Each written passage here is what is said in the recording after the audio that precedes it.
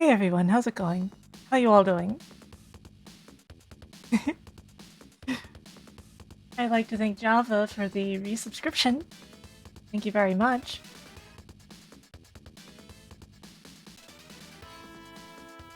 I have had a headache several days in a row. Sometimes migraine, sometimes just really bad headache.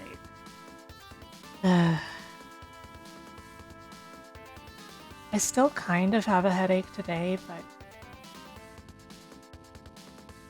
it's a case of what has to be done has to be done.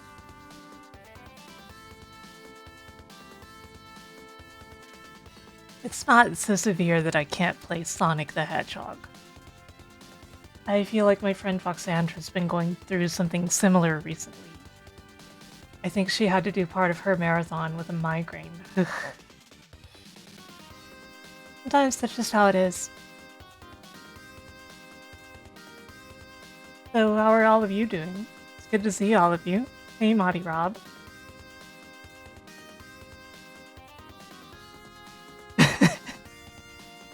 Yeah, let me just single one person out to say hello to. That's... Fry the cat is sitting behind me.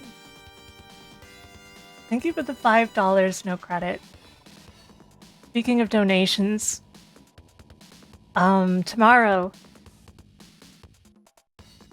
Gamers Outreach starts their Jolly Jamboree event, and while I won't be participating tomorrow, I will be participating in the days that follow.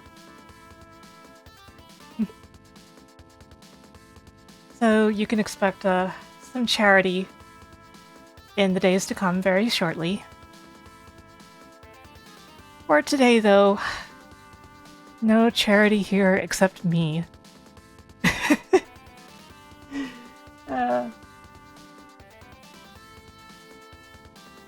Sadly, Charity Tables will not be here unless they surprise me. Unless they surprise me. Entirely possible Chair could just show up. You never know, right? Because it is Chair we're talking about.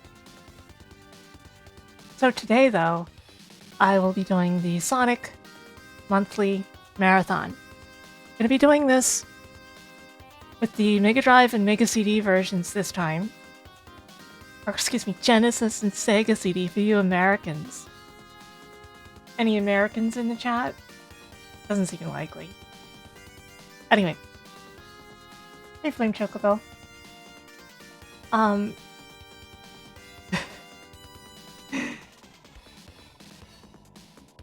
Poison's Flower be like, I'm American, North American.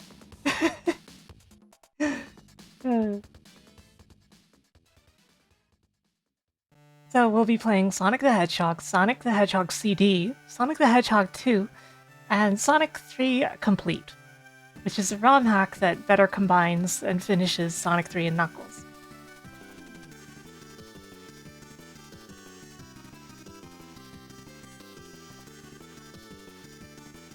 While I've been planning on doing 4 3 versions of the Sonic Marathon for a while now, and even had the information in exclamation Sonic, this is the first time I'm actually doing it.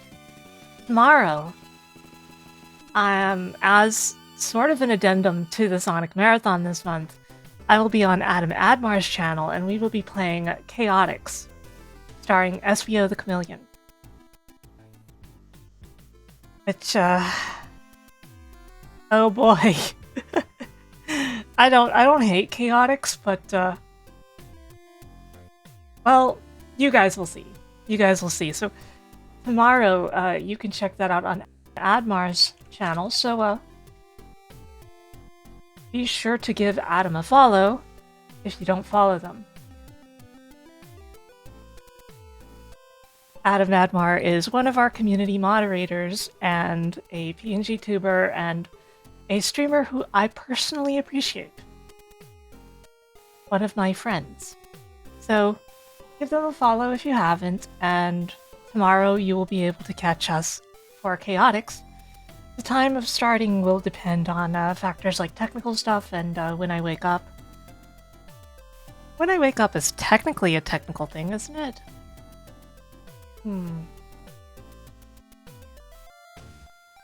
If you're wondering what's been up with me, though, mostly just the headache thing.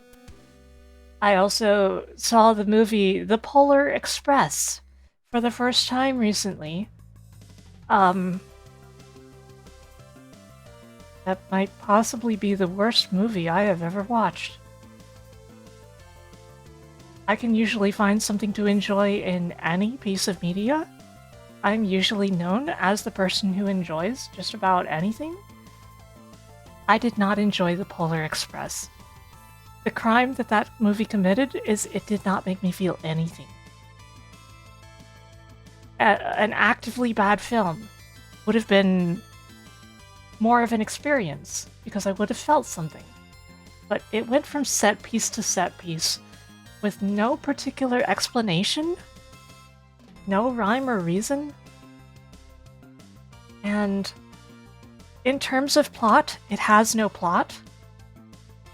It also tries to make you think that the characters had an arc by having a payoff for it near the end, but nothing actually really happens to the characters and they don't develop.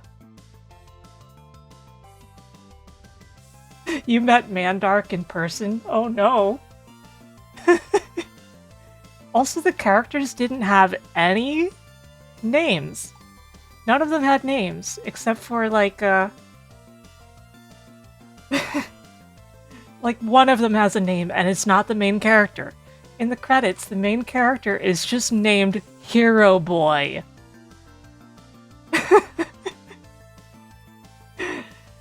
Hero Boy. No, Mandark from the TV show Dexter's Laboratory.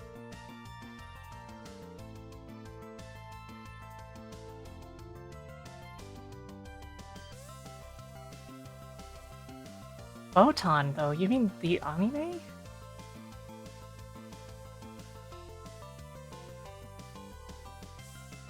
Yeah, they made a child's picture book into a film, which can work. But, hey Jackie. But, it didn't. It didn't. It did not work. And then yesterday, I was having a bad day, and I watched Masumi play the GameCube and GBA games based on the Polar Express. They had way more plot. I would say they were easily better than the film, although the GBA game overstays its welcome. It's kind of sad when your licensed video game is better than your actual product, right? Very unfortunate. Well, that's about it for the Sara update. I think it's about time that we start playing some Sonic the Hedgehog. I will be timing myself as usual, but since these are the Mega Drive versions, I will not be going off of my previous records. This is just the initial setting of the first records for the Mega Drive version.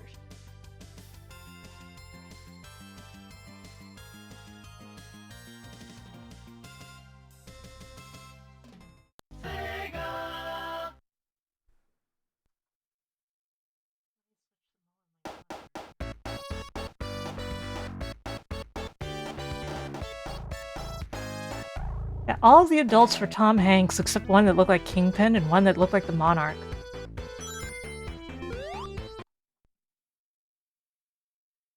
Yeah, is there any option to like boost the audio or something? No. No. Turn off the audio filter at least. Let me save that. And,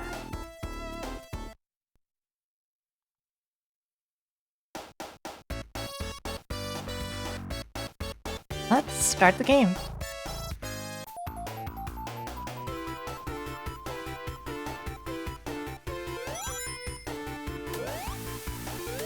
Most of the run won't be that different from what I normally do, but there are certain tricks I cannot do because they're specific to Sonic 1 forever. There isn't as much of that in the other games.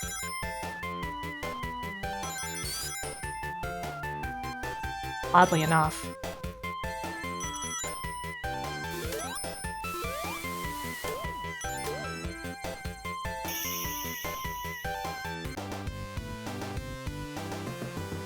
Da-da-da-da.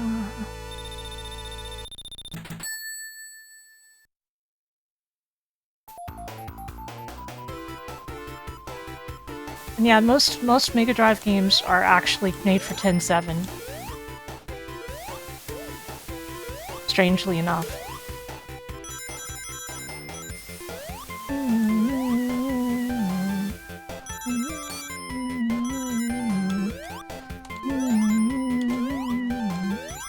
Yum yum yum yum yum yum yum yum.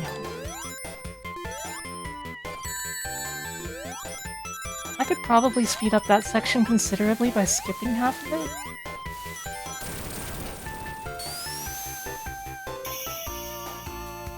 It's more or less the same style, but a different tune.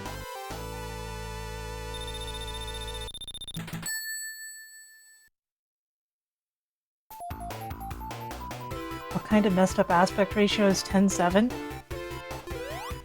A more sane resolution than the almost square aspect ratio of the Super Nintendo and the NES.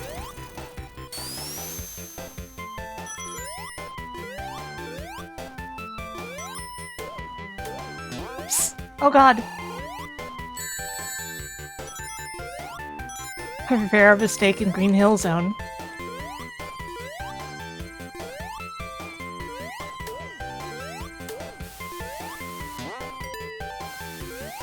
Oh right, there's an invisible wall there in the original. I'll just go over this, since I didn't roll in time. Might be faster anyway.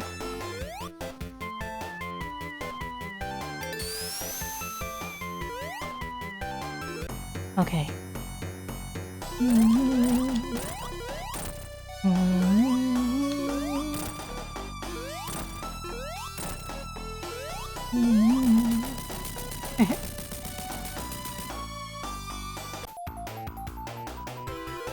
That got taken care of quite quick. Something about this I need to disable. Oh, the buffering's already off. Okay.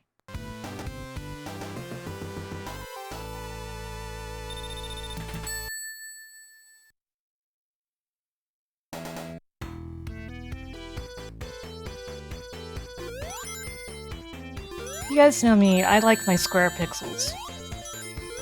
Regardless of artistic intent. But I also maintain that we can never fully know the artistic intent for a lot of these games, because there was no consistency. Some games were... Wow, okay. Some games were made with pixel aspect in mind, like square pixels. And some were definitely made with the TV aspect ratio in mind. But then you get games that mix them, and it gets very, very confusing at that point.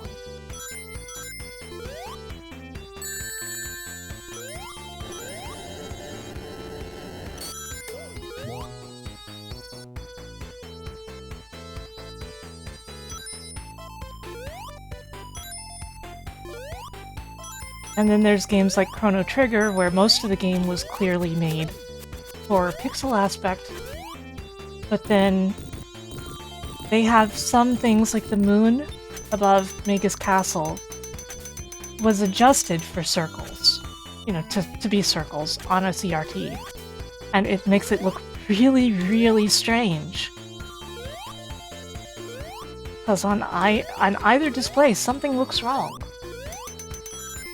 Most games were made to look neat on a CRT. I wouldn't go that far. But if you feel that most games look neat on CRTs, then that's good.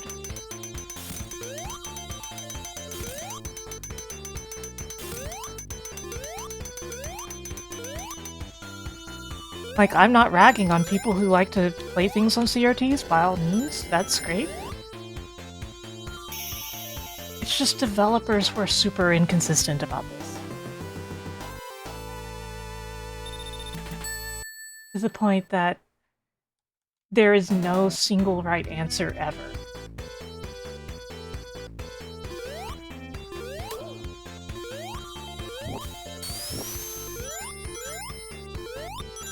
Hey, Minos.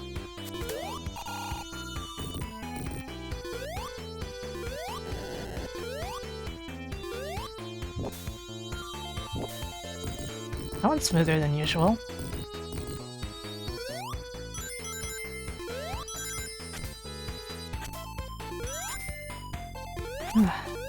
Okay, that went well enough. Like, you guys will notice that my performance will definitely be a little different than normal. In part because of the viewable screen area that I'm used to. Oh, what the heck? And in part because of the minor differences between the versions of the game. Most filters suck, completely agreed. However, if you have a 4K display, you can get pretty convincing CRT filters at that point. Because you can get filters that actually emulate, like, all of the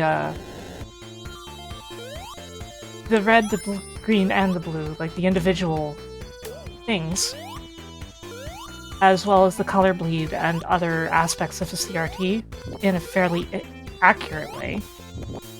Below 4K, you really can't do that, because you don't have enough pixels.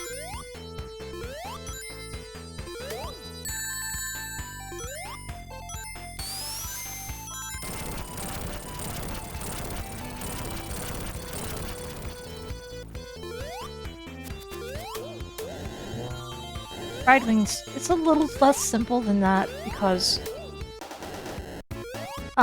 did you ever own, like, a PC monitor CRT? They displayed things differently than a TV CRT. And most game development was done on PCs.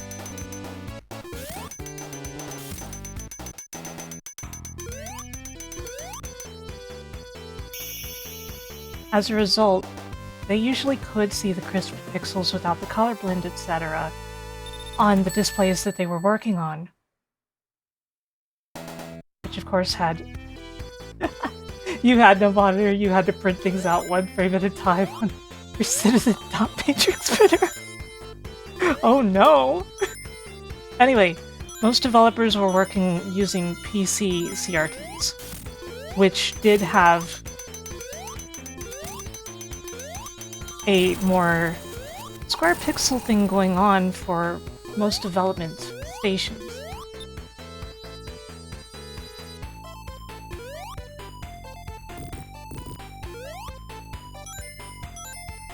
There is an asterisk to attach to this though, because not all developers solely did this, and many did actually have CRTs hooked up to actual, like, game systems and were checking on them. And some developers did half and half. Like, they would create their pixel art on the PC monitor in the PC development software, and then they would check it on the system and adjust. Did Rare check? Probably. I haven't really watched enough of the Rare documentaries.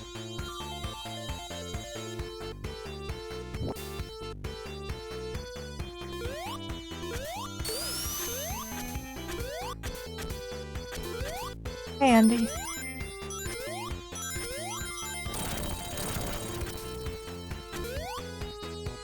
And yeah, like, nobody was playing on, like, top-tier Trinitrons or whatever back in the day. And most of us were even playing on, like, crappy RF adapters and stuff like that early on.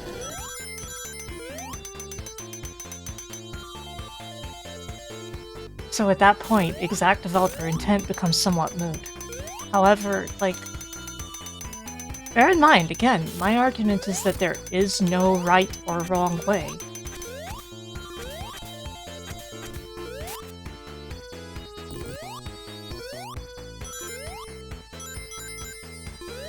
Momentum, there we go.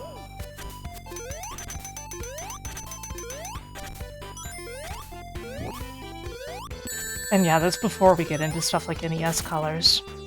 That's an entirely other argument.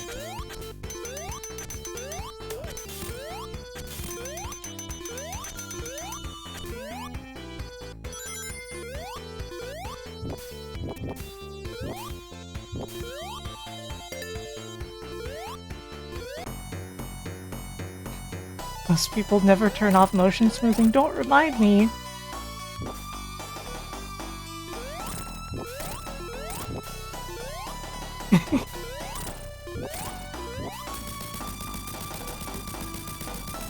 You didn't even own a TV with composite input until you bought a used one. I used 1983 monitor at the thrift store 20 years ago. Oh dear.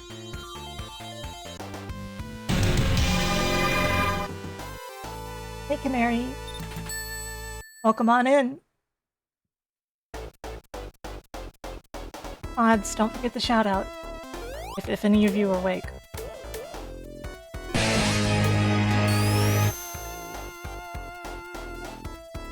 Technically we're playing at 10-7, but like everybody understands 4-3 better. Hey Canary, how you doing?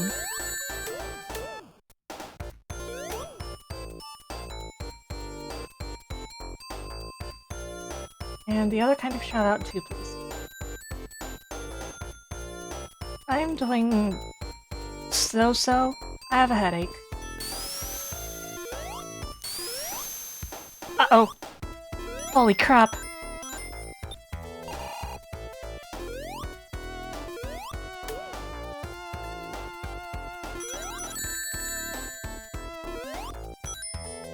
Anyway,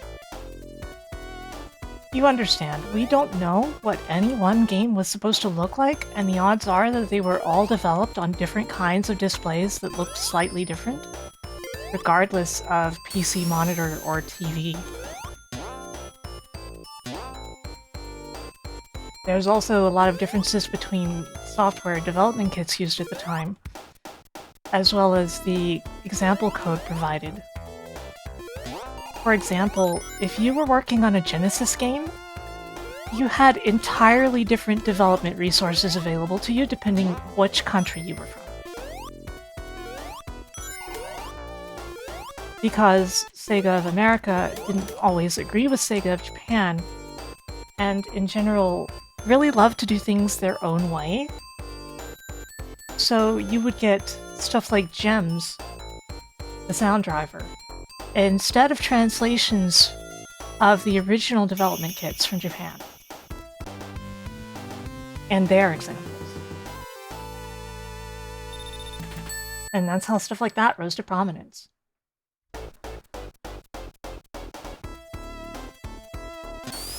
It's all super fascinating to me. I'm somebody who is hugely interested in development history and things thereof, and believe that PCRF is one of the best websites ever created as a result, as it strongly fulfills my very specific needs as a person.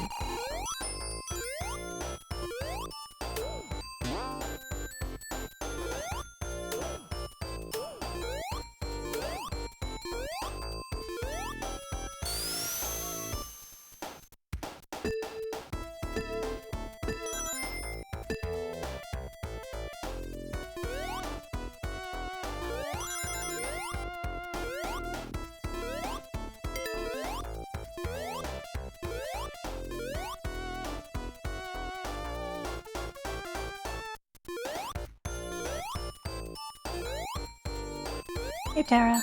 Ow, what the?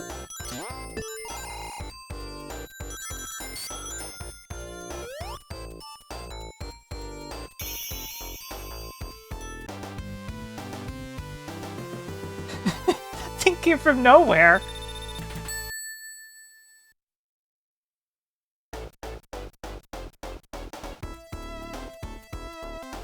I think that's somewhat true, Jax, but with an asterisk attached because there's also the Super Mario World hacking community that was a huge part of it from a different angle.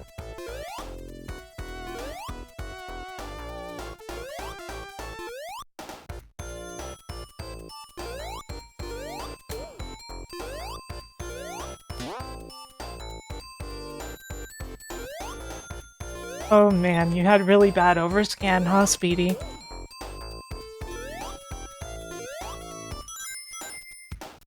Conceptually, I love CRTs, in part because I love their almost non-existent input delay, and we still don't have a modern display that has nearly as good of input delay as any CRT. but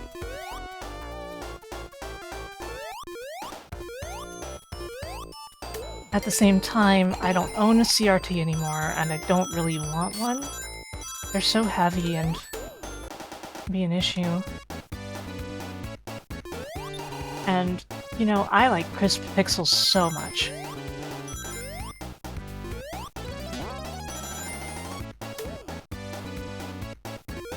Even though I never judge anybody who likes it any other way, because my answer isn't the right answer, it's just a answer. Notice how I said that wrong.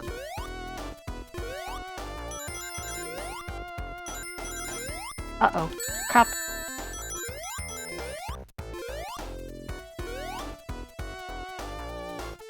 Hey, Firehawk. I hope you've chosen a good theater. Oh, crap.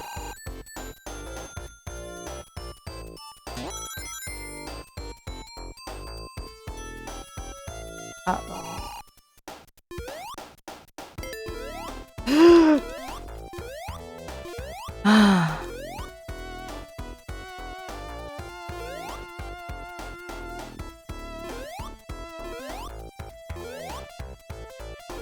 Thank goodness. What the... Huh? What's going on in the corner there?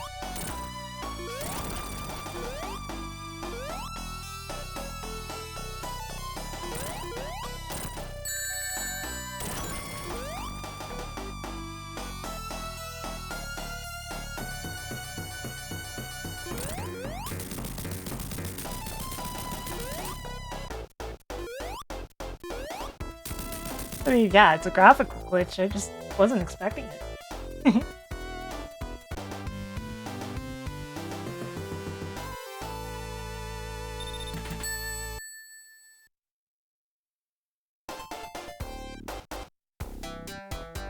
Honestly, what kind of display a game was developed for is something I wish that there was any sort of documentation on, but why would anybody have documented it? Because nobody realized it was significant when they were doing it, you know?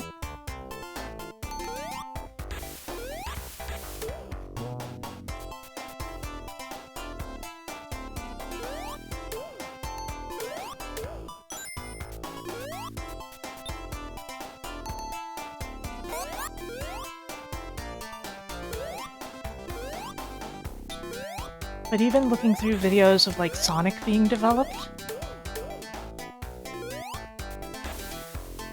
you can find somewhat interesting and slightly conflicting information on things like what display was used, because even the dev teams weren't always consistent in the equipment they had on hand.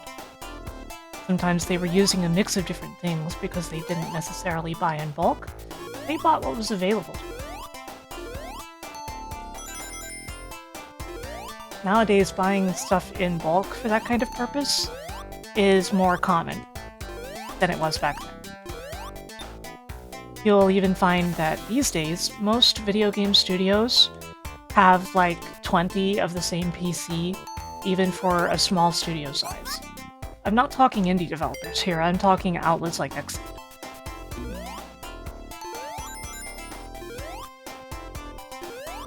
And of course, you know, that's because having everything consistent means you don't have to deal with very specific issues that only happen on one person's workstation.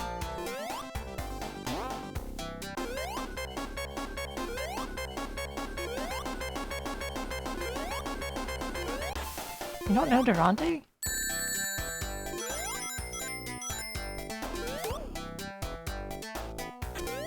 Kind of unusual for somebody in one of my streams.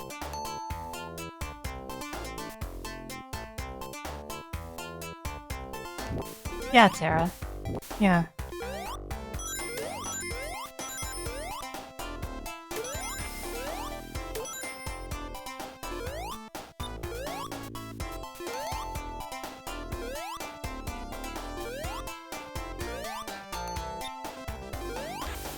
Yeah. Obviously, if anybody tries to spoil the Sonic... I think you're the fake Hedgehog around here. If anybody tries to spoil Sonic the Third in here, they'll be in trouble. They will be in trouble.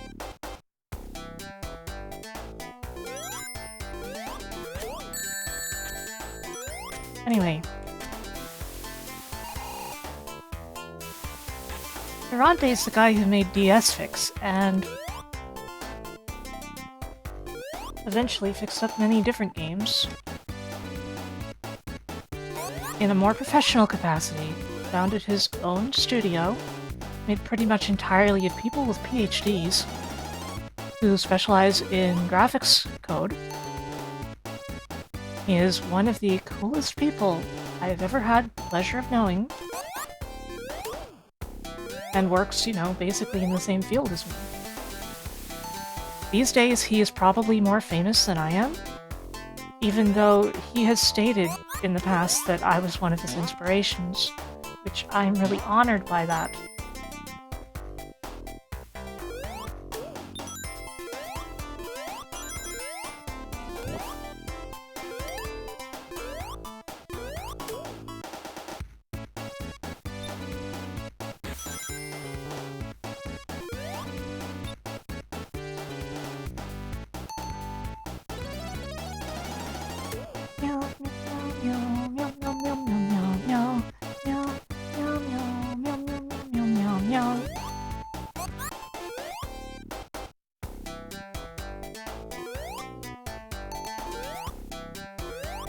Due to the lag in the game, there's a slower pace to this run, don't you think? I don't mind, it's just interesting.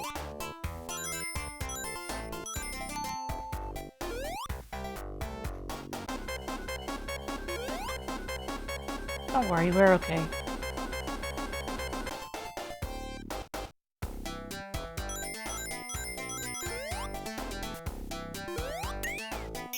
Well, if I bring any better to the world, that's really all I could ask for. I'm not looking to be famous, per se, even though, you know, as a streamer, I kind of have an imperative to, become more famous and known.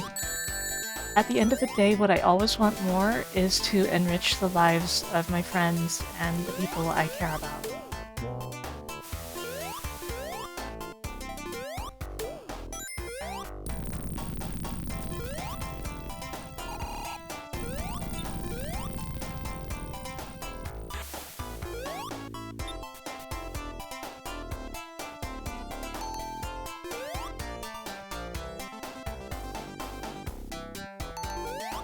I mean, sure, I'd like this to eventually be my main source of income. That's something I really, really want to work on. But that doesn't mean that I'm about the money, you know? It's more like, man, I wish I didn't have to worry about money while doing this.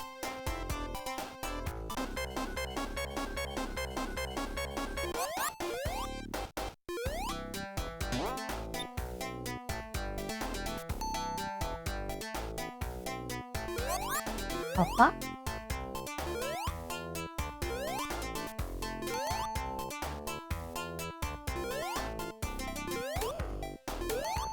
And in a general sense, I tend to feel a bit odd about, like, all the stuff I've accomplished. Because, like, on an objective level, we all know what I've done. But it feels like people like Durante are more famous now, compared to, like, my old work, right? And I'm not salty about that, I have weird feelings about it.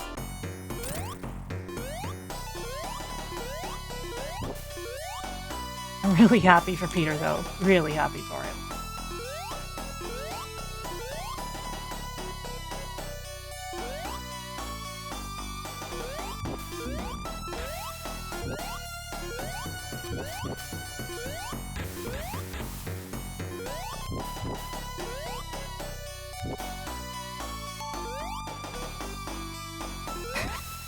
The RBO translator. That's me, technically.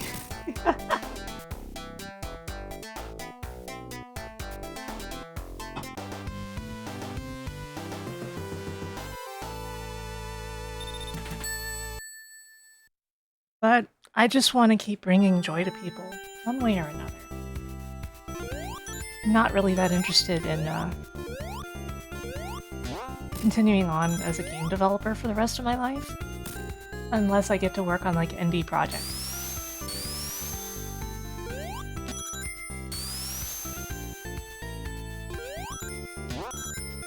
Darn, I messed up. Guess we're going this way.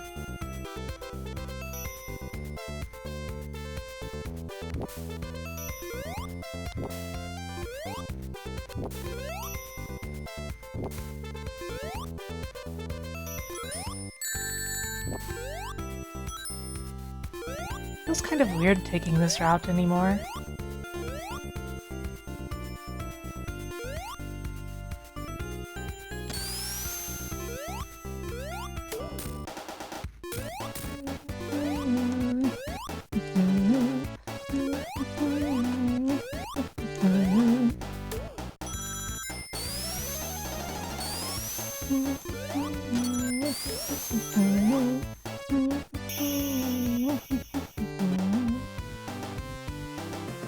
Hey, Burr.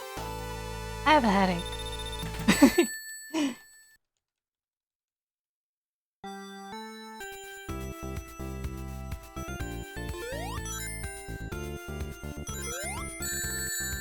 Man, I don't have time for passion projects right now with my day job. What the? What? That was interesting.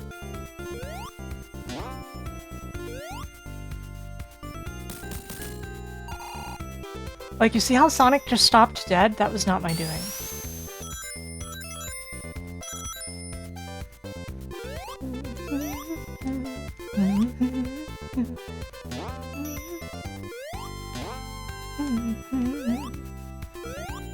Whoops. Oh no!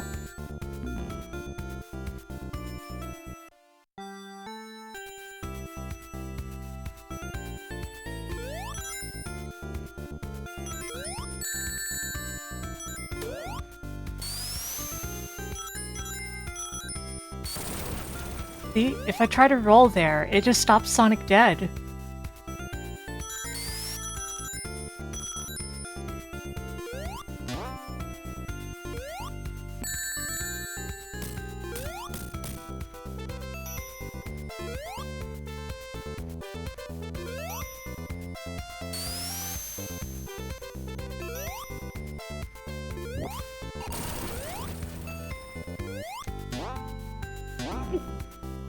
Uh-oh. Uh-oh.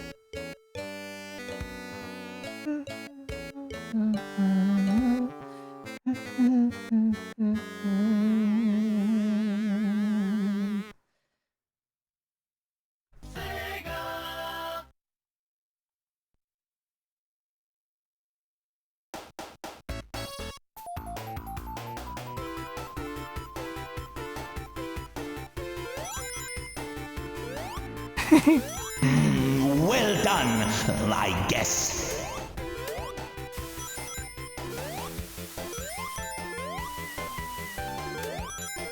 Man, I don't think I ever got a 1-up during that run.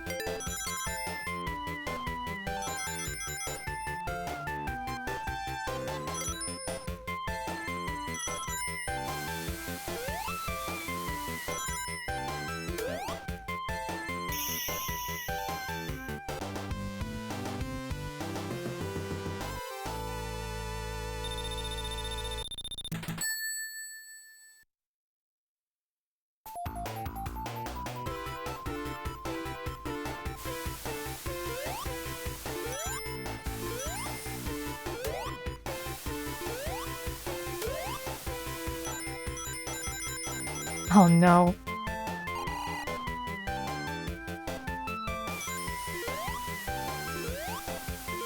Ending up down there hurts.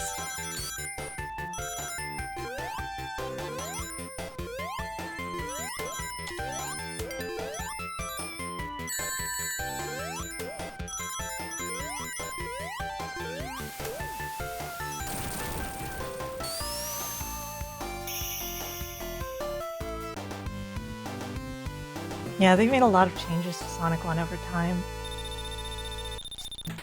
Many of which would result in you getting more lives.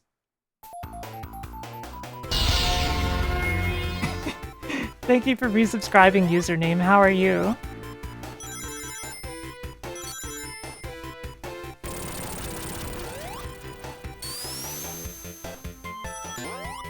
Darn, slightly too slow.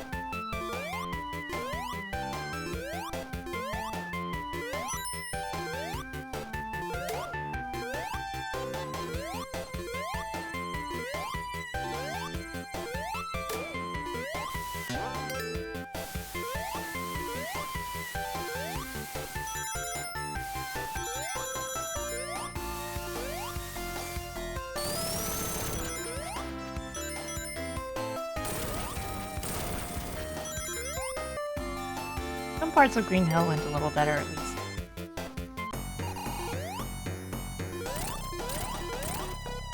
Oops. 5, 6,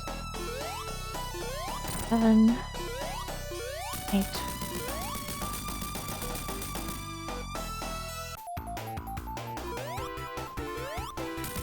Yeah, I game over on Sonic 1 sometimes.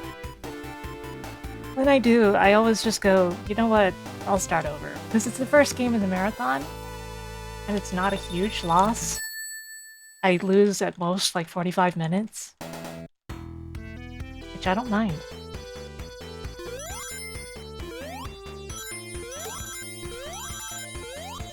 I think one time I had to restart it twice.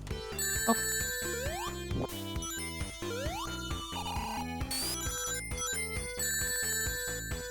You know, I always consider it one of the signs that the spike bug was not intentional, that it doesn't also happen with lava.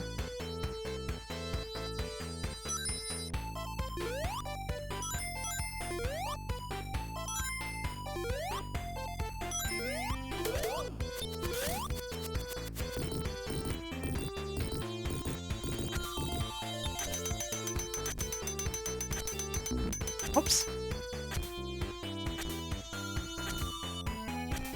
Why did it turn Sonic around?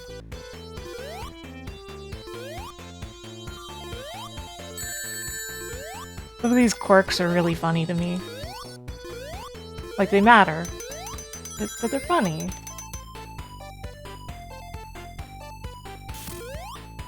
Man, I'm not very good at Castlevania, as much as I've played it.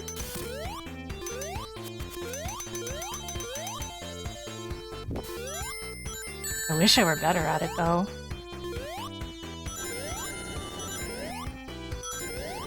I'd ask Dot to help me get better at Castlevania, but I think she's kind of made enough videos on the subject that that would feel kind of unfair.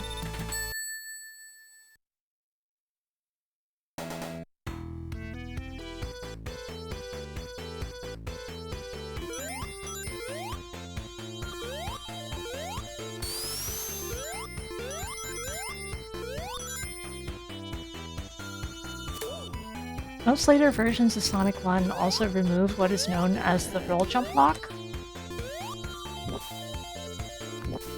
which is a thing where once you're rolling, you can't change your direction anymore. You lose all air control. Well, once you're rolling and have jumped, I guess, because you can't, you know, you can affect it while you're still rolling, but not while you jump. Activate the volcanic defense system to shield the base with my lava magma. I always have roll jump lock enabled in the versions that I play.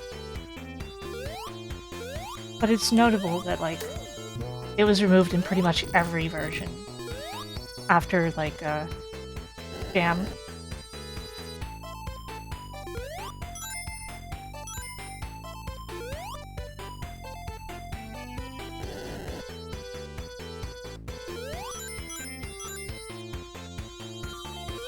Maybe Firehawk, maybe.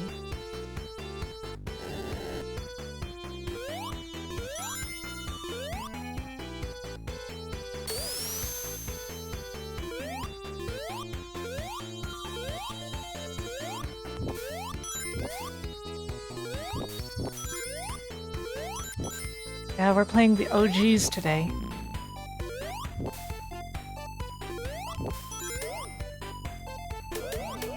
But you know, have some small differences. compared to the PC ports, including some minor physics stuff.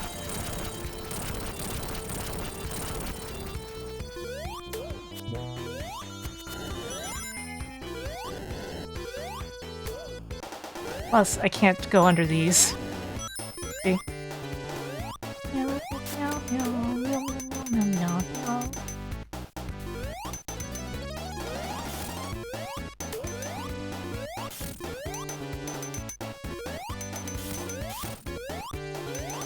Okay, that was a huge risk. I could have died from crashing.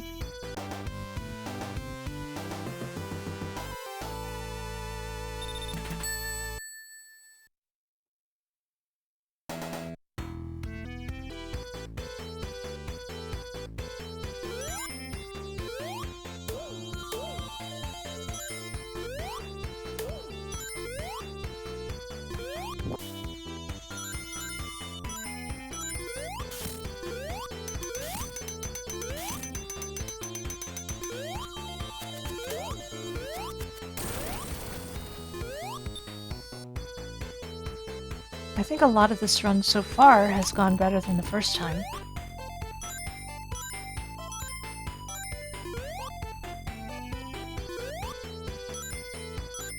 In general, I've had a lot more practice trying to do Sonic 1 deathless, because you're at much more risk when it comes to Sonic 1 in these marathons. Whereas if I'm playing Sonic 2, it starts you with a couple of continues, so even in the worst case, you're pretty much set.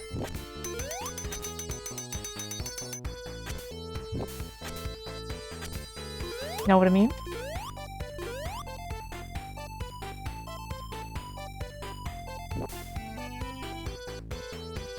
Oof.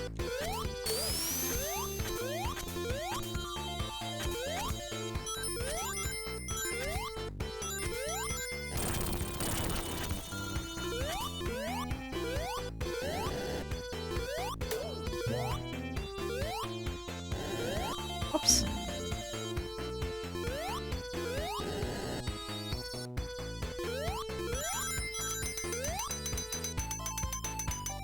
Sonic 1 is a lot more dangerous. It doesn't give you as many lives as the other games. It doesn't give you continues at all, unless you bother with special stages. Which in a speedrun you're not going to do. And it has a whole lot of very deadly traps, plus the spike bug.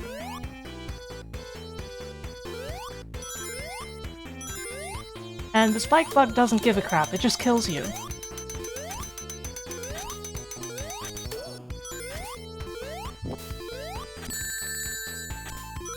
It could have gotten me right there, in fact, if I hadn't been facing the correct direction.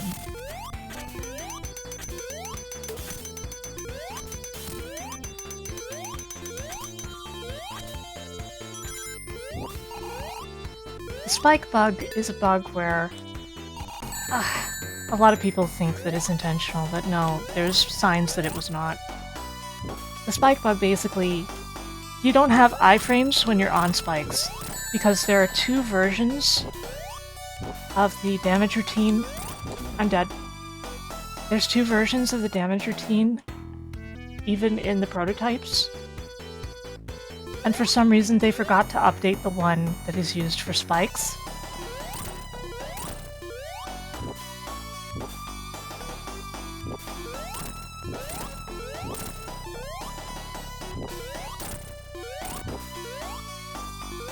Uh-oh. Dead again. That's a problem. 2 deaths in Marble. This might be... I just... Okay. Okay.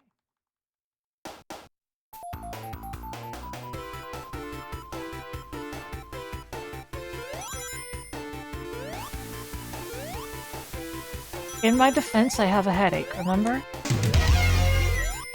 Thank you, Anonymous.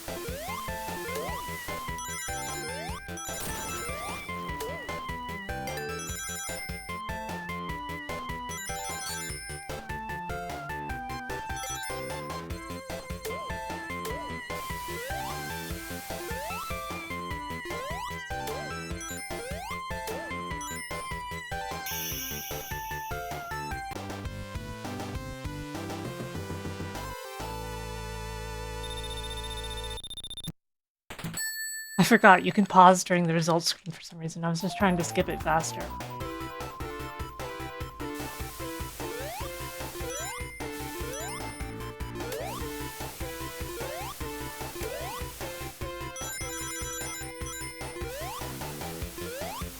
Man, I wish RetroSpy worked with keyboards in the Mister when you're using them as the main input method for a game like this.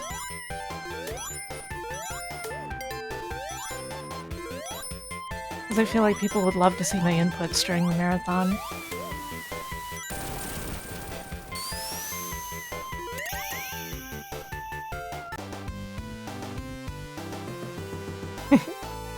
So you could take a photo and brag to your friends. I guess I never thought of that.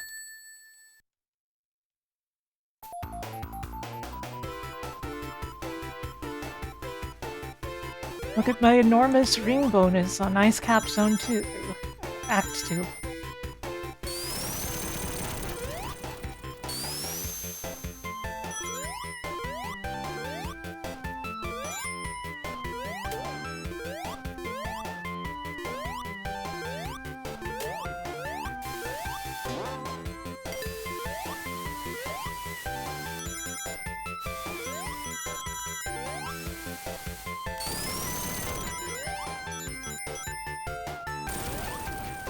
Oops, the platform caught me.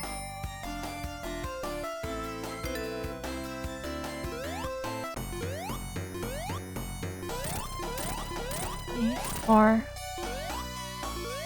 5, 6, 7, 8. I usually use the A button, but it's kind of irrelevant considering I'm using a keyboard with keyboard mappings. I'm using the Z key primarily.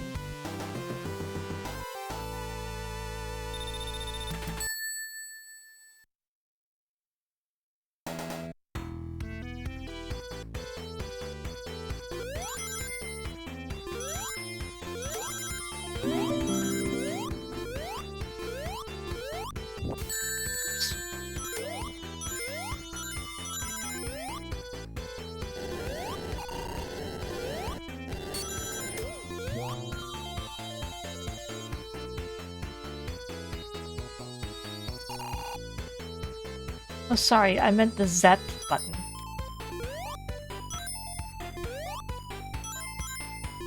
Zetto.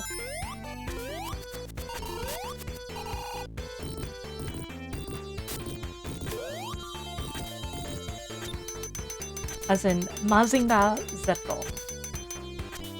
You know. Why does that turn Sonic around?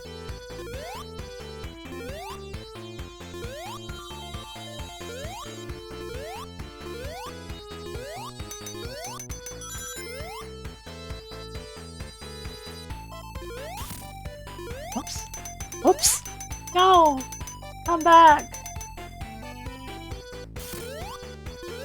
I was over-optimizing.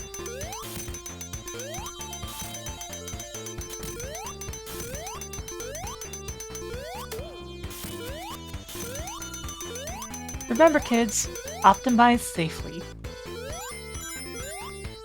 Only use -02, not OX.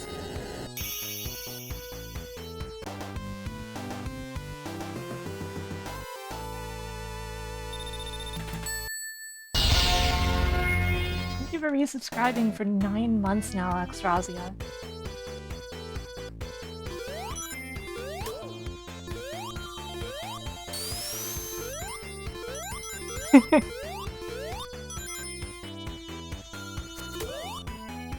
How are you?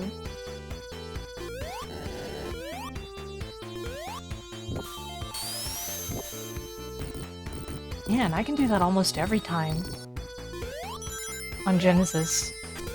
Weird. Like, a lot of the differences are slightly for the worse in my times because I've gotten so used to the PC versions. But there are some minor ones that are slightly better. What the?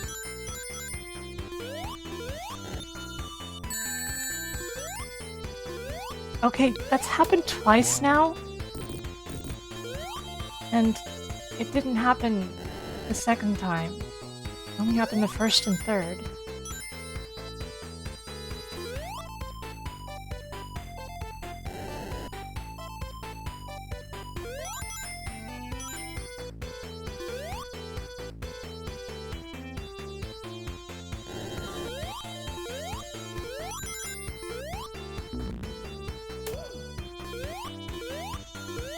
Take that, Caterkiller.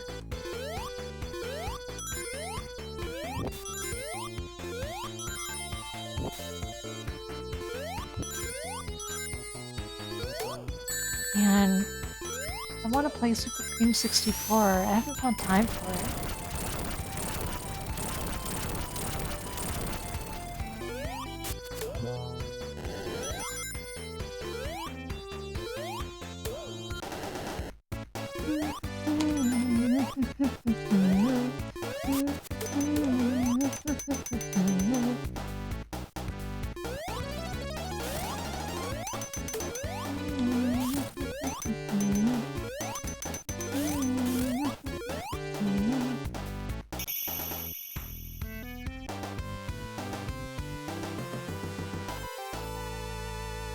Yeah, Naughty Rob, I use that feature liberally myself, but I take issue with the fact that you can't do it on a folder for some reason. Like, the option will appear on folders, but it won't work. It'll just be like grayed out.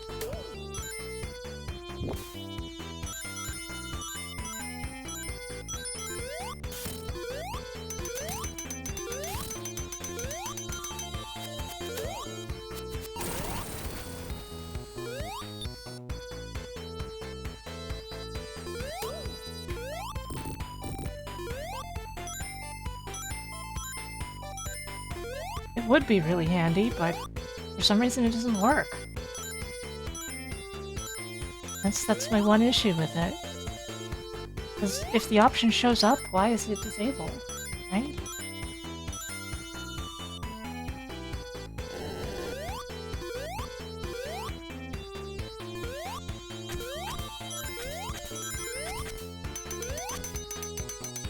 I suspect that it doesn't manage to detect that there are unreads in the folder.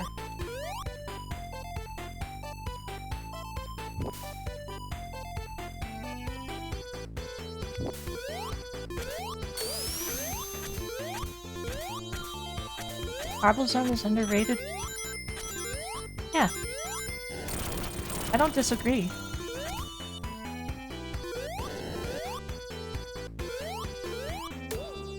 I used to not be a big fan of it, but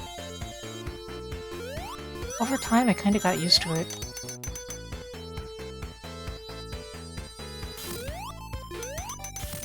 And like most people, I did hate Labyrinth Zone originally.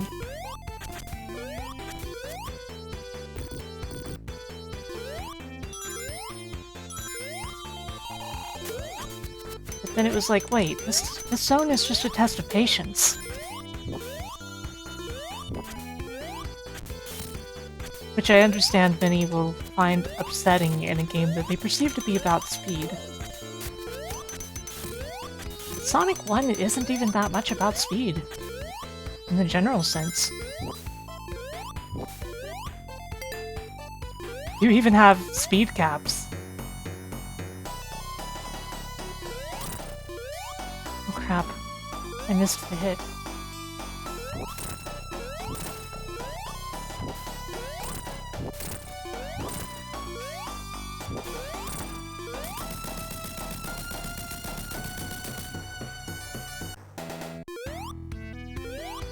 But in a kernel sense? What about in a kernel sense? Hey Kocha, it is really nice to see you.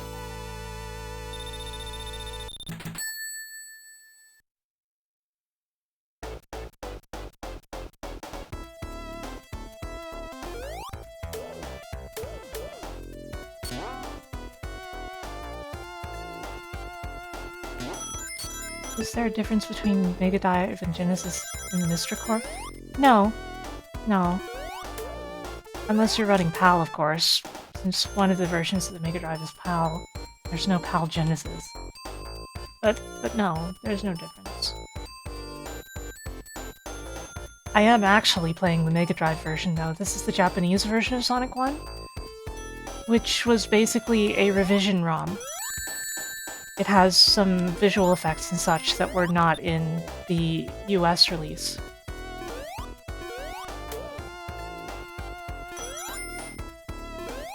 Like the water wave effect in Labyrinth Zone that everybody is used to now was not in the US release of Sonic 1. Sonic does rule. How are you, Greenie?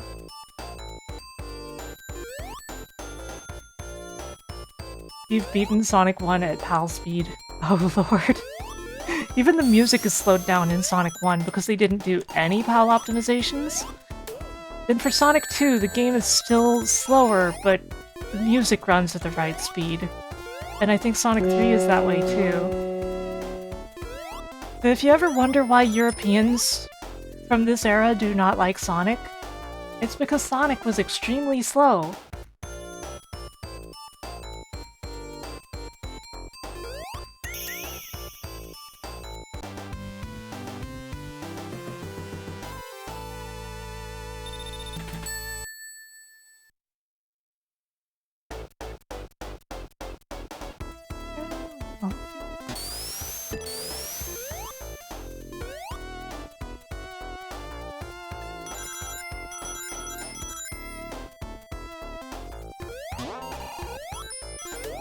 I know I would move slower if I was in Europe, because I wouldn't be used to my surroundings.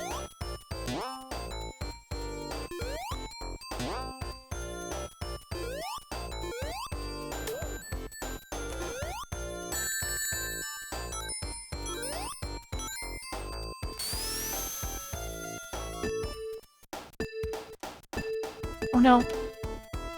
Okay, Sonic, get under control, please. Thank you.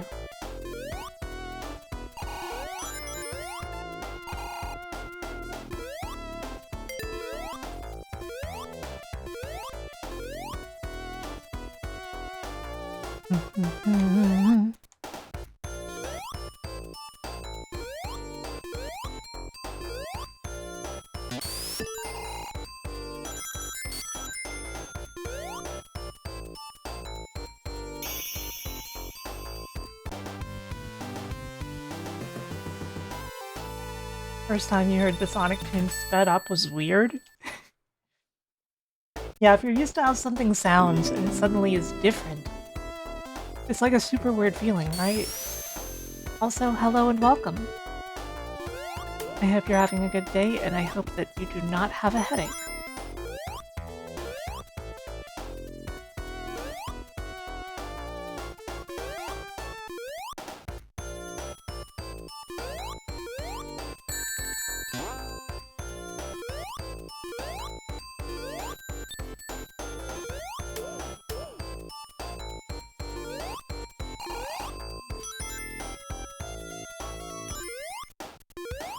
It's okay, I only had a partial heart attack. I'm okay.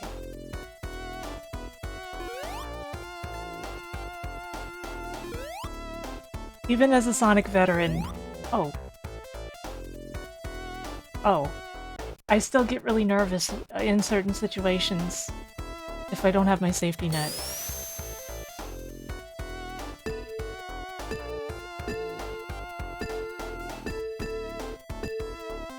Okay, all good. There.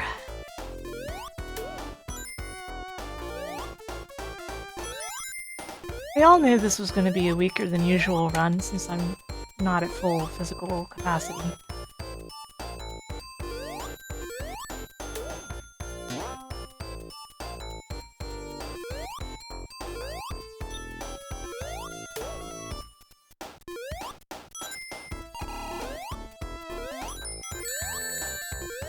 Whatever, damage boost.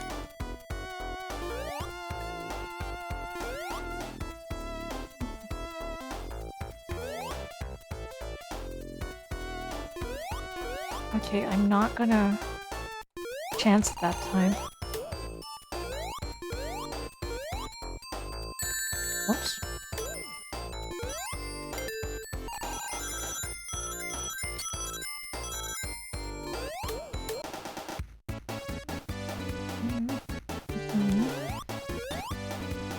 don't think you ever once saw this zone as a kid.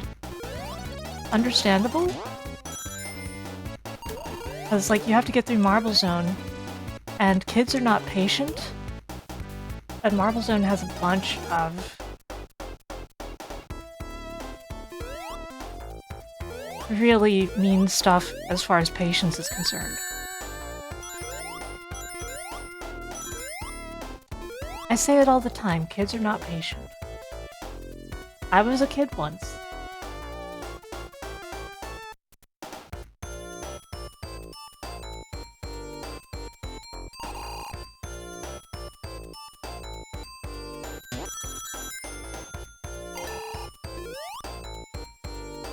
Kids have weird patience. That's true. Because there are things that kids are infinitely patient about for no reason.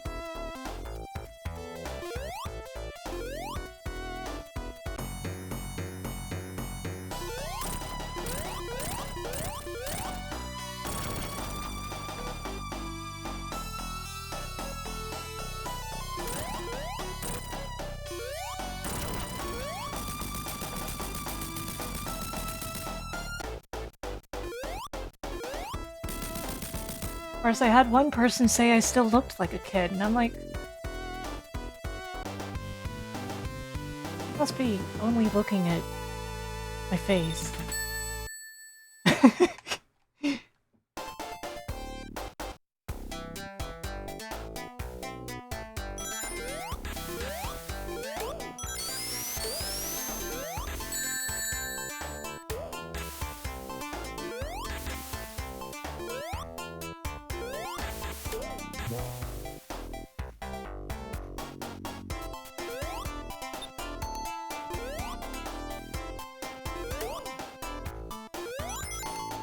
Opa.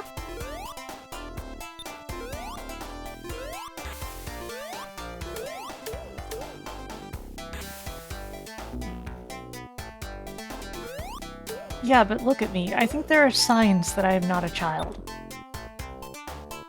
Just a hunch.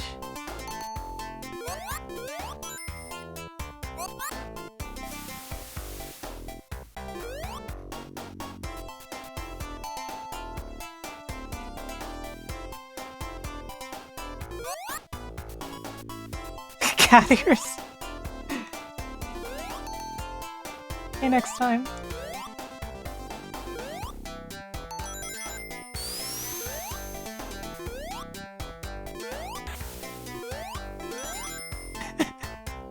I like some of these responses.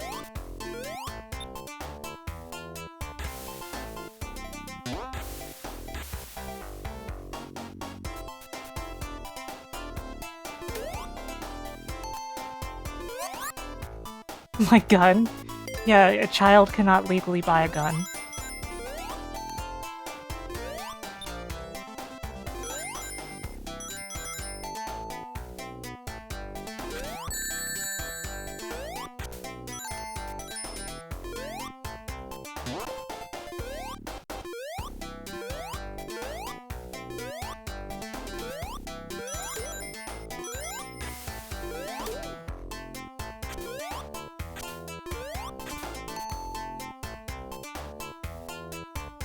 You were carded for the first time buying Unreal Tournament 2003.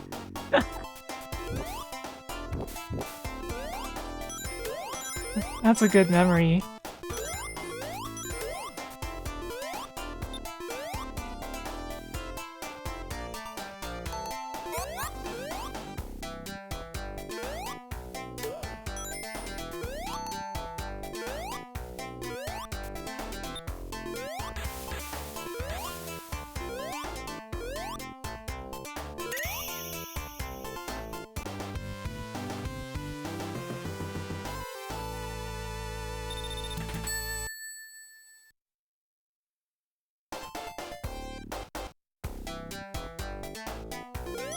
Okay, Labyrinth Zone Act 2. We still got 2 lives left. It would be really nice if we had another one. We don't, though.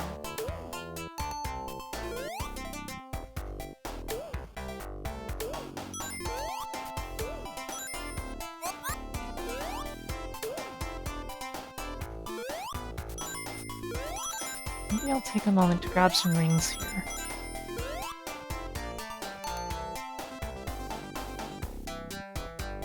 Fun. Fun air bubble.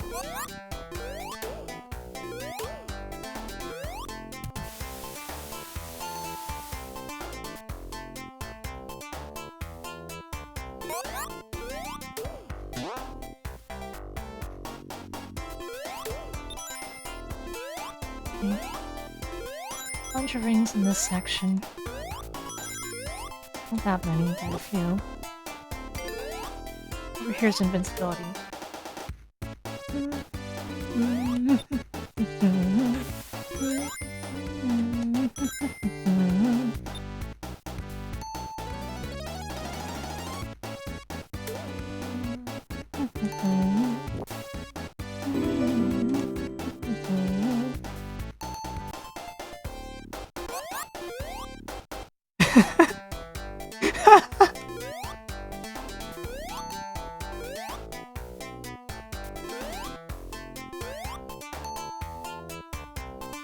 Oh no. Uh-oh, uh-oh, uh-oh!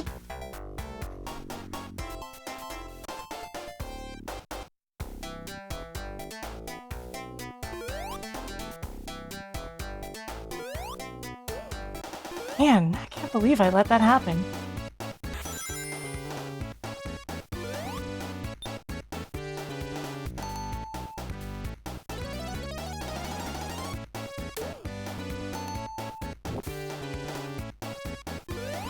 This is definitely one of my worst Sonic 1 times. In the general sense, not the literal speedrun sense. Hey, Game Bun.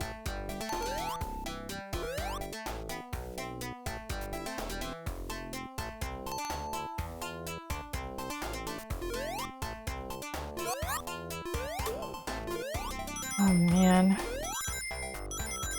We're down to 1 life. And remember, 0's not a life. I can't believe this has gone so poorly.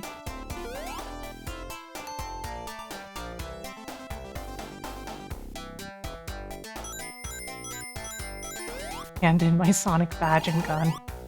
Oof.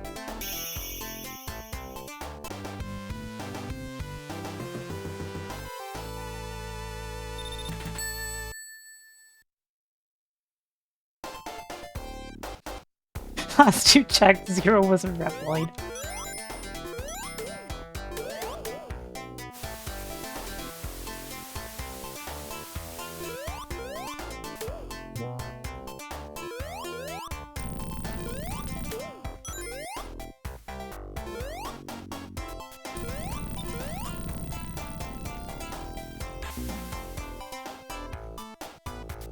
Not gonna lie, at this point I'm tempted to just totally phone things in by going to the special stage and getting a continue.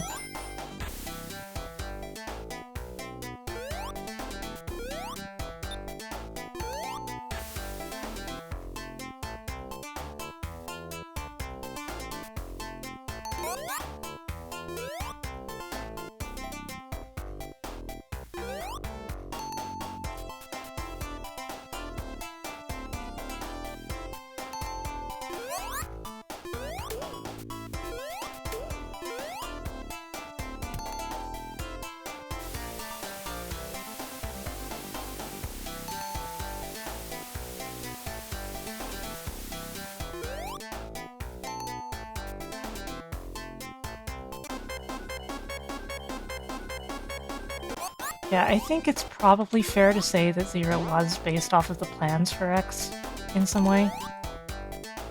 I've always assumed as much, and it makes the most sense. But yeah, he's not a Reploid, neither is X. So if he's based on X, he's not a Reploid. Unless he was based on them by Dr. Kane, because that's how Reploids ended up happening. And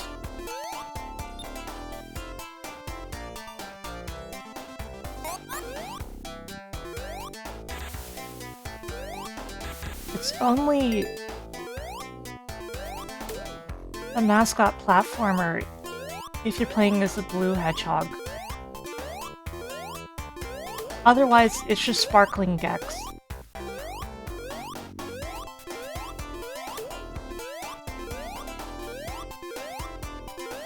Koja, don't worry, we appreciate you. We're just being silly nerds.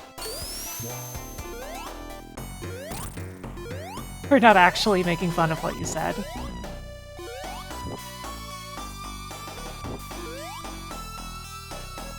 I promise.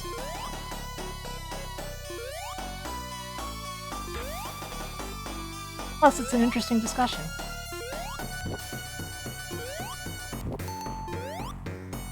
Yeah, this is the part everyone dislikes because it's not very forgiving, and if you mess up, you might fall all the way down to the beginning. And even if you don't, you'll end up in major danger like this. Ah, I jumped. Da da da da da da da da da da da da da da. Can you believe this? This is easily the most dire the Sonic Marathon has ever been. And it's not because it's the 4-3 version. It's just because I am having a rough time playing properly.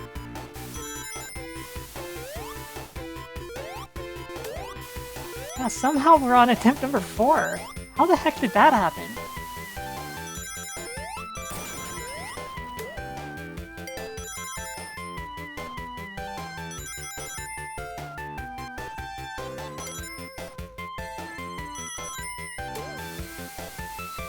Yeah, Green Hill is always pleasant. There's never anything stressful about Green Hill.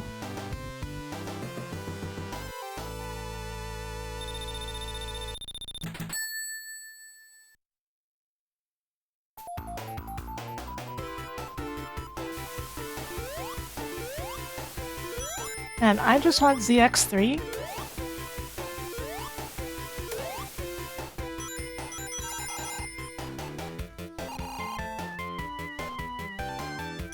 Username.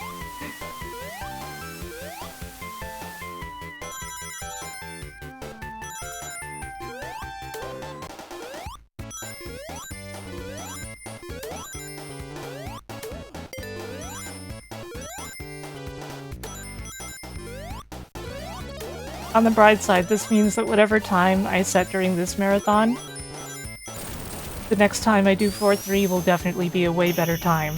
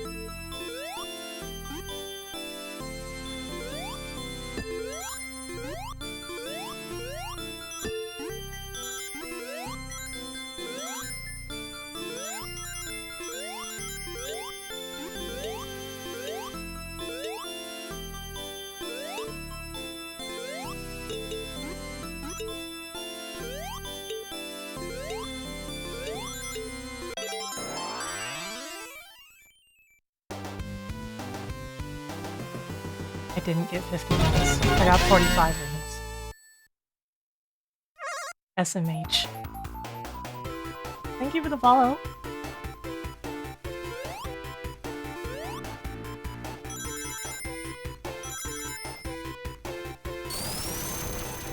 Oh no.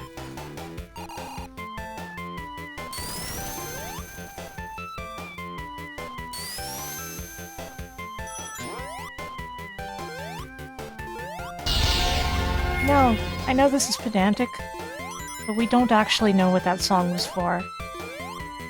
It was only assigned to the Hidden Palace stage's level slot after they had deleted the contents of the stage from the game.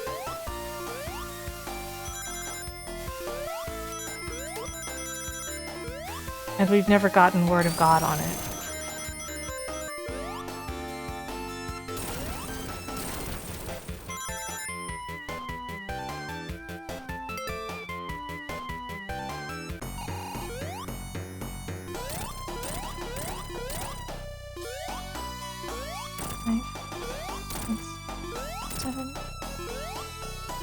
You ever notice the glitched out mountain peak there that's not properly connected to the rest because there's a messed up tile?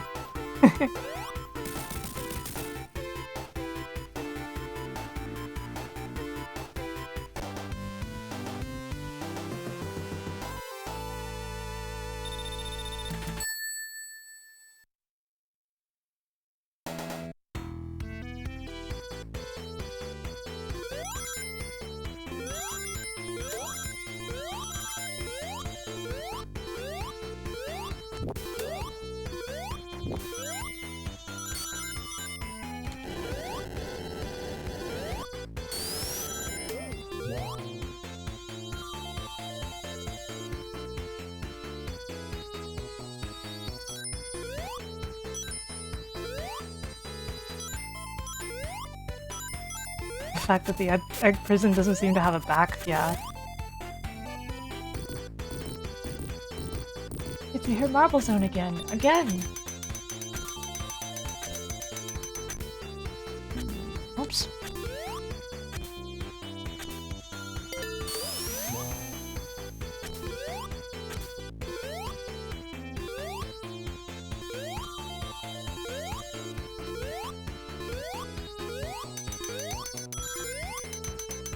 You know what's really funny about this to me? That I'm having so much trouble because of the headache?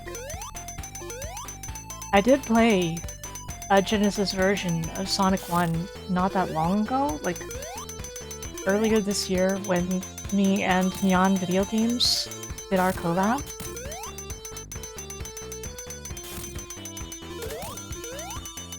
I played a Genesis version of Sonic 1 during that, as I recall.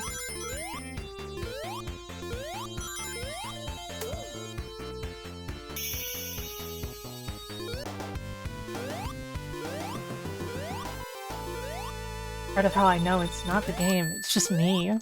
I am at like 30% instead of 100%.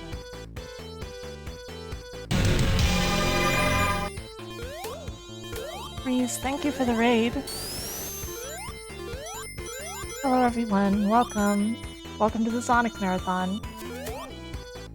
How's it going?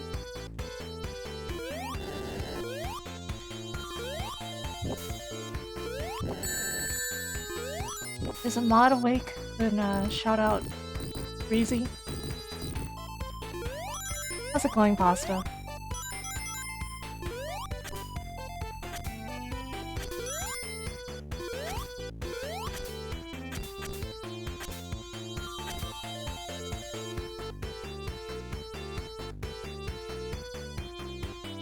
I think all the mods are asleep. I'll get to it in a moment myself. Oh good, that didn't hurt me this time.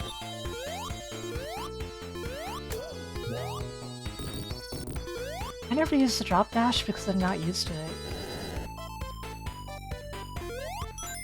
You've been playing through your first go of Megan's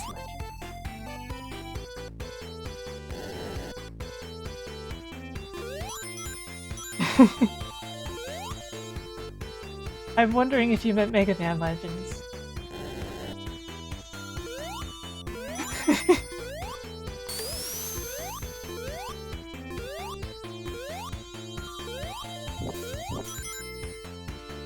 I really like The Misadventures of Tron Bonne. I love that game.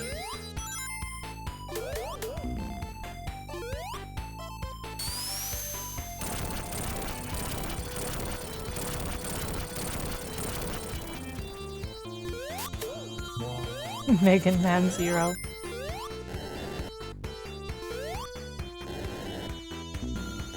See?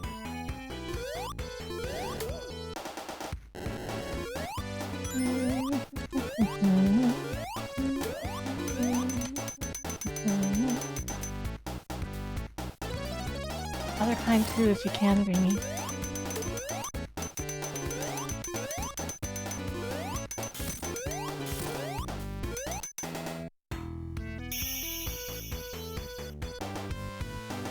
Thank you, Greeny. Oh, you typoed. You typoed. That's not the right person.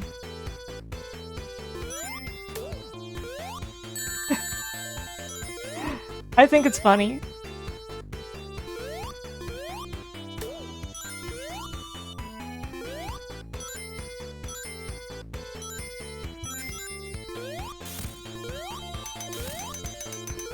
Yeah, I understand there is some stuff about Mega Man Legends that hasn't aged the best. I still think it's great. I have more trouble with Legends 2, even though it has aged better. Somehow I've just never gotten all the way through Legends 2.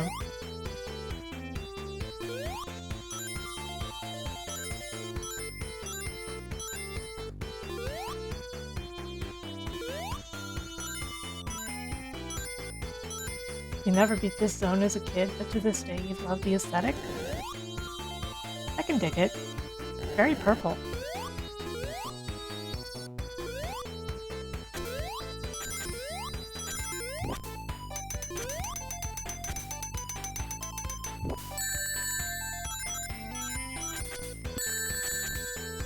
No.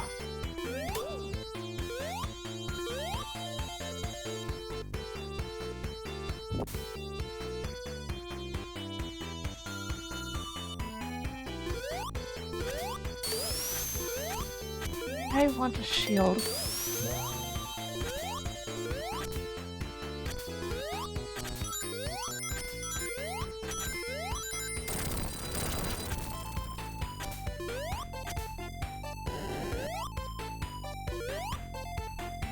And I don't really need that platform, but I may as well.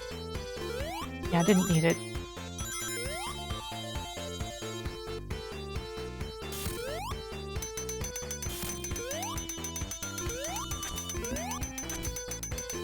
Oh no, Firehawk, not caffeine. Seriously though, I hope you're okay.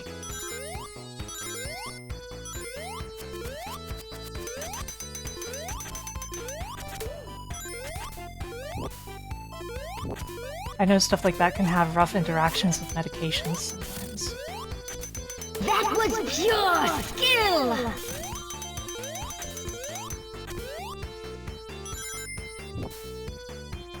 Uh-oh.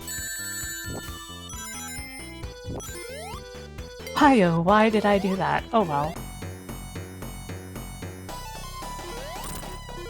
Activate the volcanic defense system to shield the base with my lava magma. 1, 2, 3. 1, 2, 3. Uh-oh.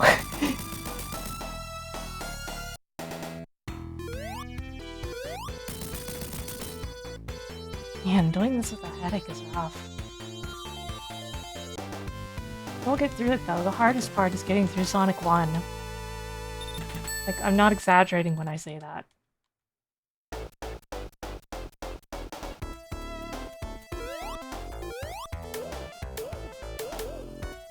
Uh-oh.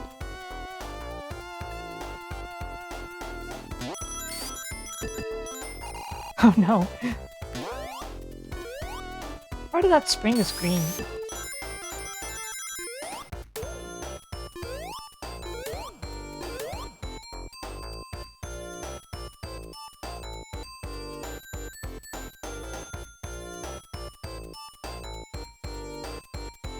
Search your feelings, Green. You know it to be true.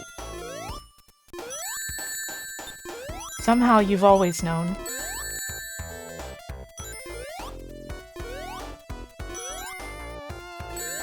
What the heck, man?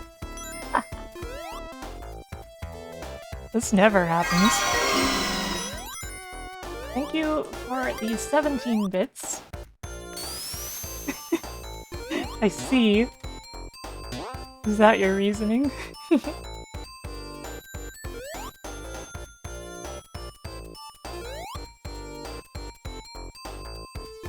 Man, we're almost 2 hours in and we haven't beaten Sonic 1 yet. That's a first. Thank you for the follow.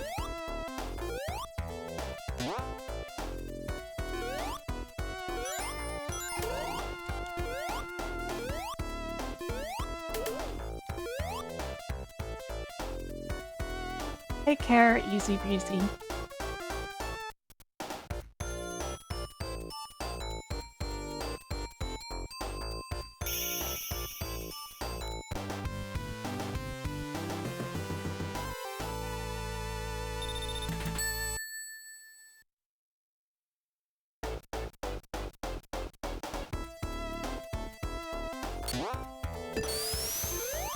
Man, I always fall for that and it never works.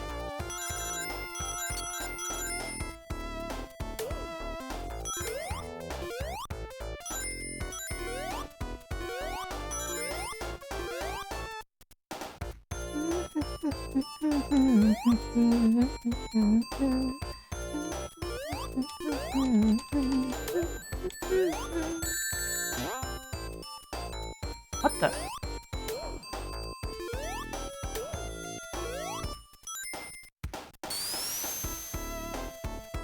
Man, I love some of these engine quirks.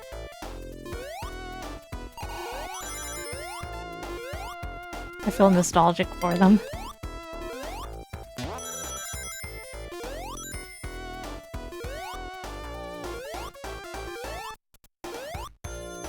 Oh man, fell just short.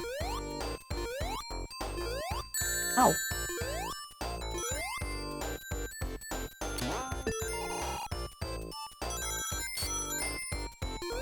That's Act 2.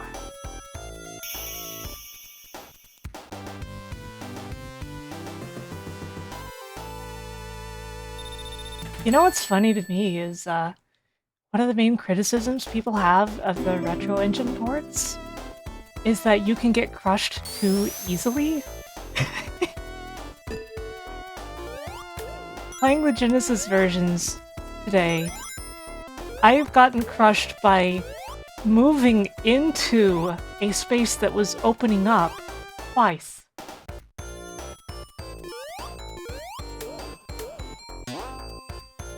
Meanwhile, I'm just naturally careful about the other kinds of crushing.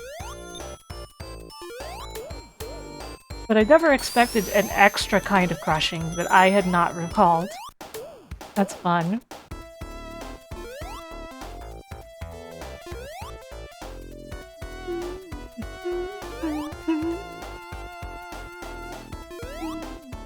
Like here, if you get out too quickly, you will die.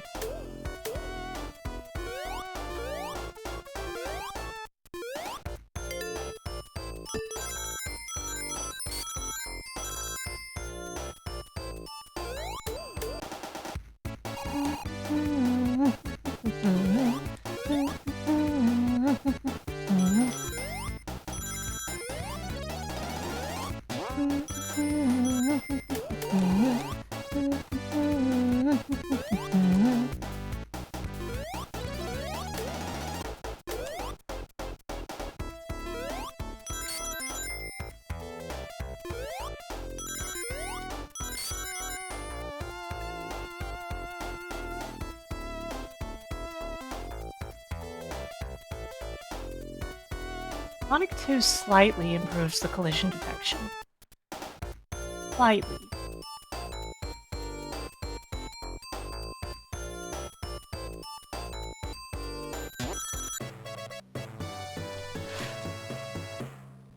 It would have been very funny if I had died there. Terrible, but funny.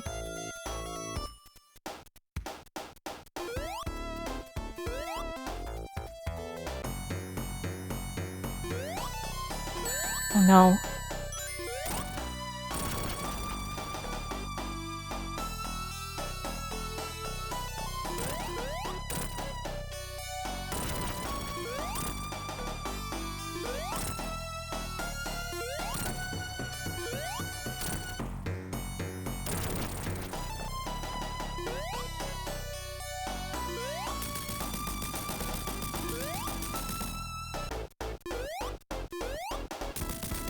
In the retro engine ports, it's funny to me doing that boss fight because, like, it raises barriers so that it won't mess up the mechanics.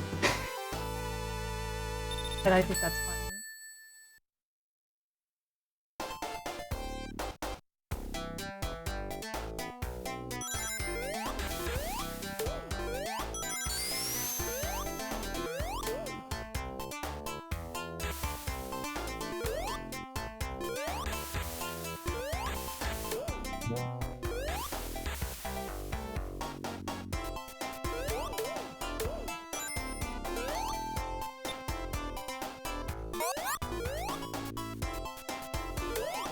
Castlevania 2 and Zelda 2.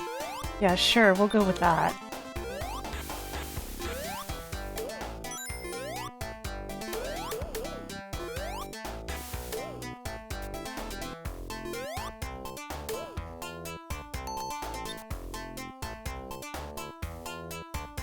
It's okay to like it, it's just a funny comparison because it's basically not the same gameplay. That's basically the point that Firehawk is veiledly making.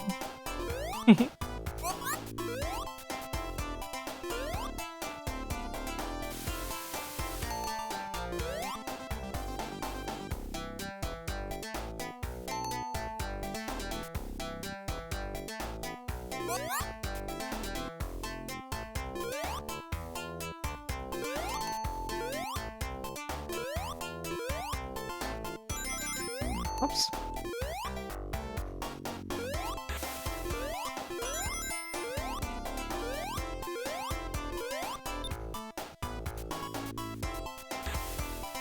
You guys can see how I've become very careful during this run. Because speed is no longer a high priority for Sonic 1.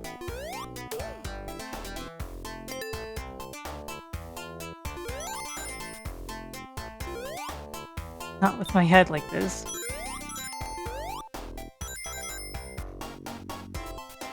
I swear to God, if I end up one ring short...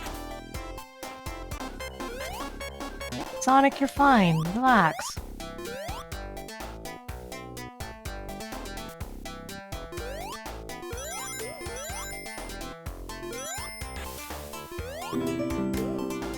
Thanks for the hydration reminder.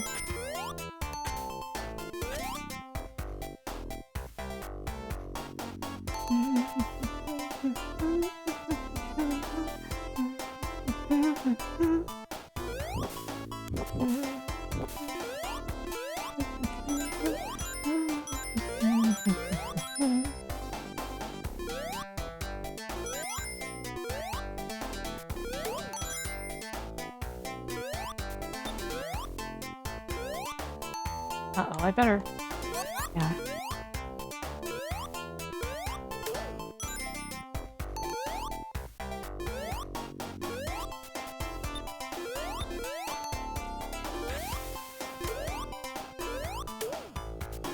What the...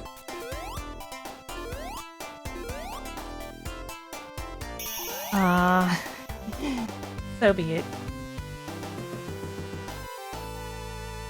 So be it.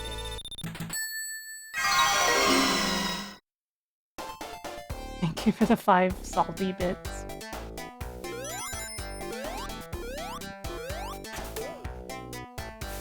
Let's go back to fast play.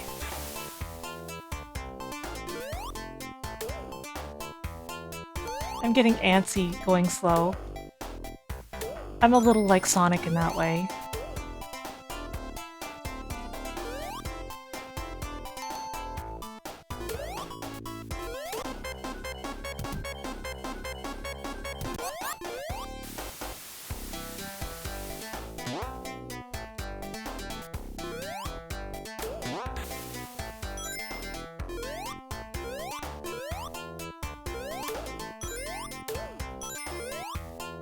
Antsy standard.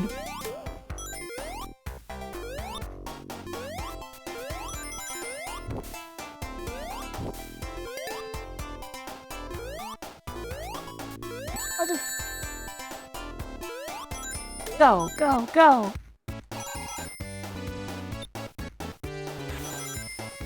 If I'm gonna get hit, at least I'm gonna go down in style.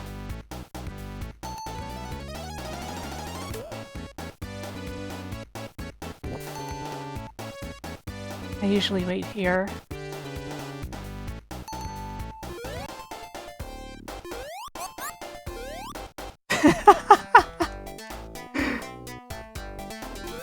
Oops.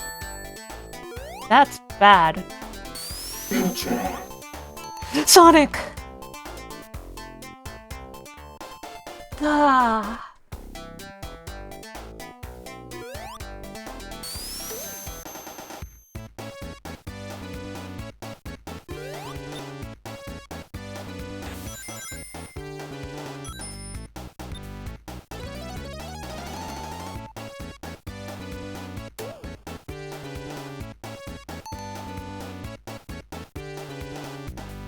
That was a very classic case of knowing you're dead for several seconds before you die.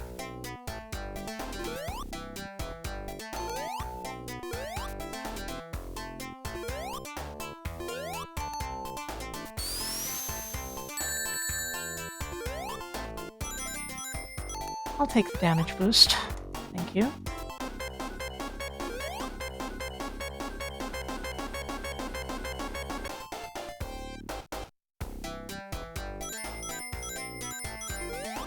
Hello, Amethyst.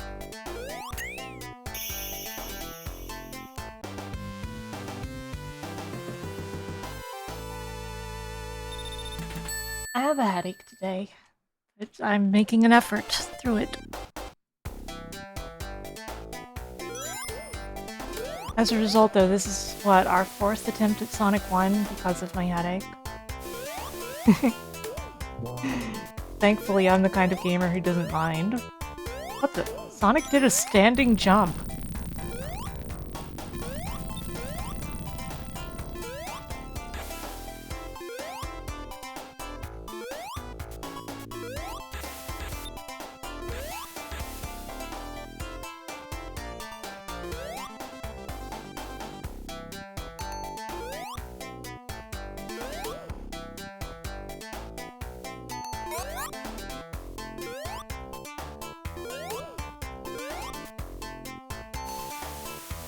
Uh-oh. Should I really have entered this right now? This is dangerous. This is really dangerous. I need to air immediately.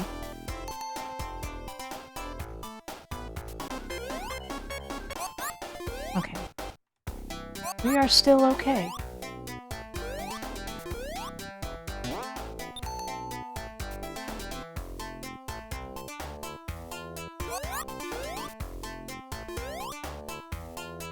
Happens a lot in Marble Zone if you jump right next to certain blocks. Ooh. I find that very easy to believe, though. That's one quirk I don't think the Retro Engine has at all. There was another standing jump. I think what happens is if you, like, jump at the corner of something, right? Like the very corner.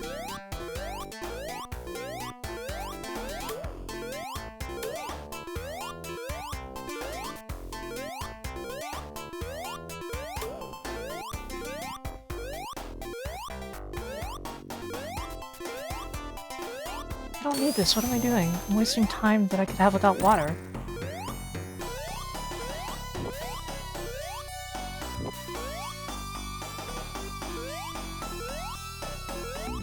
Ah!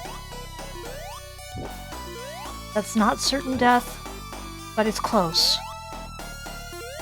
There's a very tight window to get through now. Thank you, Adam, for the raid. Welcome. Welcome, raiders. Taking the damage boost will help me survive this. Cool, I landed it.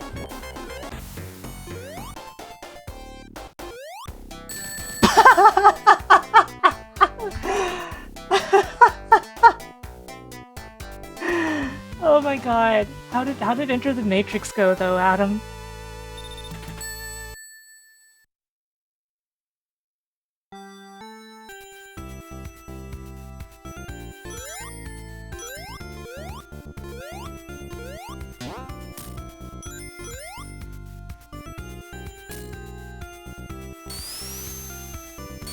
Still enjoying it outside of one awkward part. Uh-oh. Oh well. So be it. This path is okay.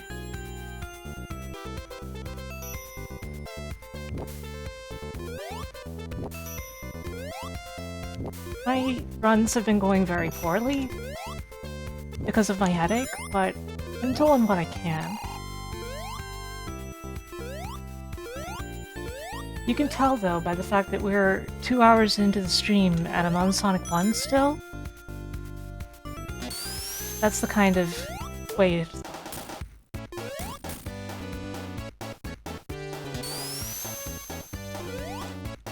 Please trigger. Sonic 1 had a different tile format than Sonic 2 as well. which results in some of these idiosyncrasies involving collision.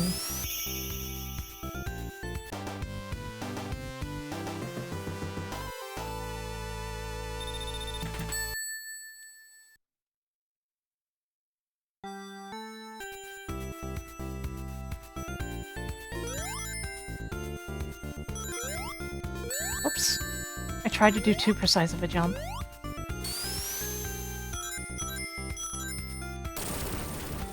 Oh man, it happened again. If I could get up there. Oh, good.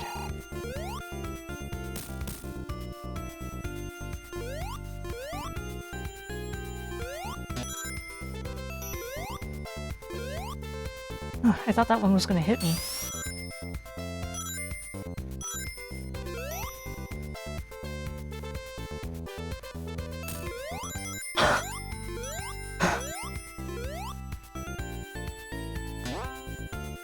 Holy hell.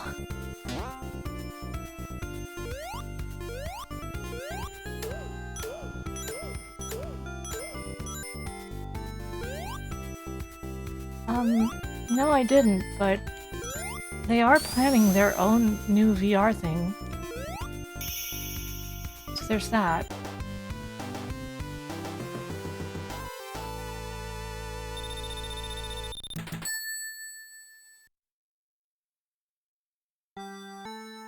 I suspect that it works though.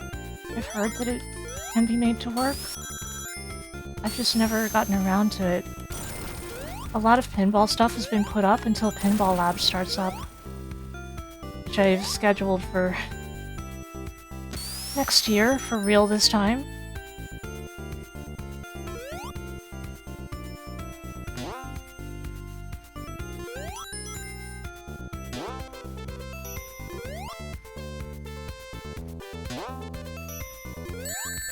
Crap.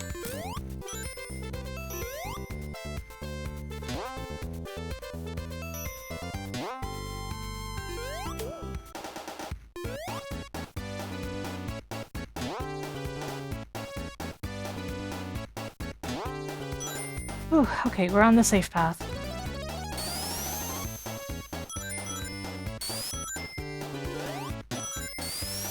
Easy Street, as they call it.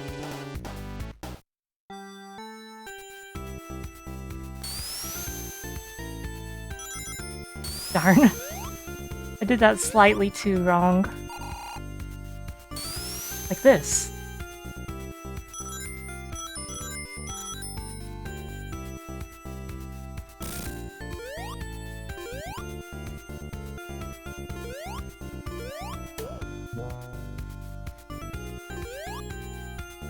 Oopsie daisy.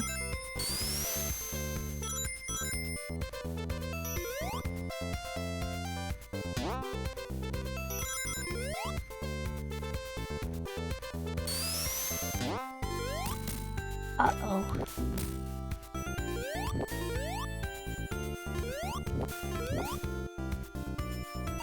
This...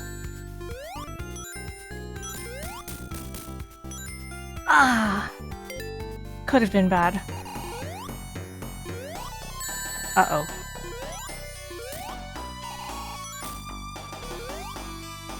You have to handle this boss fight a little more smartly outside of the Retro Engine version.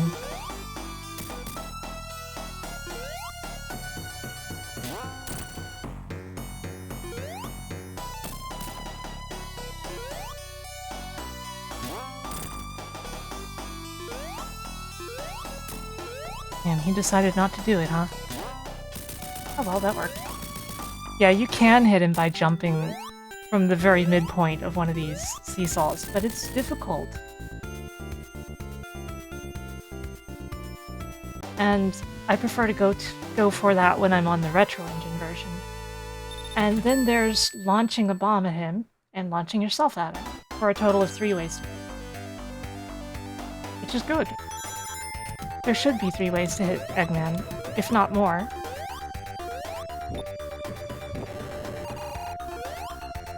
Okay, I gotta make my way up the Ukrainian razor blades.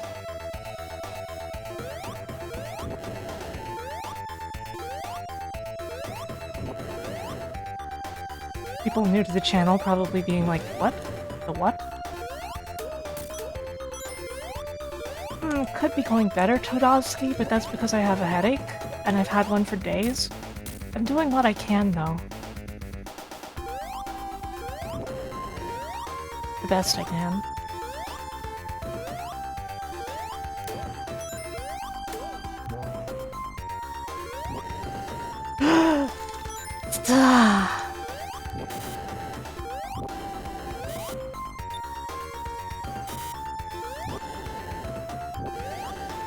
Oh no!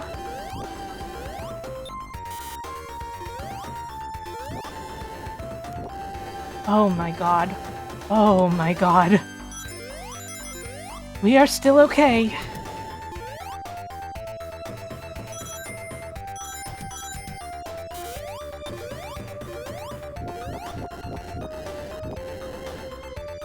Oh no, the fire.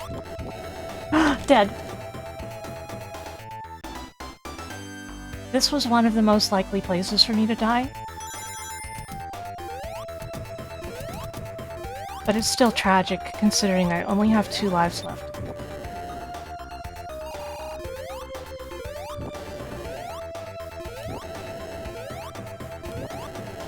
Scrap Brain 1 is, to me, one of the most dangerous stages in the entire game. Easily. And it's slightly more dangerous if you're not playing the Retro Engine version, because being able to see slightly further actually does make this stage easier. If just incrementally.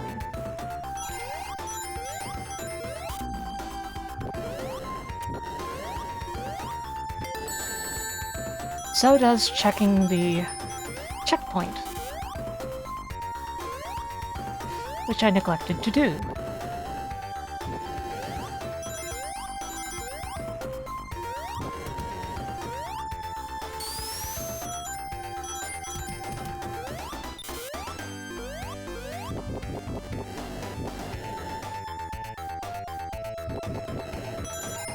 This part is just some serious video game cruelty.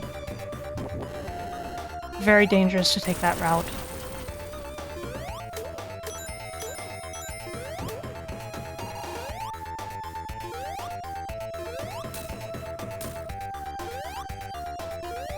Gotta be careful around the spoinks. Spoinks?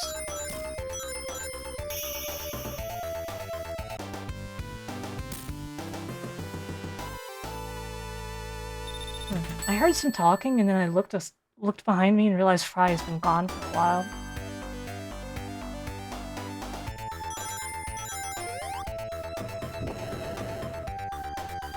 Scrap Brain 2 I find considerably less dangerous. Not that it's not dangerous. It's just a little less so. There's less risk of death.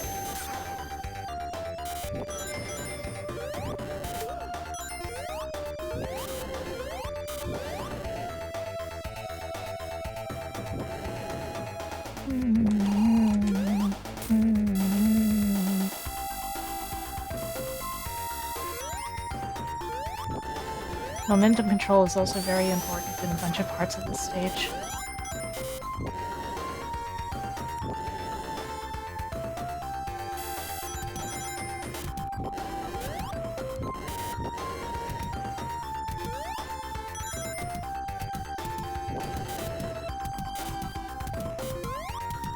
It's less safe to damage boost through there than it is in Retro Engine.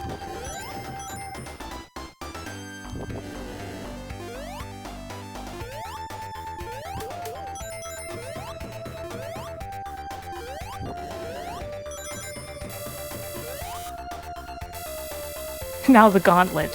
This part is maybe one of my favorite parts, even though it's difficult, because it's just so unashamed, right? Of how mean it is.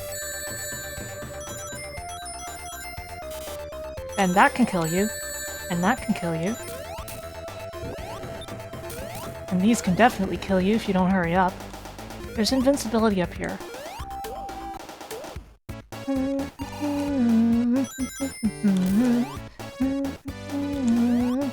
We're almost home free.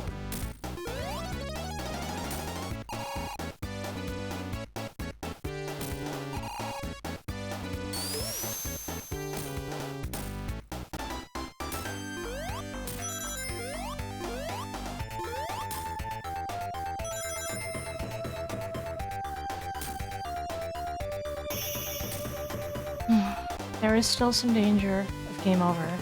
Some risk.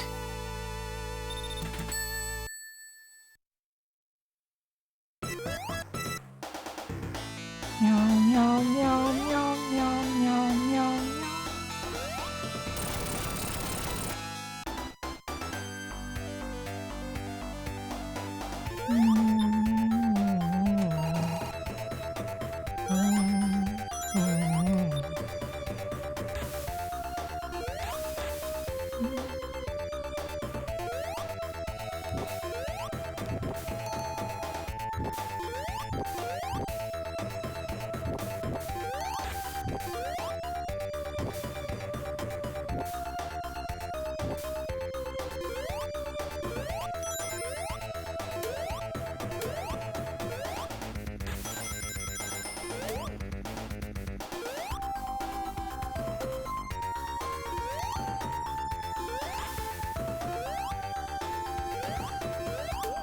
And there we go, final zone.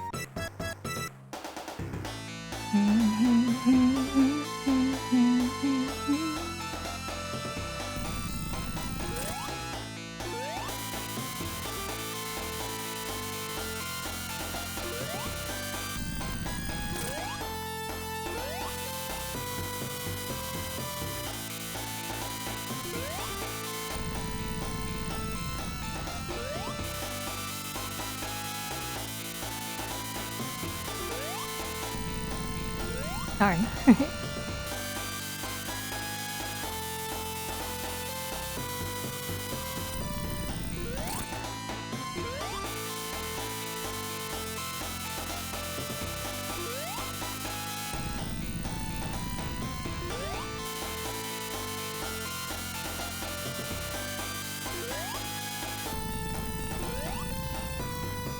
If I'm not mistaken, in the widescreen version, you have slightly more space to move around in this fight. Yeah, I'm at 3.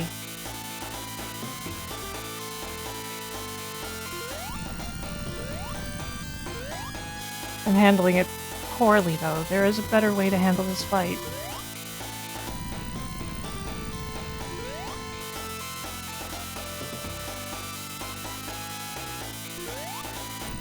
Because I just like to be extra safe after losing so many lives.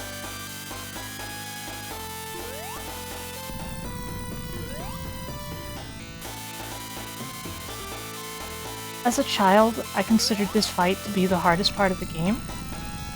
Somehow. I assume I was just too reckless in how I tried to do it.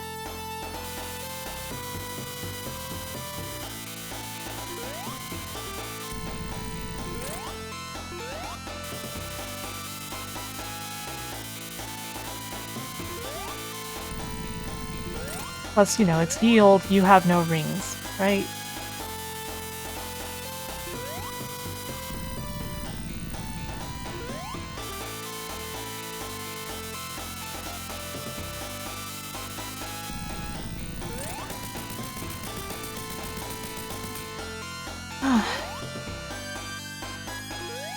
And that's Sonic 1.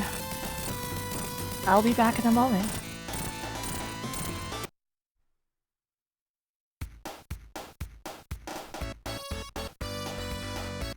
This is like taking candy from a baby, which is fine by me.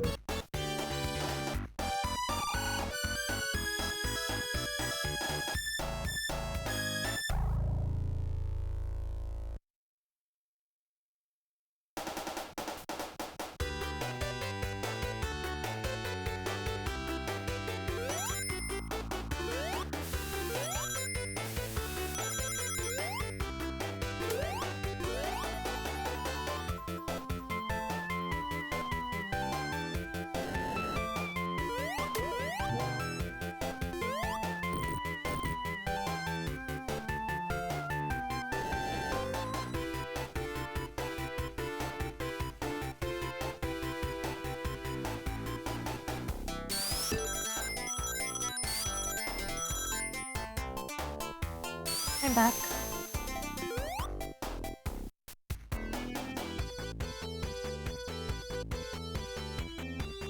Man, that is the most trouble I have had with Sonic 1 in years.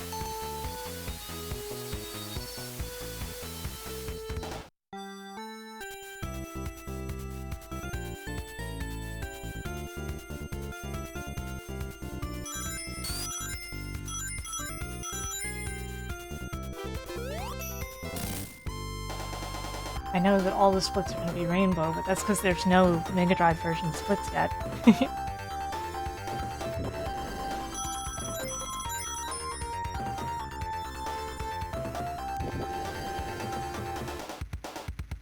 In reality, this is definitely one of my slower Sonic 1 runs, for multiple reasons.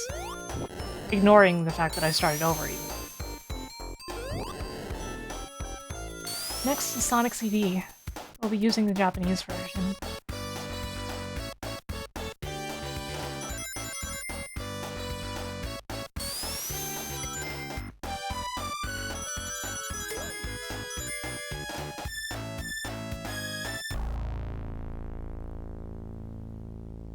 This was the Japanese version of Sonic 1. And this will be the Japanese version of Sonic CD. Okay, so just give me a moment while I switch over the game.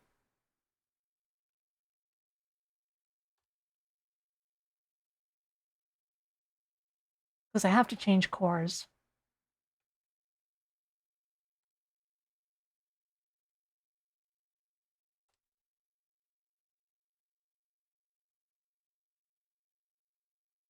Playing as Tails would be nice. It would be nice.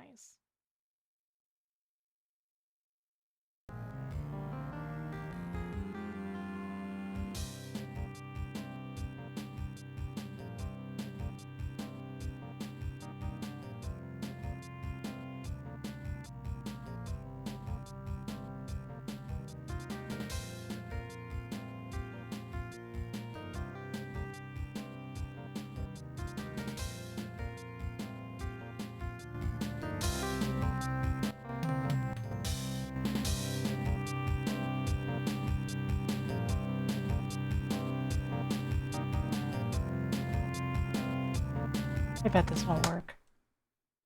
It'll be like, what the hell is this? Because it's the US BIOS. No, no, the game's launching.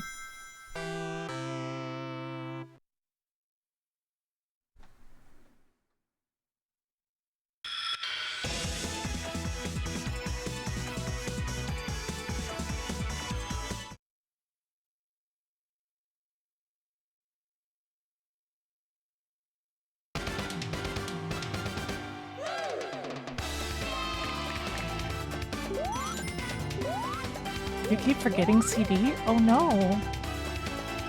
But CD would never forget about you.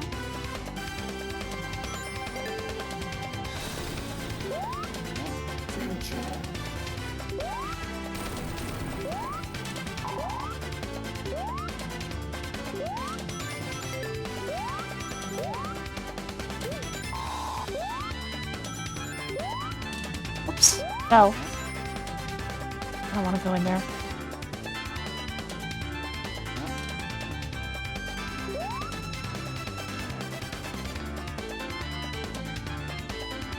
The way they implemented that, oh, it's actually pretty hacky.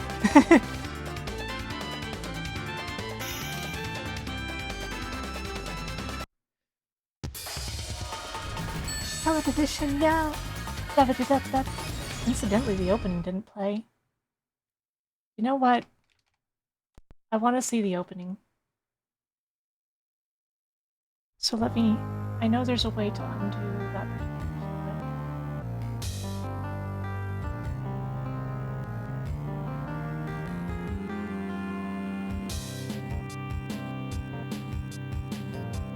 Undo split. Oh no, that's wrong. Unless.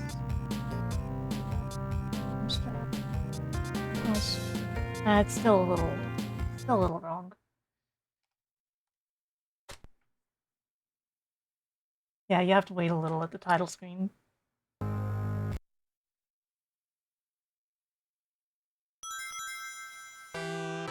don't mind losing some sight time because of that.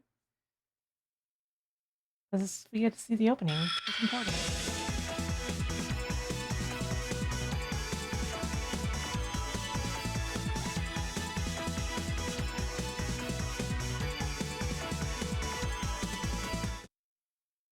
Even though the opening looks really bad on Sega CD, look at this.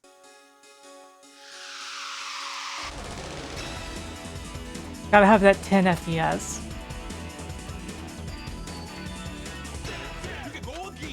The 10 FPS palleted opening that they redrew from scratch.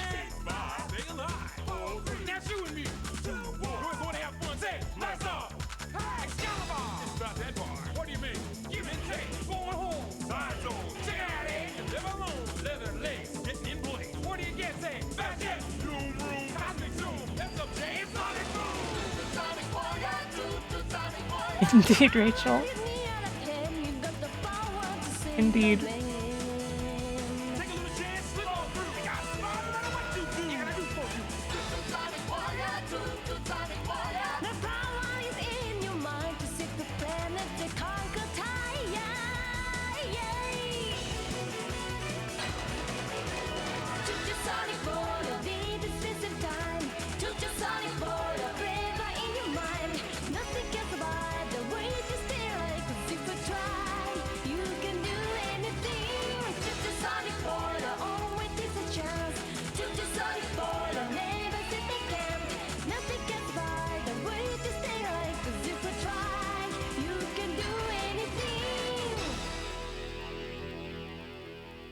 Sonic CD, the Hedgehog.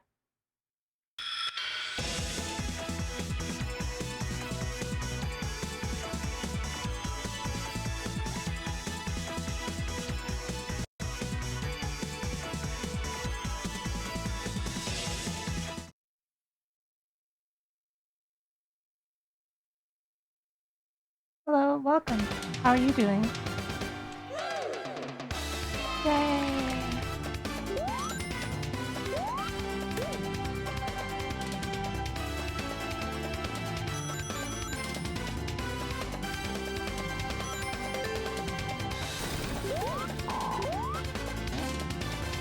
Yeah, sometimes people underestimate just how much of a problem the bandwidth of the Genesis was for stuff like this in the 32X. And how they couldn't really take advantage of the full capabilities very well because of it.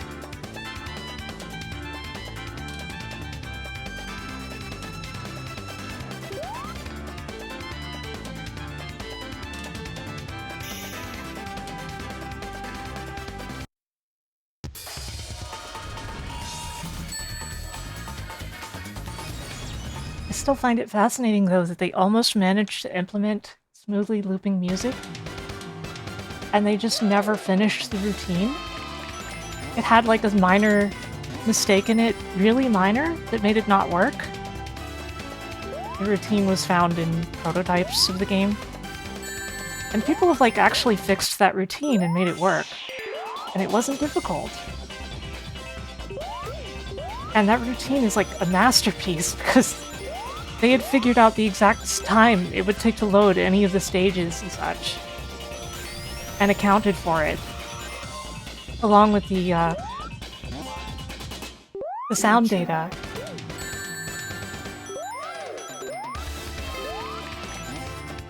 Like, they just had little clips of the song, short clips, that were made specially for the looping.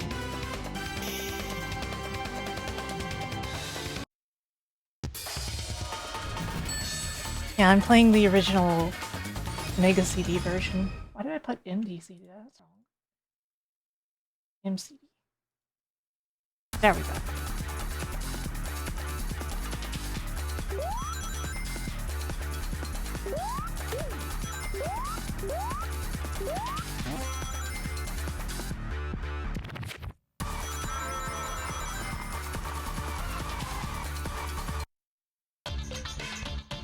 So you just stay back here, you let yourself take a hit, and then he dies.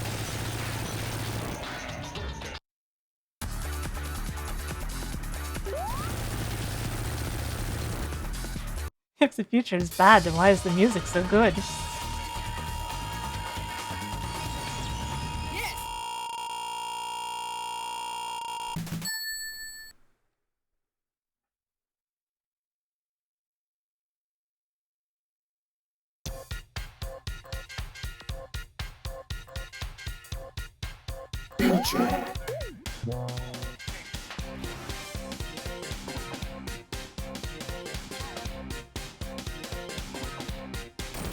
Take this girl off my hands, would you? Thank you. You're a real pal.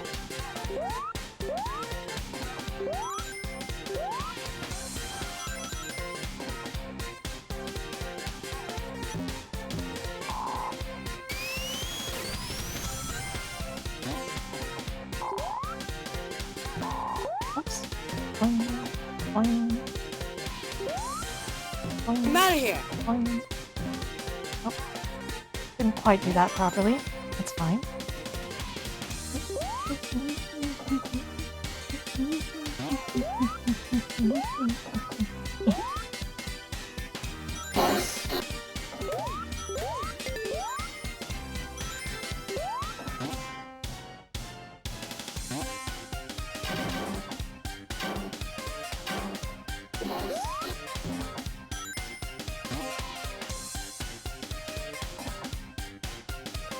There we go. That went cleanly.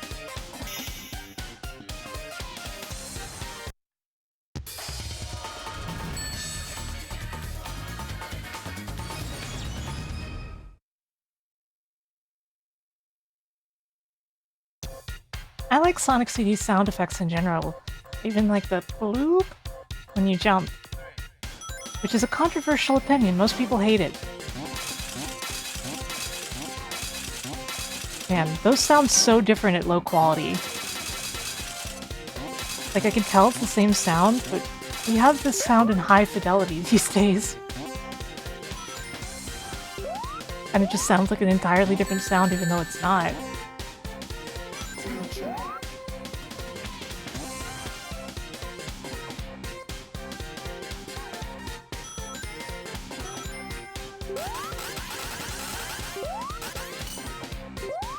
When I was growing up, I loved this friggin' Hedgehog, of course, but I thought Sonic CD sounded like the coolest thing ever, and then one lucky day, I was allowed to rent a Sega CD with this game, and I friggin' never looked back.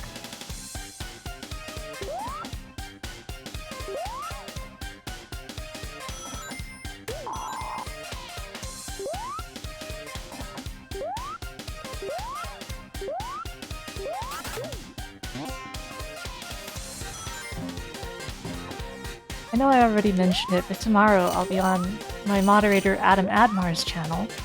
We'll be playing Chaotix for the Sega 32X.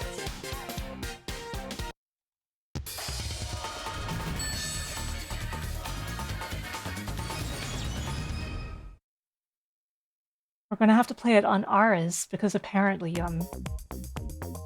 Ares is still the best emulator for it that actually has a GUI and isn't a RetroArch core. Oh man, that fake ceiling.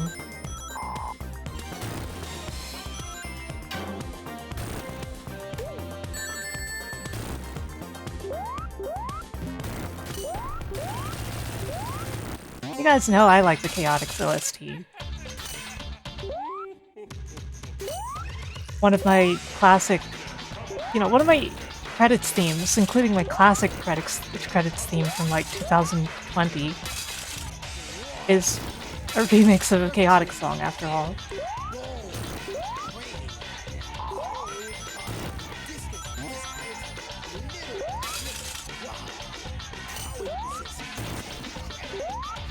This boss fight always lasts either a couple seconds or several minutes. There's no in between.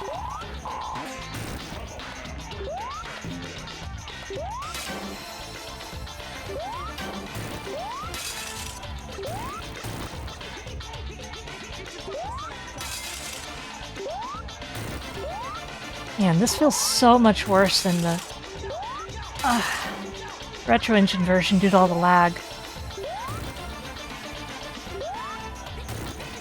This fight, I mean, not the game as a whole.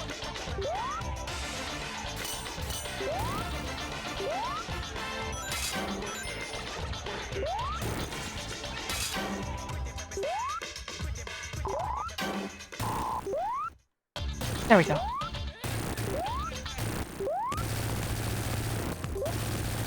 Yeah, Spinball is surreal. Because, like, they strongly expect you to be controlling Sonic at the same time as the flippers at all times. Because you exert some sort of influence over Sonic's movement and physics using the D-pad in Spinball at the same time as you control the flippers. And if you only control the flippers, you get nowhere. I know for a fact that Rachel knows this, but a lot of people don't know this.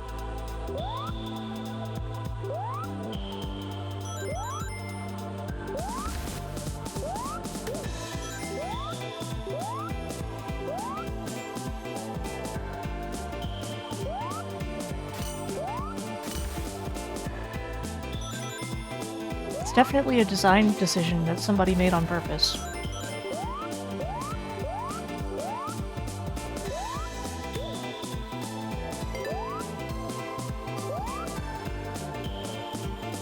I don't hate Spinball, but, like, I feel like I would enjoy it more if it just had proper Finball physics and you didn't have to control Sonic when he's a ball.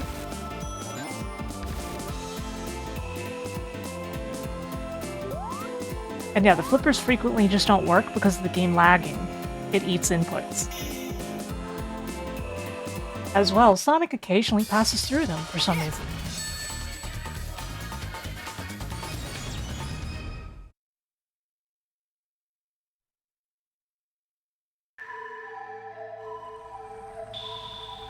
Yeah, I'd like to see a PC port of Spinball with some of the issues fixed. That's what I would like. Because again, I don't hate Spinball, I just think it could be a lot better than it is, you know? I'm waiting for the I'm waiting for the Star Fox 64 disassembly for PC to come out, though. They were saying it's supposed to come out in December, although it might not, depending on technical issues. I want to play Star Fox 64, I want to stream Star Fox 64, and I think the disassembly would be the best.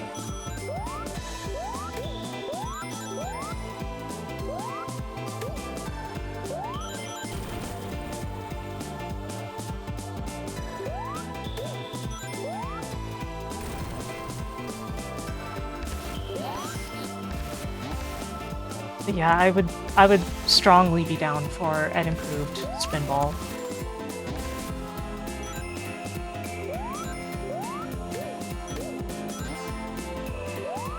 Firehawk, I honestly thought there was one, but like not for PC specific, just like in the general sense.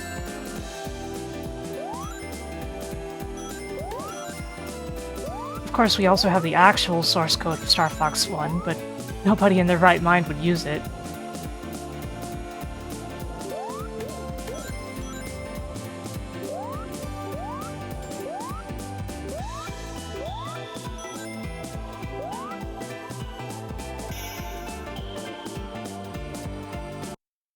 Yeah.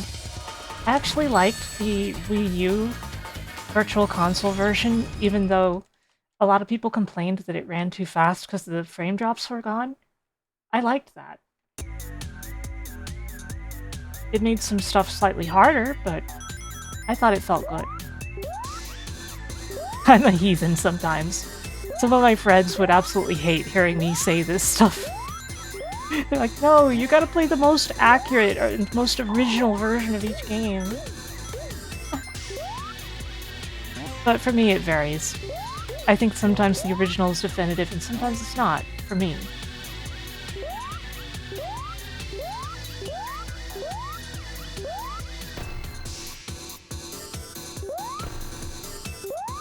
Yeah, I think it depends, but I've known people who are just majorly purists.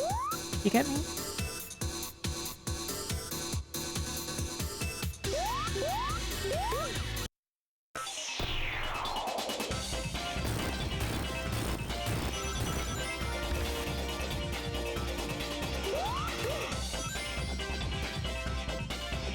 I think Star Fox 1 has a better soundtrack, but I also get what Star Fox 64 was trying to go for with its soundtrack. It was trying to get a more cinematic feel, I think.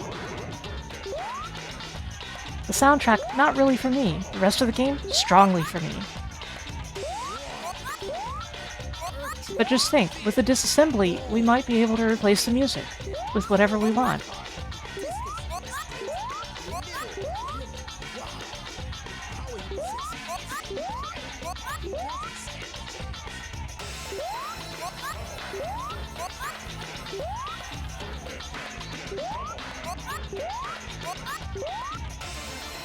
Man, this is one of those streams where I'm talking about almost anything except Sonic, huh?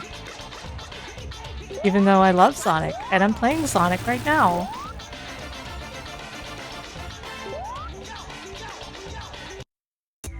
What do you all think about the Star Fox 64 3DS version's soundtrack?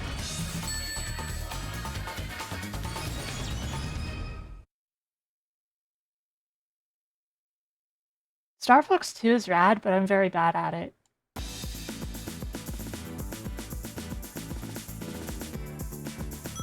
I'm pretty sure they replaced the soundtrack, didn't they? They also replaced all the voices, which is really controversial. Mostly with the same actors, though.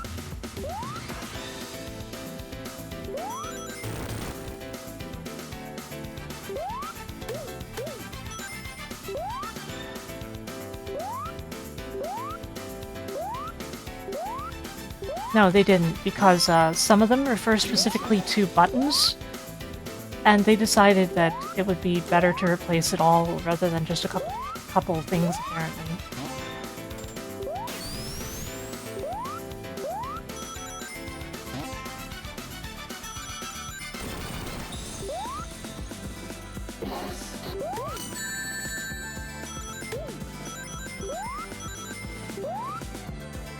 The voices were much higher audio quality too, so there's that. But of course they could have used the original voiceovers for most of it, because we know for a fact now that they had much higher quality versions of them.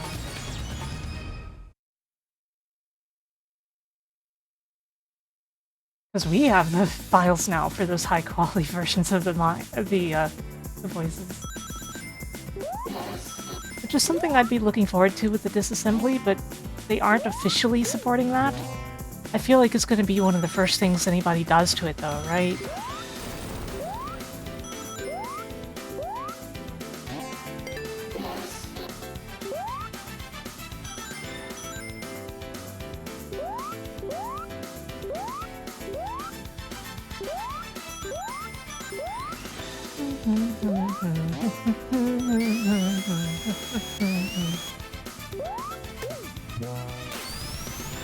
Honestly, I'm still of the opinion that it would be really cool to get some VTubers together and do like a fan dub of the Sonic OVA or something. Like, you know, a comedic one, of course, but it's something I'd really like to do sometime. Hey Zoe, good to see you. How are you?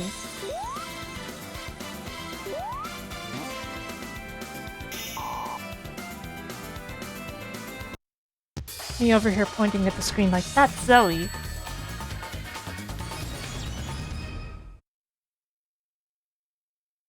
Yeah, there's also a link to the past decomp.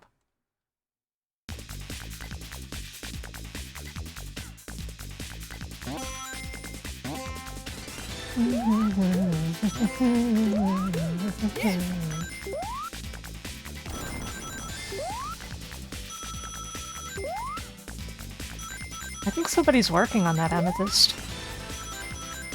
I'm not 100% on it though.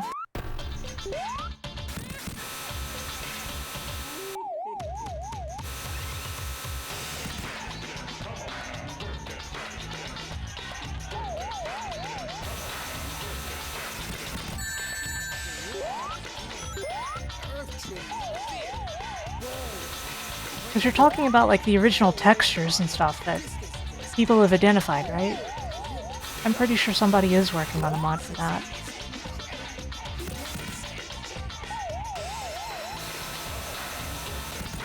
It's my headcanon that this is what work that sucker to death is talking about.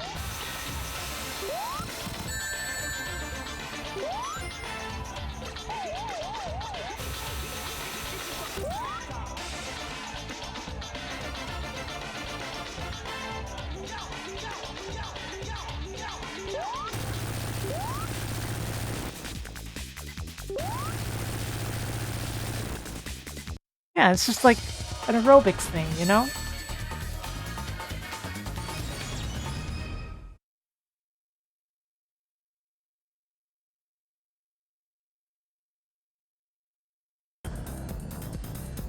Lucky workbench!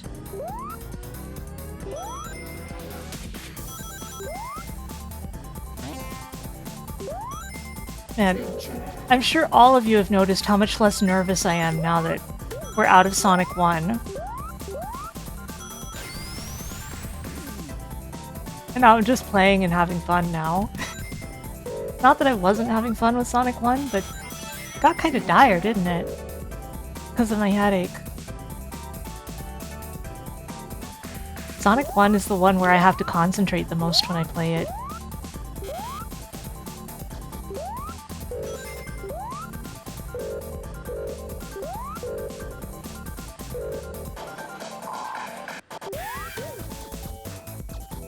For a lot of the other ones, I can practically autopilot them. Oh man, I'm really excited about the new Sonic movie.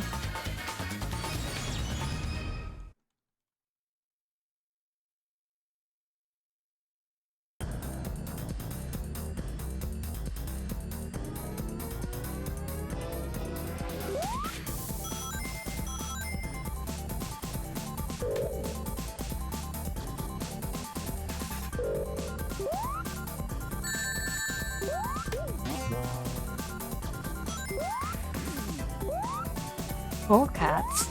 You all are the cool cats. All of my subscribers are cool cats. Every paying member of the Nyafia.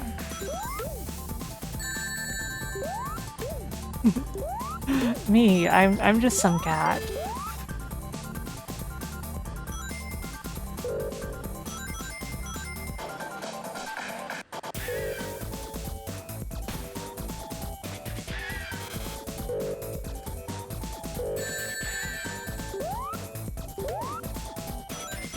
Whew.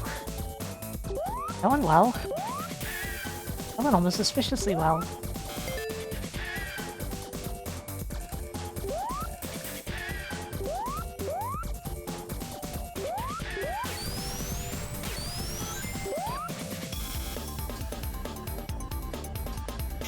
There, wacky workbench done. Just like that. Of course I still have the boss.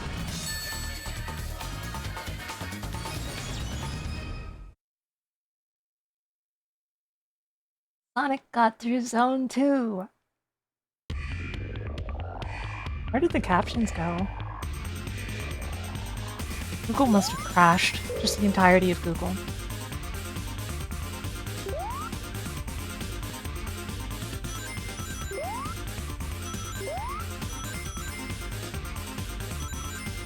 Me over here taking down Google so that I can have captions on my stream.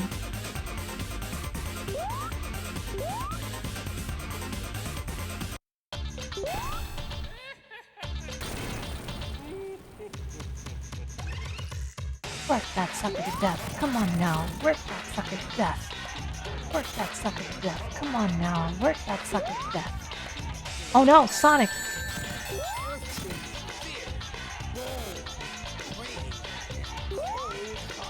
That was me over-optimizing again.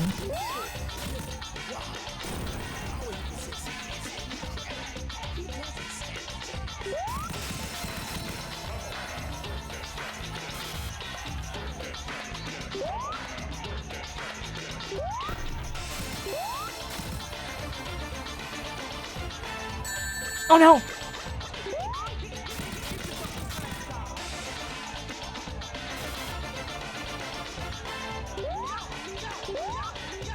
I have made a terrible mistake.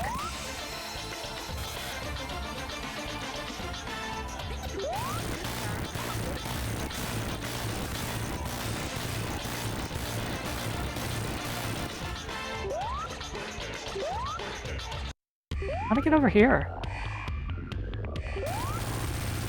Whew. Have I died yet in CD? Is this a deathless run so far, or did I die?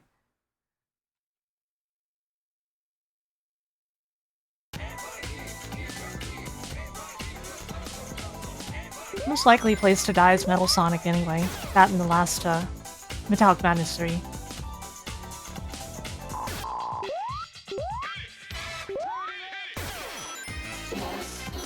Oh man. Could not convince the physics to come to my side there.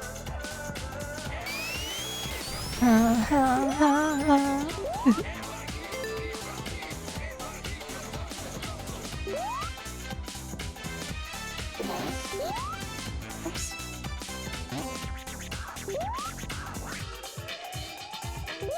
Yep. Ah.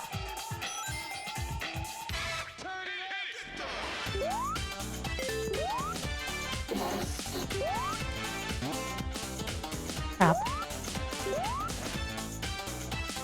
Personally, my favorite part is the piano part.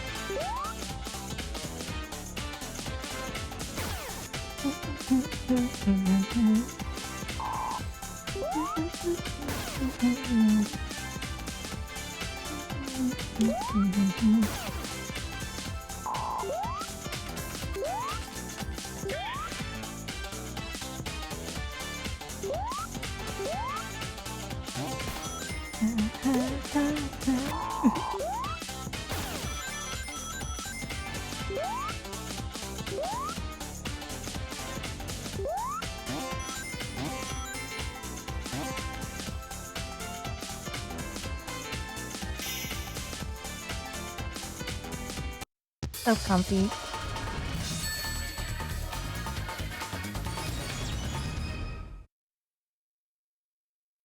I'm just going to get my tag list and realizing that Twitch replaced my chilled tag with cozy.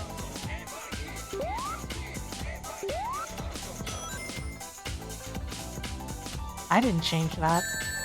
Like it was chilled as in like I've been in the fridge, you know?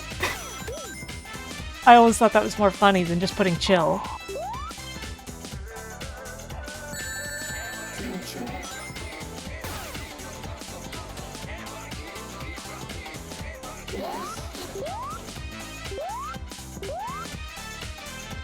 I have a friend who goes on long rants about the word cozy sometimes.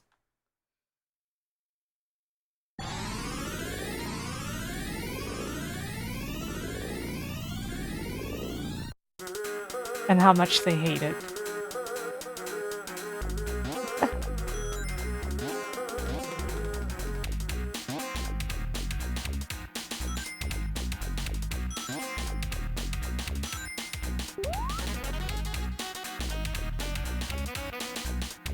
Anyway, we're now in the past.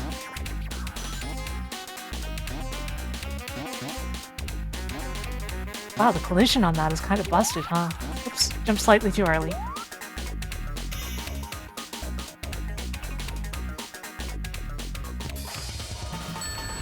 Repetition, yeah. Da-da-da-da-da.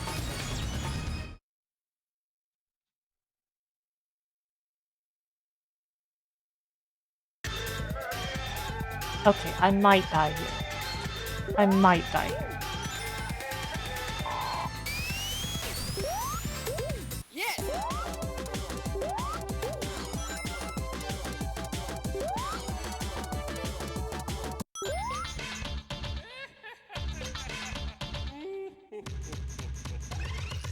Finish the run before it began, if only.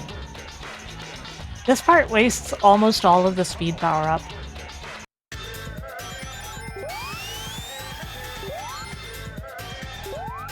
If you're playing the US version, I think you get a slight burst of speed at the end there because the US speed song lasts slightly longer.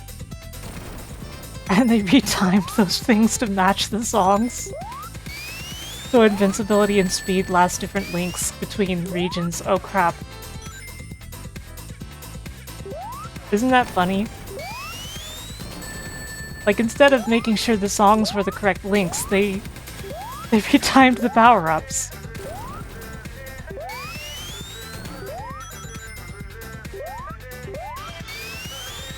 Uh-oh.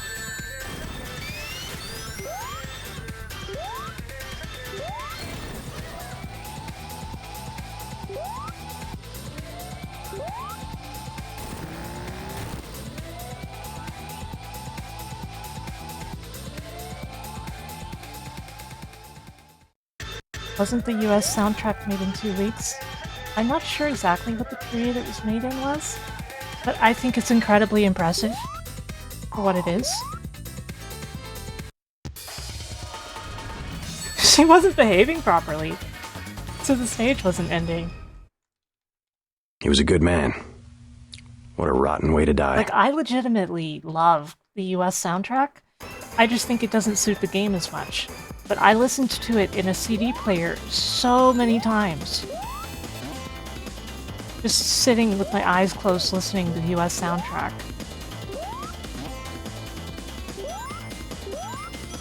Because it was Red Book audio. It was on this, you know, you could just listen to it in a CD player. And I loved when games allowed that, even though from a technical standpoint, it means that they could not have as much music at that quality than if they did something like Suikoden and had it all as, you know, compressed audio sequences. Streams. Whoa, whoa, whoa, whoa.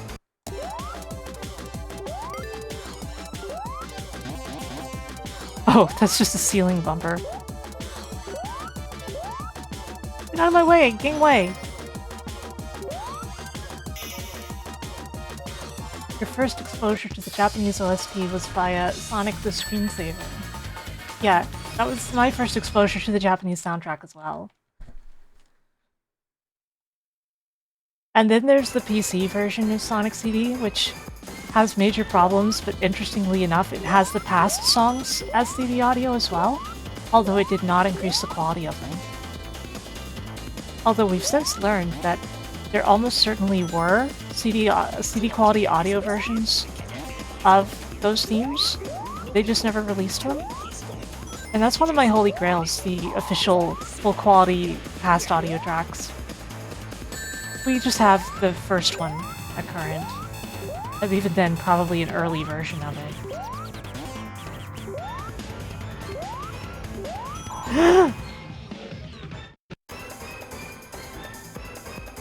Well, there's my death.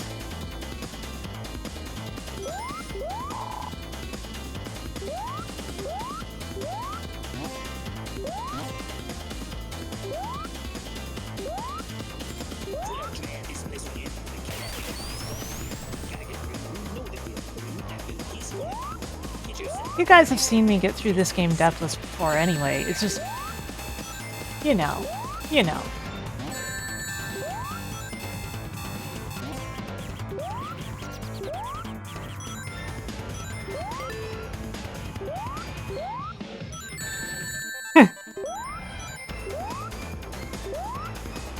You know another interesting thing about the spike bug? The fact that the Sonic 2 developers and the Sonic CD developers were not sharing code or anything, but they both fixed it. That's another thing that I think points to the fact that it was not something anyone intended.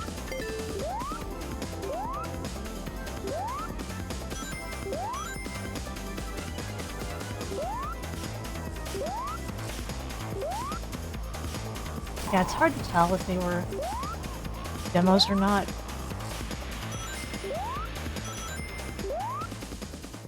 Also, you say the other tracks don't fade out, but that's not true. We just listened to one fade out just now.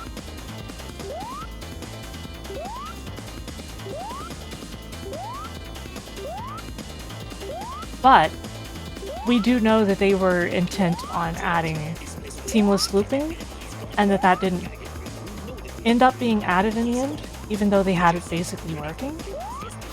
So yeah, in the prototype, I think, yeah. So we don't really know for sure. Even so, I would kill to have those versions of those things.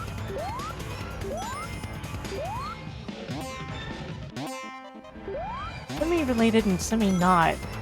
Another thing I would kill for is full quality versions of the soundtrack to Sim Isle.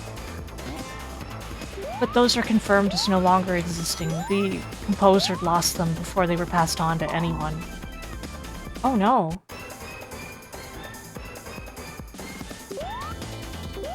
Man, what a place to die.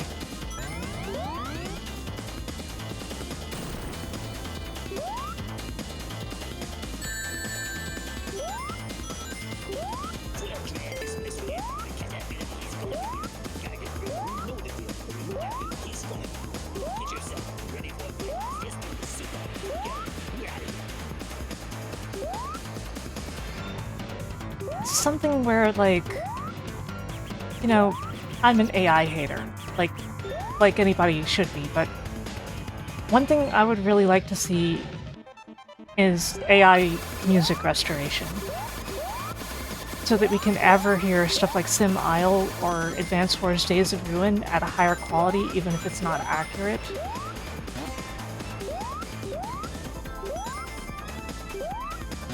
I just wouldn't want to see companies using it to make music.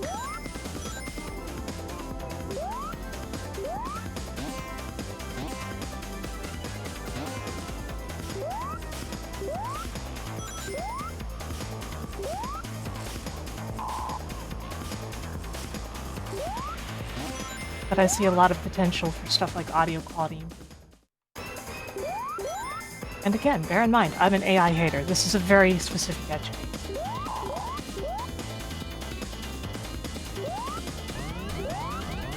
Where I'm like, yeah, but you know...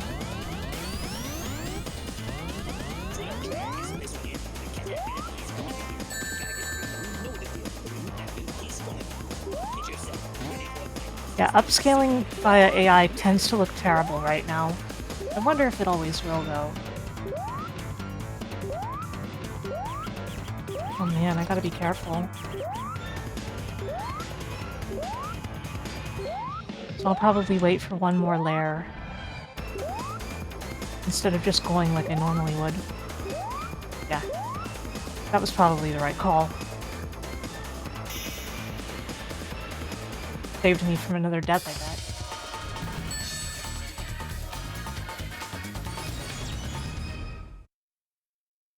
The thing is that, like, I don't want companies to be selling... I don't want them to be selling us, upscaling.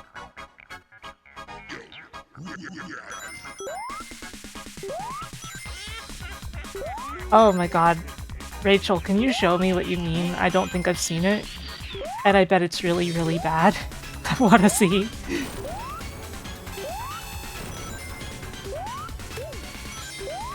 Just, you know, send me like on Discord or something.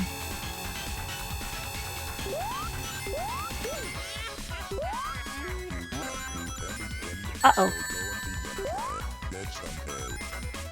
Please be open. No!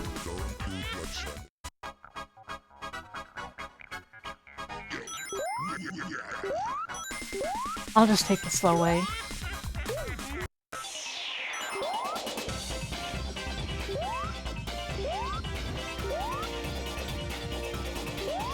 Basically, how can I put it? I want companies to sell us stuff that aren't upscaled, and I want the technology for us to choose our upscale to be available to us. Do you get me? And this seems like something that could practically happen. In my opinion.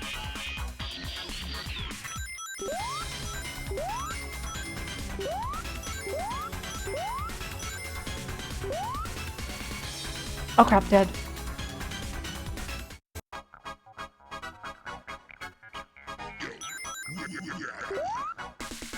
So they are still doing some amazing upscales out there from original film and such. You know, that's something I have issues with a lot of AI upscaling currently, Rachel, actually. Many of them do not preserve the colors.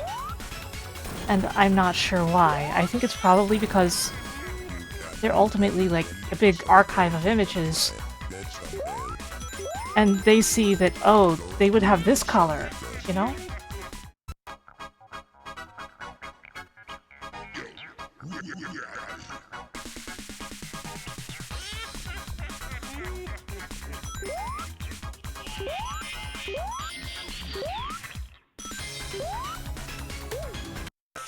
Congrats on your platinum.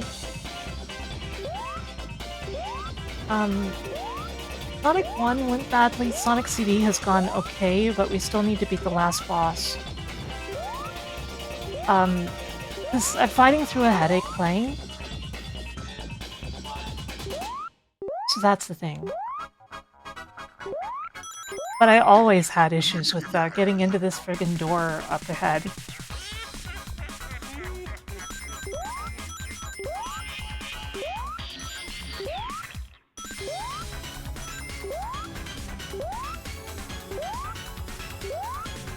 Crap. Crap. So there's a very real chance that I game over here, but due to it being Sonic CD, it won't cost me that badly if I game over, because I'm allowed to continue. I'm allowed to load saves.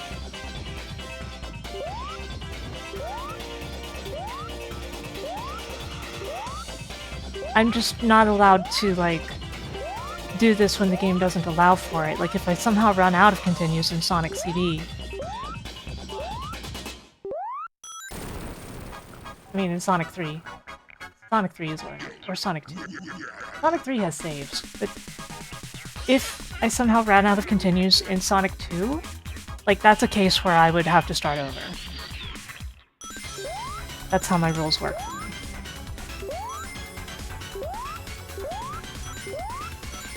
Crap. Crap! Okay. I'm probably gonna have to load, because I'm probably gonna game over. This is legitimately one of the hardest places in the entire game. And to an extent in the entire classic Sonic series. I have always had issues with it. I have less issues with it in the Retro Engine version because you can see it. Simple as that.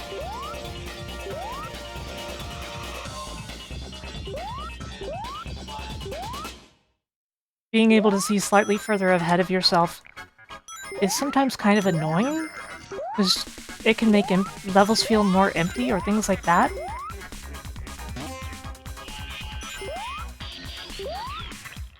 But it can also make situations like these feel much more manageable.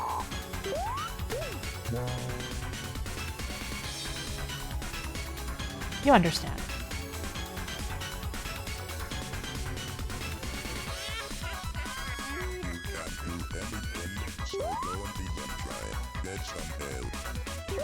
I forgot this thing was silent.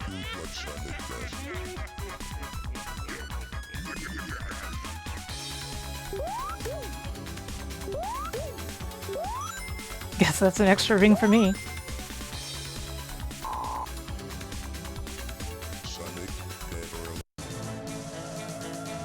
Yeah, don't do what Sonic does. I'm well prepared for this fight now. Crap. Hitting it once is the important thing, though.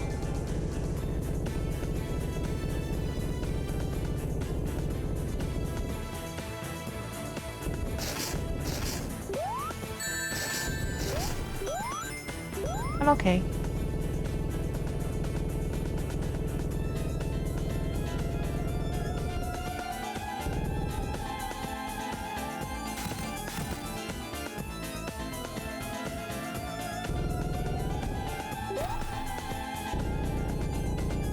The insta-shield is broken in situations like this, if I'm honest. I've done a run of the games where I used insta-shield for all of them, and the times went down insanely. There are some cases where the boss is just out of reach in like Sonic 1 and 2, and you can hit them with the insta-shield.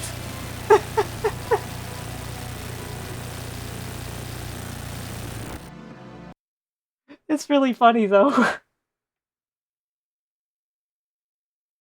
Now check out this redrawn version of the ending.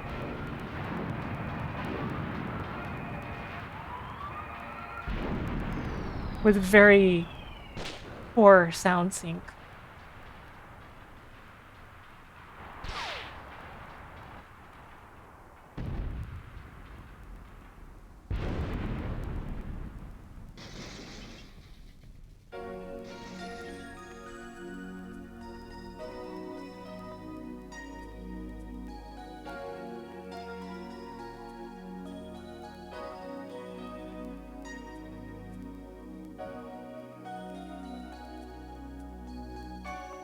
I love this song. I often sing along to it, but with this headache, I'm not feeling like singing. It'll throb every time I try to sing out loud.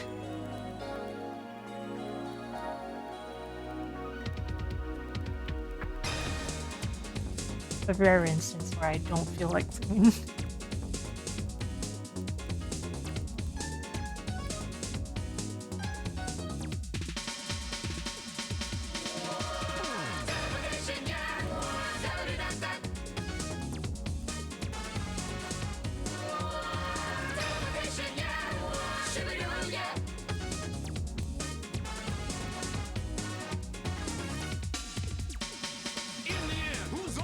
Back in a sec. In the middle of the night. Where will you be? If you can't find you, there's no place to go. Nothing to do. If you gotta do something, you gotta do something. Believe in yourself. Yourself. Yourself. Hey! Extraordinary things can happen if you believe in yourself. You got to have some faith in yourself if you want respect from your friends. Don't rearrange. No need to change. Stay like you are. Keep it all the same. But as you move along in your life, keep an open mind. And don't forget that if you gotta do something, believe in yourself. Yourself. Yourself. Extraordinary things can happen if you believe in yourself. You got to have some faith in yourself if you want respect from your friends. Dizzy. Inside your heart, you will find a special place to unwind. When you feel right, look at yourself. Inside your mind, you see connect eternity.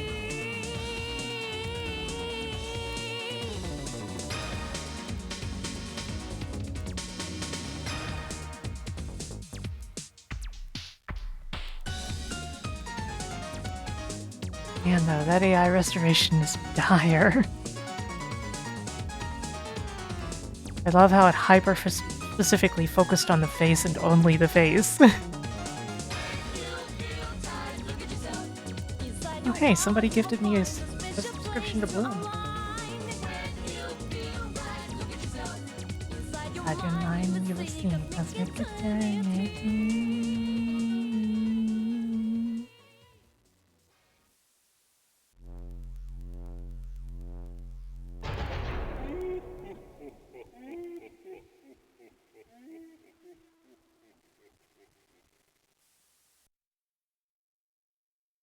Okay, guys, give me a moment to switch games. Because I have to change cores, and I usually end up rebooting the mystery in the process when I'm doing that. Just out of habit. I know you don't technically have to. You can just change cores from within a core.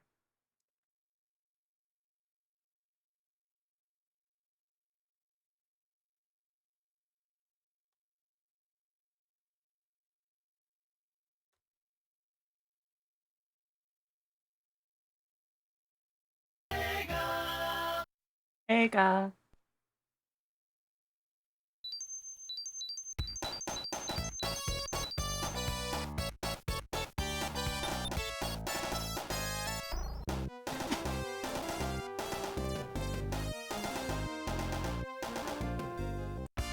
Well, let's do this.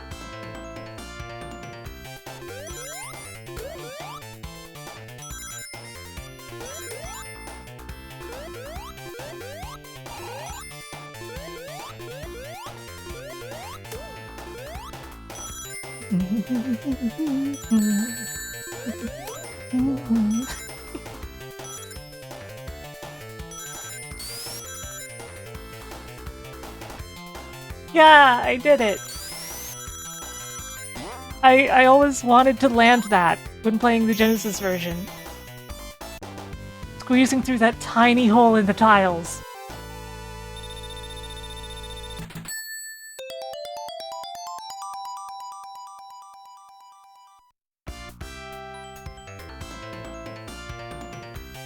I know you've been here, Masumi, but how you doing?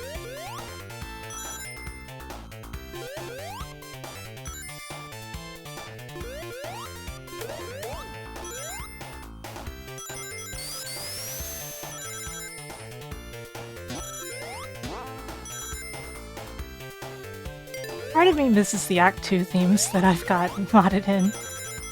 But it's not like the end of the world without them. I'll take the bottom route, sure.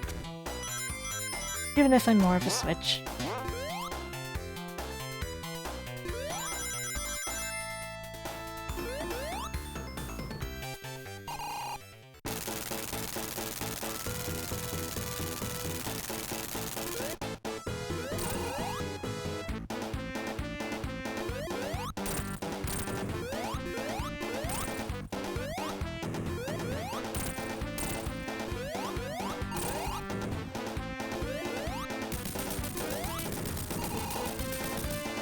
Sometimes I wish those tires could hurt you. It would be mean, but it would be funny.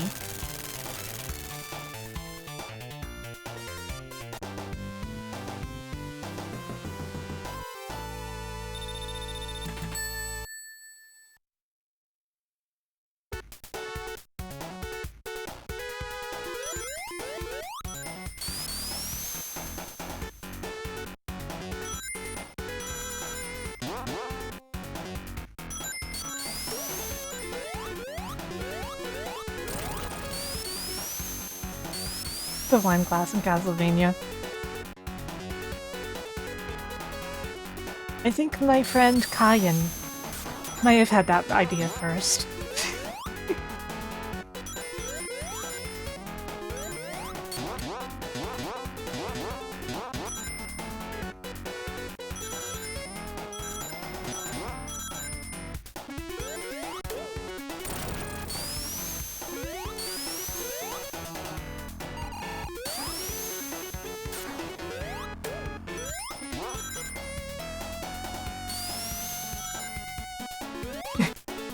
You thought I was portable, then you saw the design notes.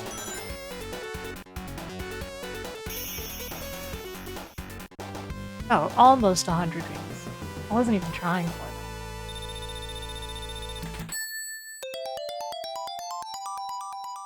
It's so obvious that when I get to Sonic CD, like, everything just suddenly gets way easier. It's like taking weighted training gloves off.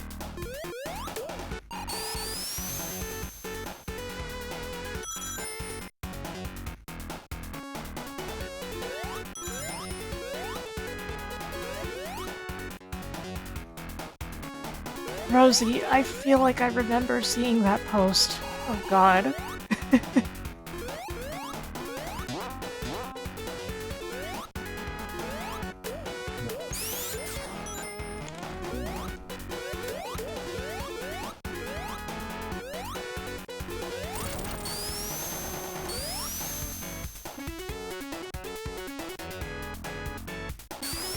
It's like when people are playing Castlevania and that song kicks in. Feed me now, I have not been fed. Won't you feed me now? I want cat treats, cat treats. Everybody's allowed to sing that, by the way. You don't have to be a cat.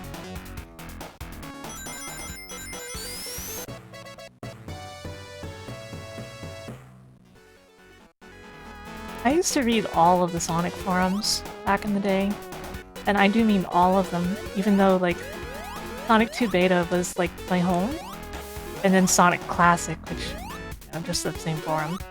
I did not touch the water.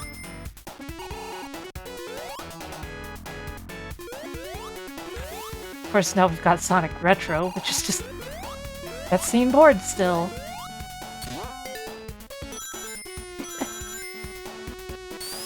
Oh no! Oh no! Oh no! Oh no! Oh no!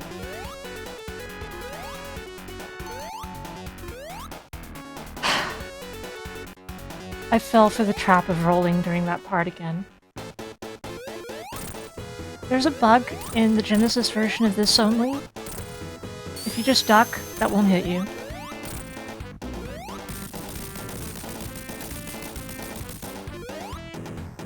Not yet. The screen hadn't started scrolling.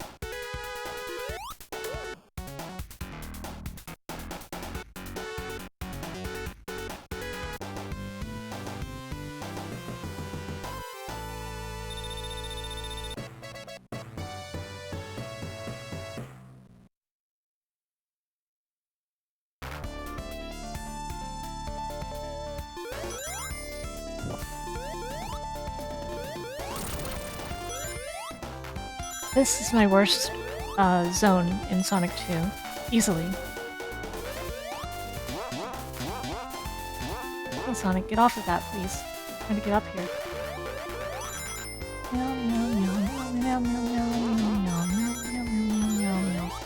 You can hear the reduced energy in my singing at you.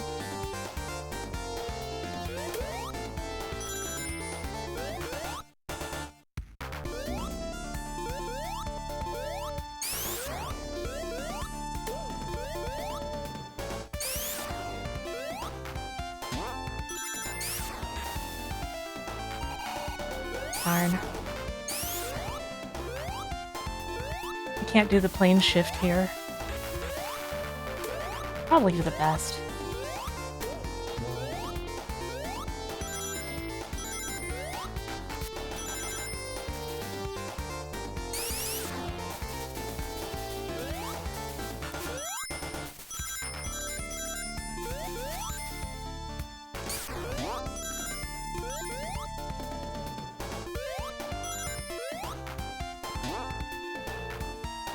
And that's Act 1.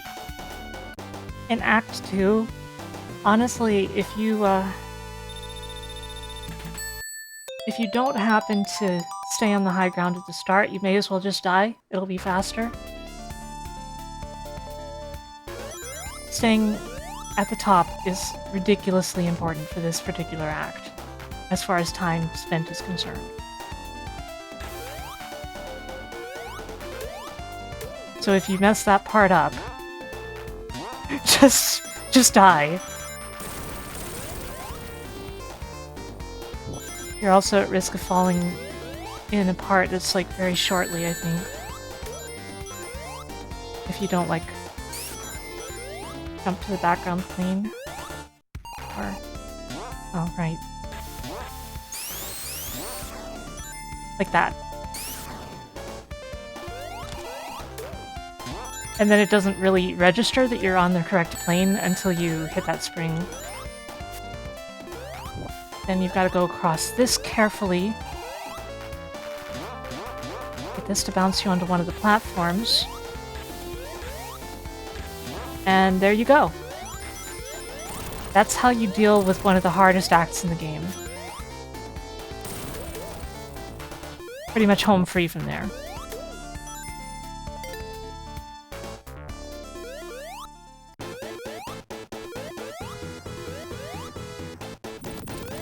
I like how it waited for some reason.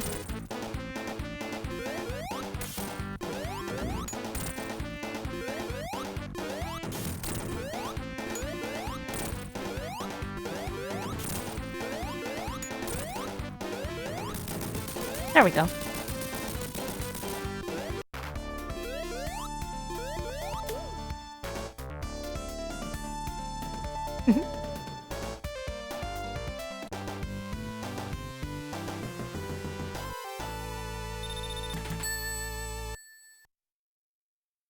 Me checking to enable. Me checking that I have enabled dark mode because nobody's used it.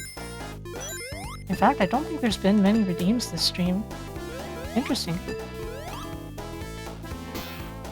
Of course, usually if I say something like that, there ends up being a million redeems in the seconds after. But the dark mode didn't...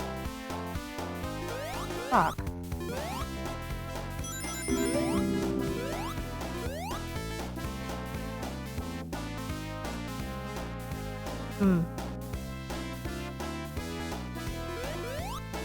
Well, that's why nobody has used it, I guess. This is busted at the moment. I'll check it in a minute. Well, I'll check it after Sonic 2.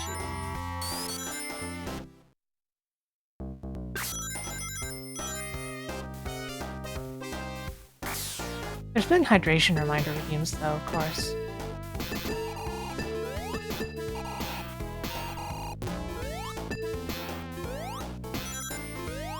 Anyway, I'll leave dark mode on for a bit since you redeemed it. The manual way is better than nothing. And then I can check what's going on with it after Sonic 2.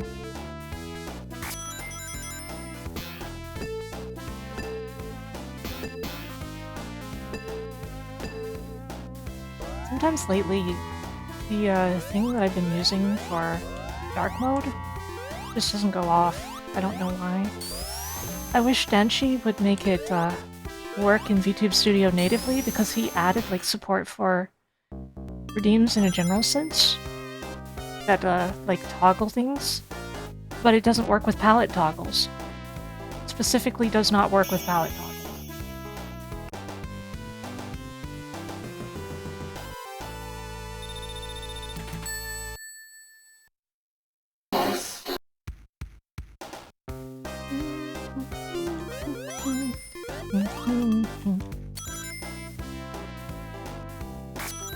So like the moment that Denshi fixes it to work with palette toggles, I will be switching straight to that and never looking back.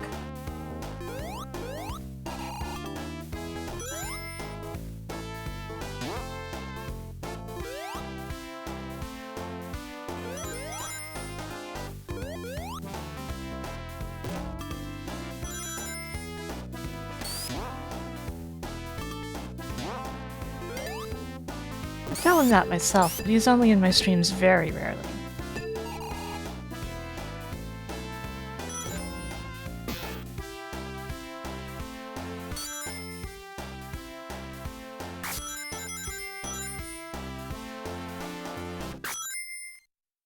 Da-da-da-da.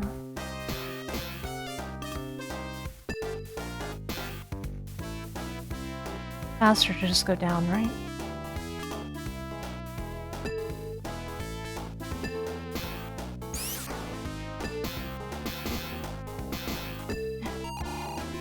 Well... there we go.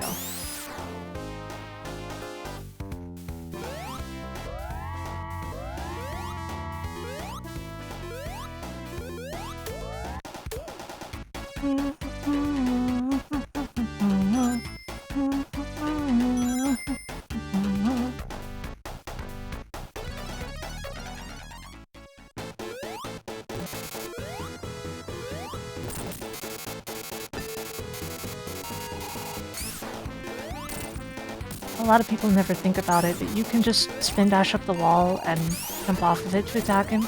It's a lot safer than using the flippers here.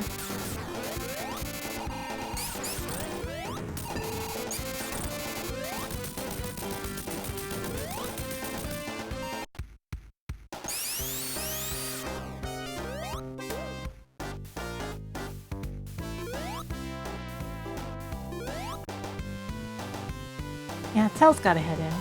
Good for him. He got a hit in.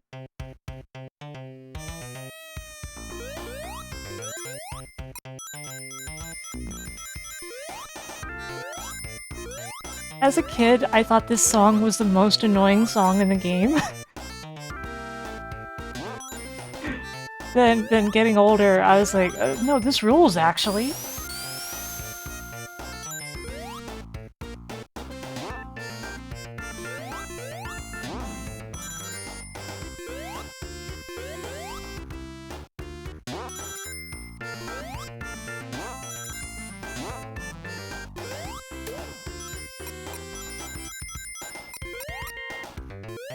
It's the meows. Another manual dark mode. I will definitely be fixing that after Sonic 2.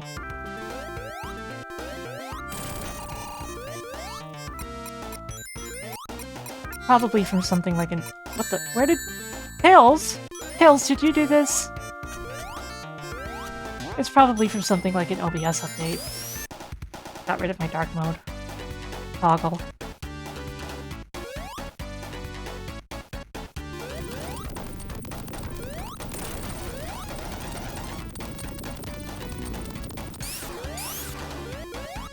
Game, please. You can't believe Dan, you mean Tails, would do this.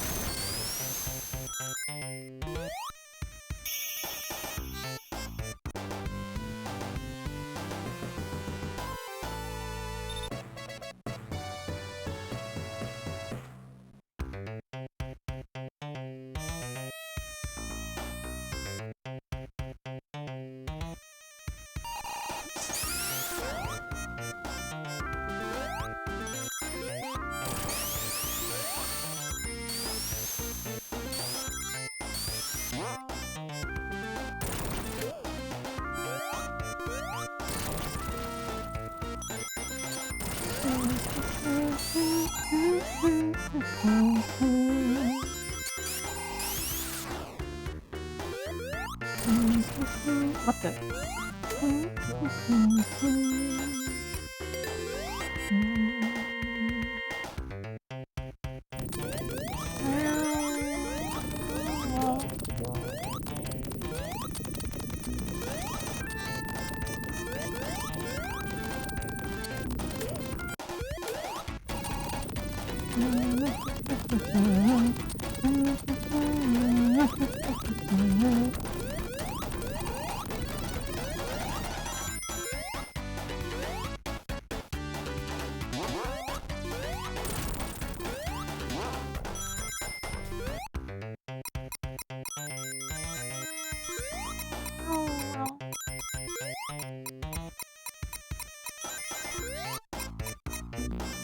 Slightly too early.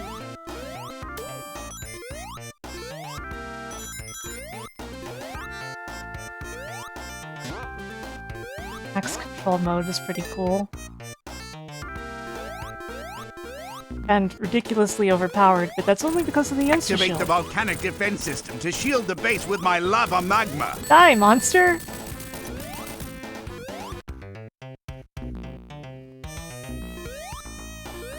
I didn't mean you, Tails.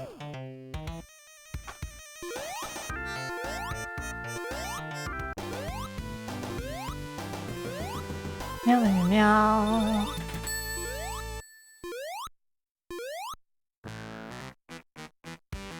Meow meow meow meow meow.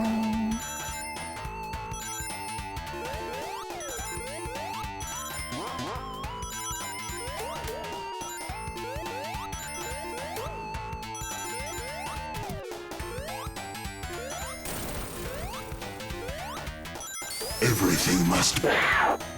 That's true. That's true.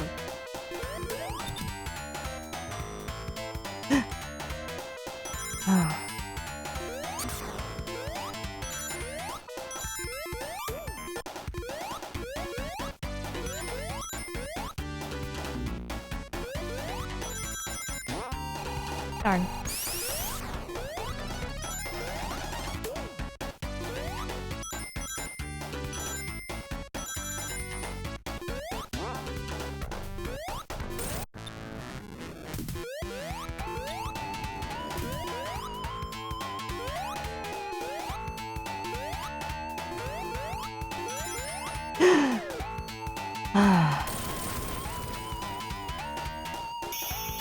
About to give myself a heart attack.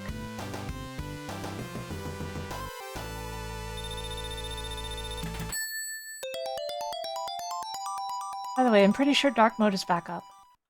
I managed to fix it in the middle.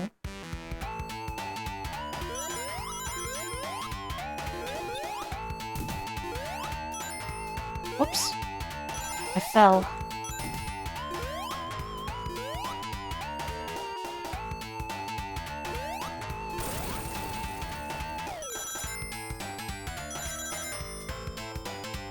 Yeah, I guess it's working then.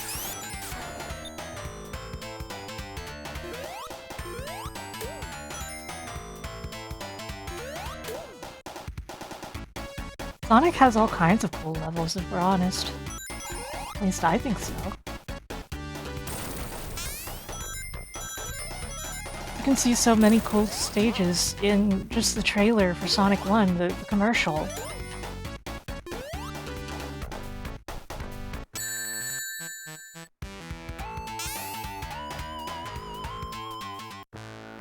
I can't believe, for the first time ever in one of these marathons, I fell into the pit. The pit. Anyway, in the commercial for Sonic 1, you can see all kinds of cool stages that are obviously very memorable to Sonic fans who played Sonic 1, such as Clock Tower Zone, and Desert Zone, and Death Egg Zone, and Underwater Zone. Seriously, check out the commercial for Sonic 1 sometime. It's wild, and it has the death egg in it, but the death egg is egg-shaped. But remember, this is Sonic 1. Oh no, not again! Are you...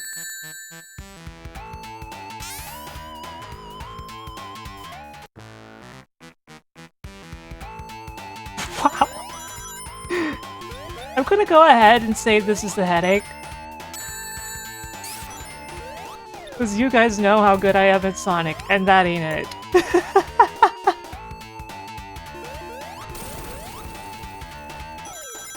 Oh, it's a Japanese Sonic 1 commercial, specifically.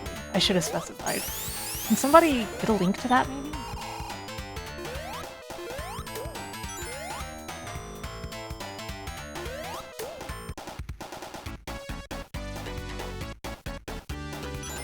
It's seriously mind-boggling, because there's like just a bunch of places that aren't actually in the game at all. And as far as I could tell, weren't even planned for the game.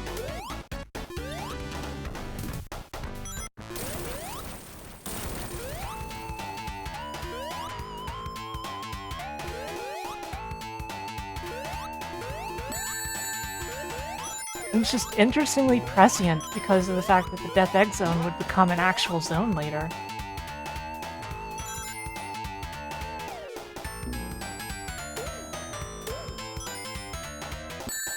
Oh no. As you can see, I carefully got my rings back before falling down. You can't get any rings down here. Meaning you have to fight this boss without rings if you, checkpoint.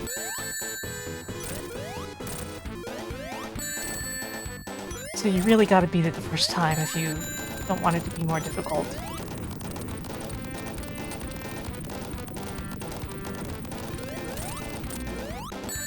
Oh no.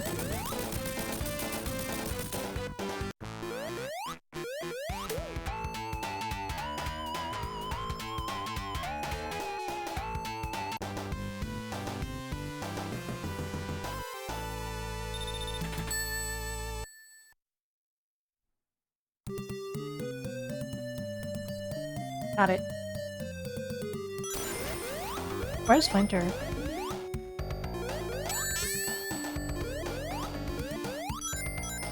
Winter has to come in and make her usual joke.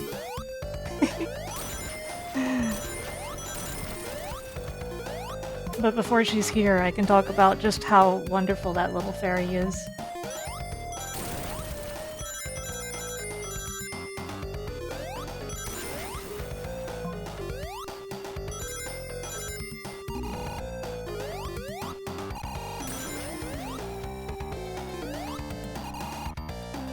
Thank you for looking at this.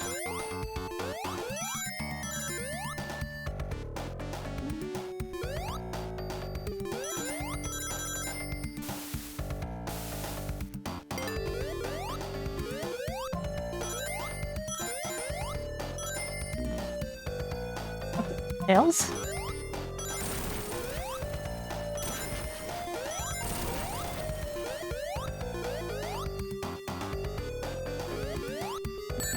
Oh no, my rings. Well, I don't need all these lives.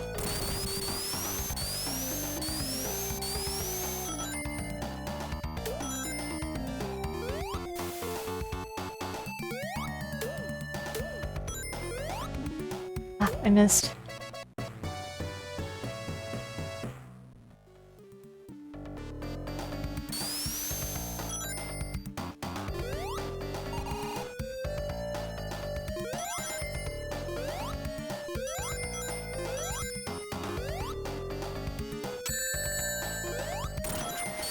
When we have video games, who needs lives?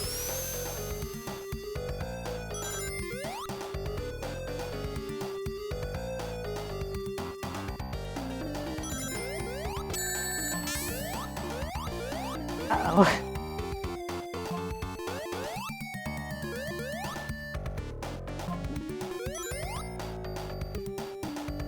Alright, the goal's right there. Bye!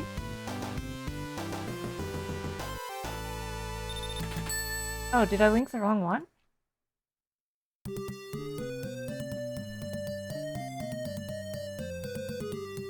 Oh yeah, that's the other one. The one where he just dances around. Oops. I linked the one where he just dances around. Oh no.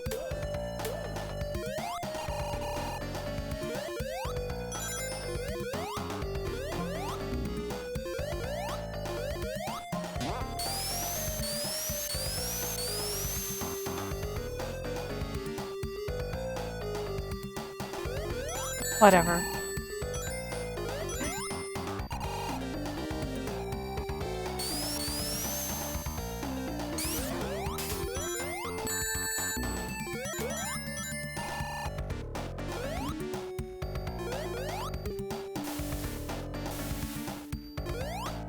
It texts to Sonic.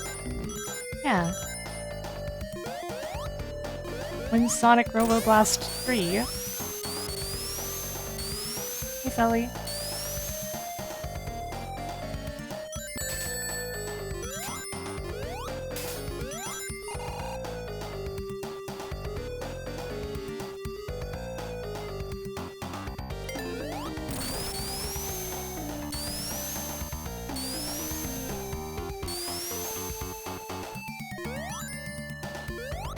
Okay, I found it. I found the commercial. I got confused because the video has the exact same name.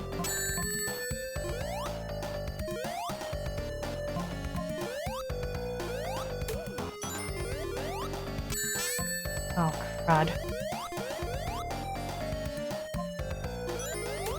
Yeah. Yeah, I found it while gaming. You might have noticed me looking over to the side. That was me looking for it.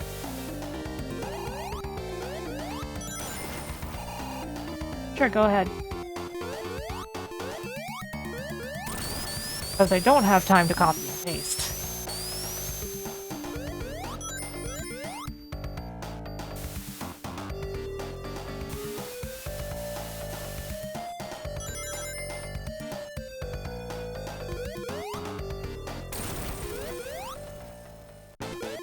Not my fault that YouTube had another video with the same name.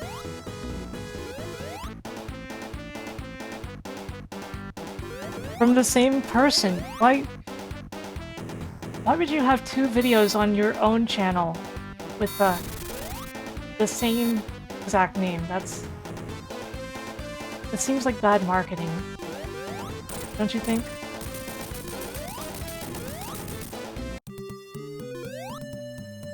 How dare you, Punk Mario 06.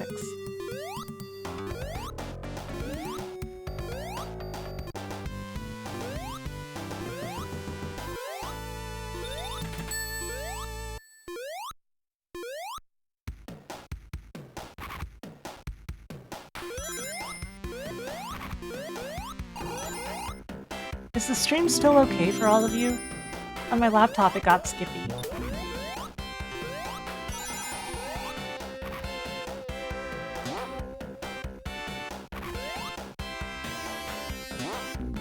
And probably my laptop just has trouble coding at higher bitrate than normal Twitch bitrate. That's really dumb.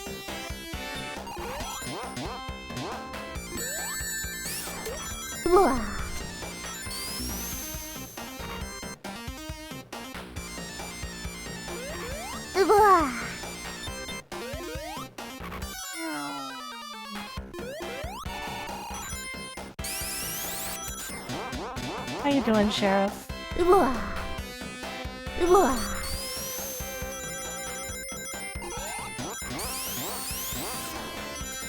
to see you.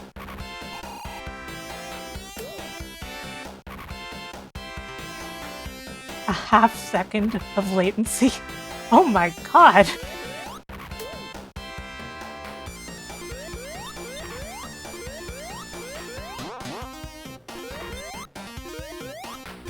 No wonder my laptop's struggling if it's that low of latency.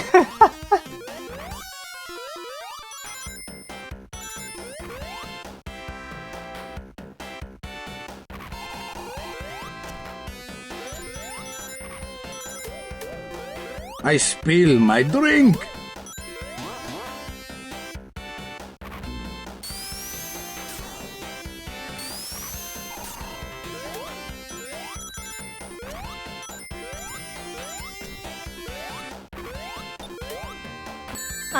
I landed on it. Oh no, no, no, no, no, no, no, no, no.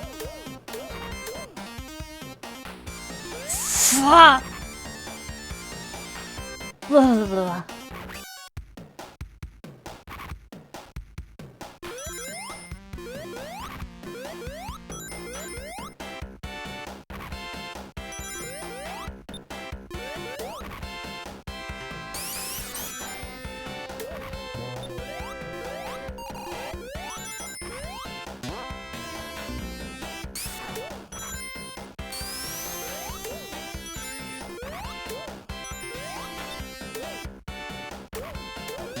Something I know is that Twitch's player is more resource intensive in low latency mode, and the lower the latency, the more resource intensive it is. And that's probably why my laptop is like, oh no, you know? Because this is a laptop from 2014. No, the model is from like 2012.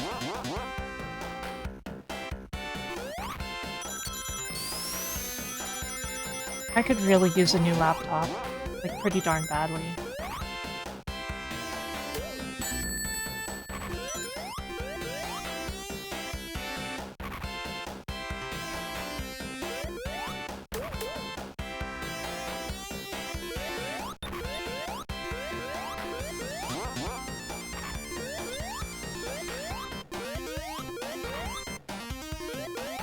Anyway, how about that Metropolis zone? I'm not a big fan of this place.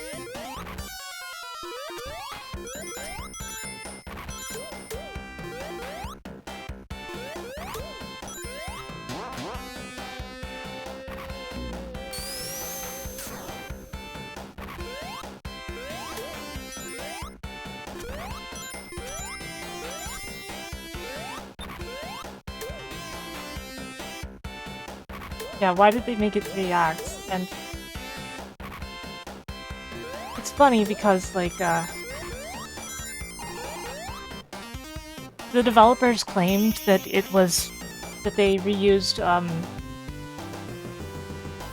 stuff from Cyber City Zone, which was called Genocide City Zone earlier in development. One of the developers said that, but then all of the assets and level designs for Cyber City Zone turned up, and none of it matched. So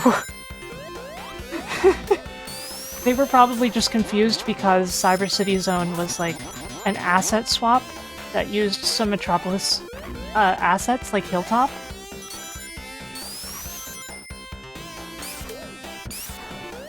So they were probably thinking, oh, we reused stuff from that zone. Which, half true. You know? It's a half true. But in no way was the actual reuse anything that justified having all these acts.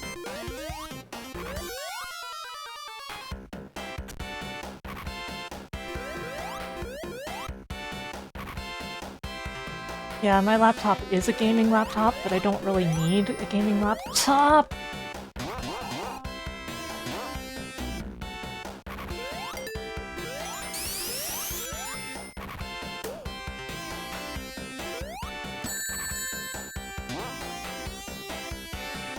Like, I do some gaming on my laptop, not a whole lot, and it's usually lighter stuff, but I do monitor my stream and such with it, which is more important. Oh.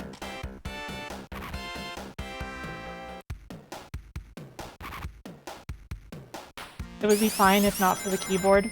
You know, that describes most laptops. Laptop keyboards are just satanic.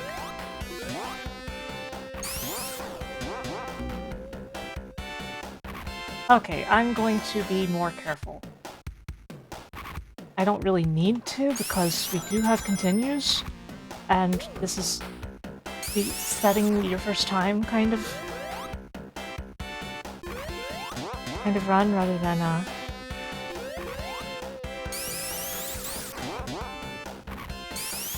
But wow, the game really hated me there. It was pretty funny, actually.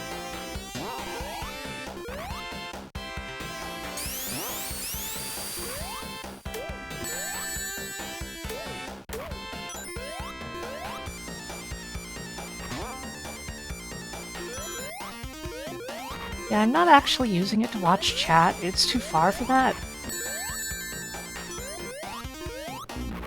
But I use it to monitor the stream, like for quality issues and freezes and such. Oh no, the ring didn't go into me. This is suddenly dire.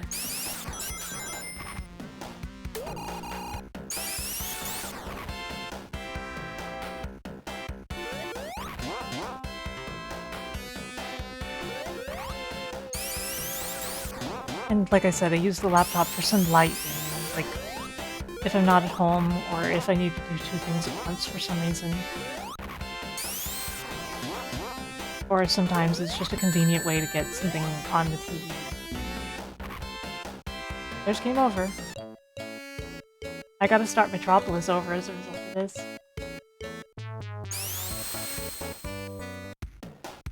No? No, but I have to start the act over. I game over so seldom that I didn't know.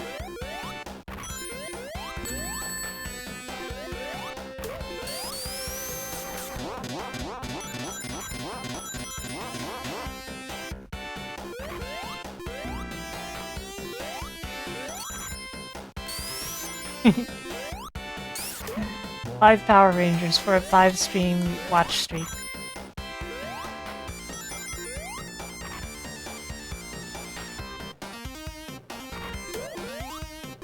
Yeah, the Internet Archive downtime caused issues for a lot of things, because a lot of updaters for things like the Mister rely on it, which is a pretty ugly point of failure. The Analog Pocket is that way too with its update scripts.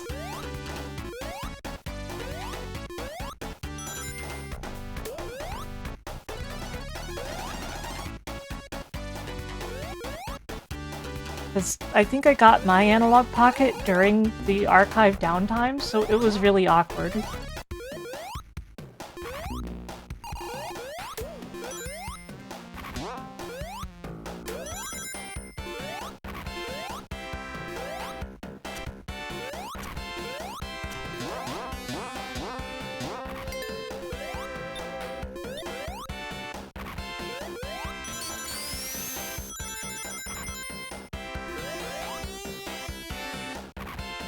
Take it easy, Rosie. Thank you for having been here.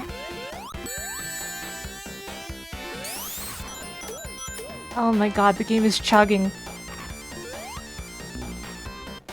Wow. Uh-oh. I was trying to land on the edge of that, because I saw that that was going to come up.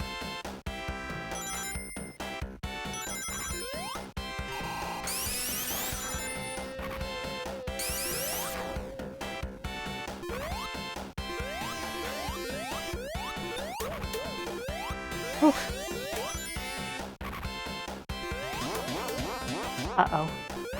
Let me give a sec for that to pass. Okay.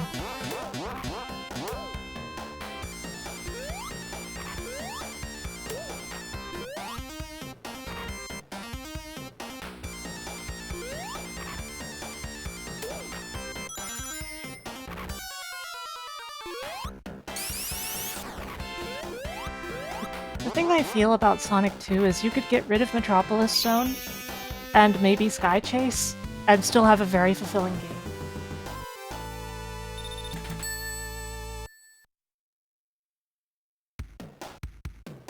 The Sky Chase also feels artificial after you've done it too many times.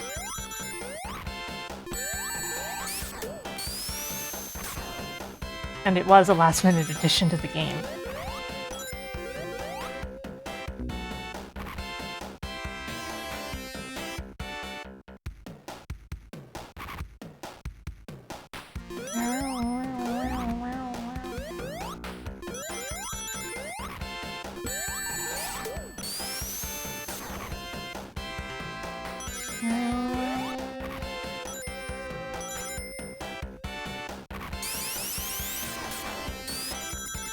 Yeah,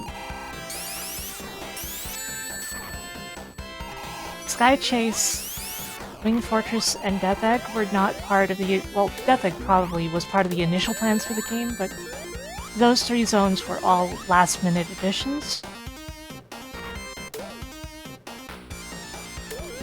And the Badniks in Sky Chase were all originally made for a cut ocean zone. Whereas Wing Fortress and Death Egg both mostly use chemical plant tile sets.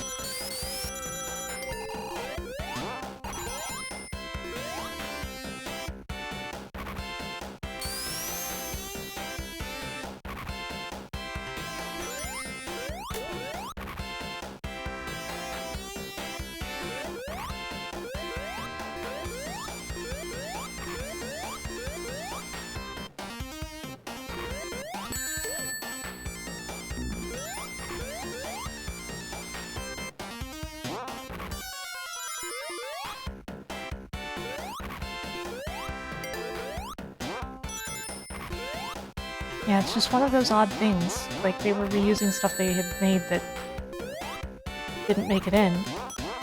And chemical plant stuff to just, like, make up for the stuff that they had to cut, you know?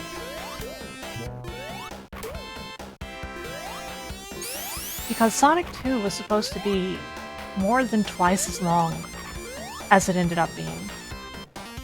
And it was supposed to have a plot that involved time travel. Not like Sonic CD style time travel, but more like as you're going through the game, you time travel as part of the plot. Now, it's wild because there's so many things that were like parallel between Sonic 2 and Sonic CD. And none of that was from the teams communicating. It's been said that the 2 teams had almost no communication with each other and did not know what the other team was doing with their game. So you get stuff like time travel being planned for both games, and stuff like there being a Metal Sonic. And they came up with this independently.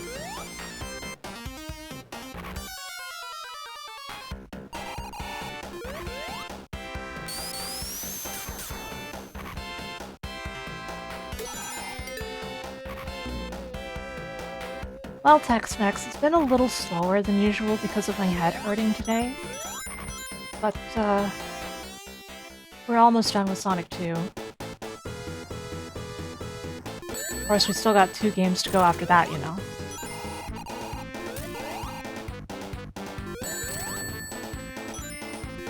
But it has gone well enough.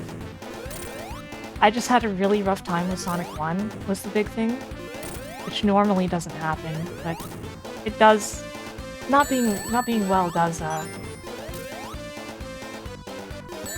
impede my performance a bit. It reduces my gamerness.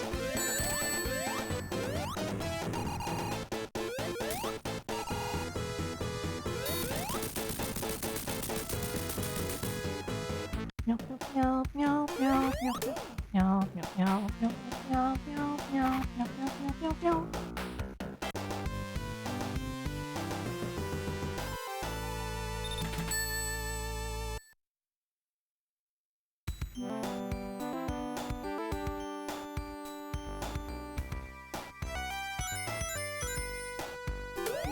Meow, meow, meow. Meow, meow, meow. Meow, meow, meow, meow, meow.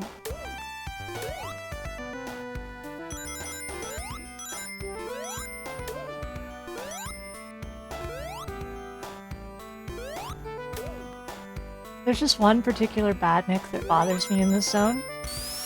There's a turtle that's located at like the bottom of the stage, so you cannot actually reach it to kill it.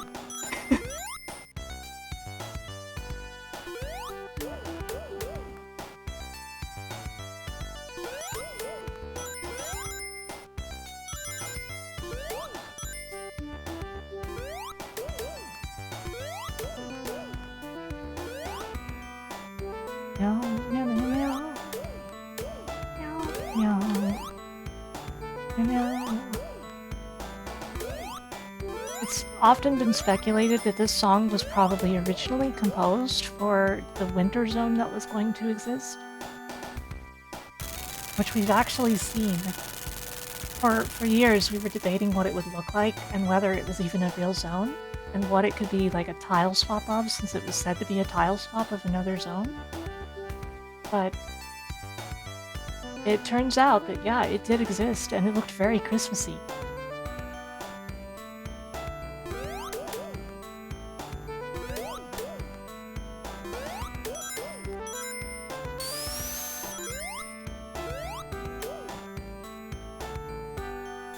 This friggin' turtle, man. This one down here. You can't kill it.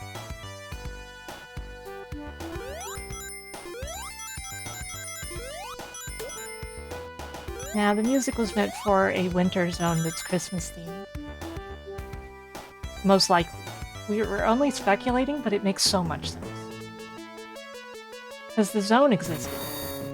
And all of the music would have been composed, like, well in advance of game's completion for the various zones. Which means that a lot of the music would have gotten repurposed when things changed late in development and many zones got cut.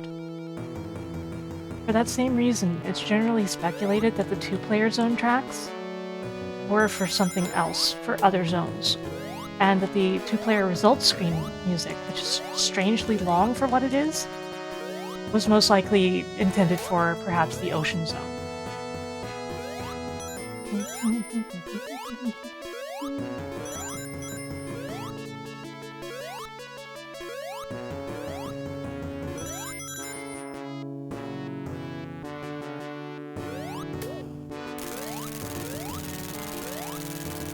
Meow, meow, meow, meow, meow, meow.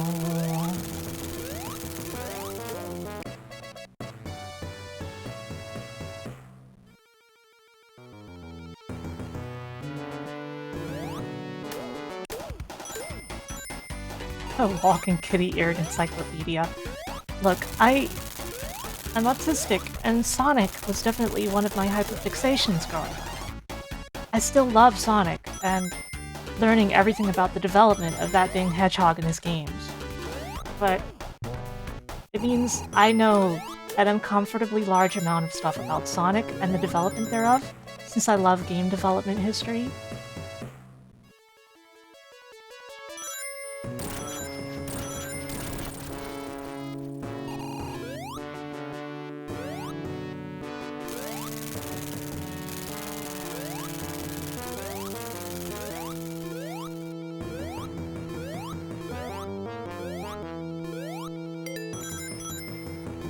You have to release the directional when you go on that, or you will die.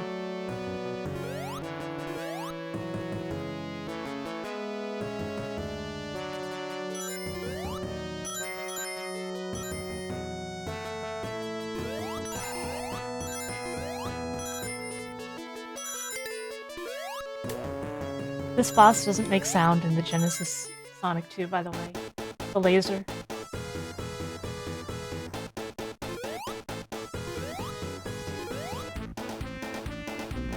See?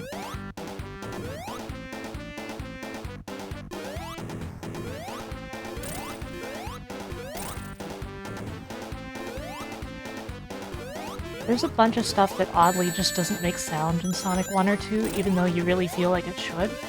And usually that stuff was fixed in the retro engine ports. Usually by adding sound effects that were already in the game, or sound effects from Sonic 3 in a couple cases, like this laser.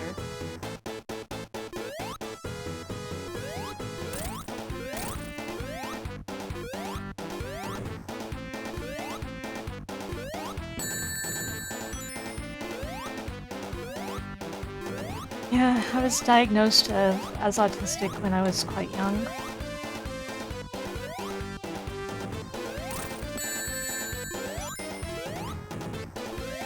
And then I proceeded to ignore the diagnosis because I didn't like the idea of being something other than normal. Until many years later when I'm like, you know what? In hindsight, that makes sense. And it really improved my life accepting that I was. Because, you know, you don't have to surrender to stuff like that. You don't have to go, oh, this means that I can't such and such and such. You shouldn't do that. You shouldn't do that. Never. But instead, you take the diagnosis and you go, okay, so this means that this is the angle I have to take when I want to improve on things. You know?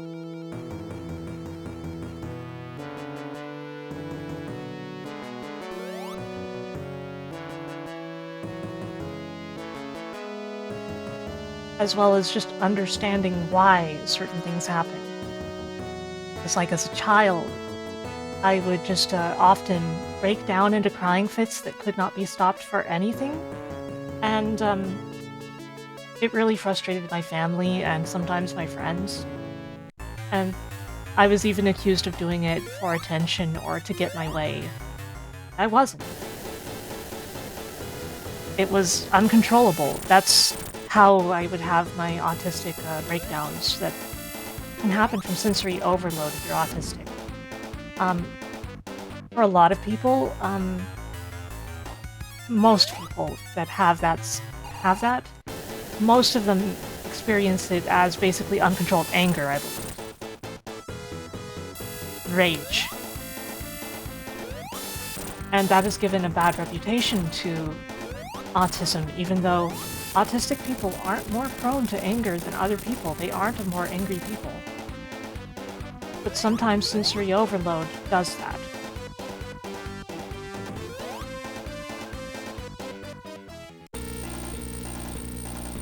And most of us learn to control things a bit better. You can't, like, stop having breakdowns, but you can, like, learn to recognize they're gonna happen and take steps.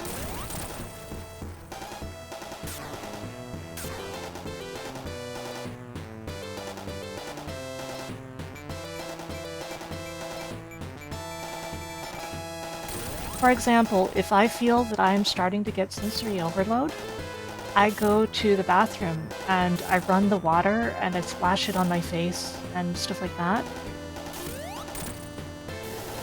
And I just, like, wash my face. And it really helps me.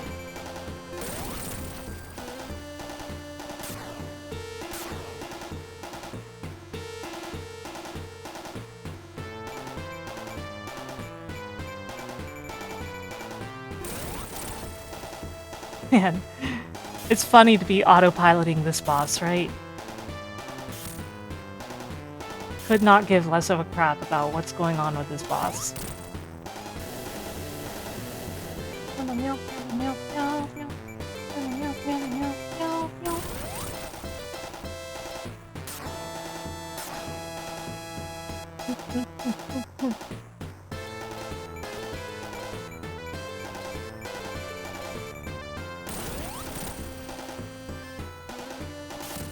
Yeah, I was a gifted child myself, and they didn't have a gifted program at the schools I went to. So once a week, I would have to get on a bus and go to a different school. What the? Huh? What?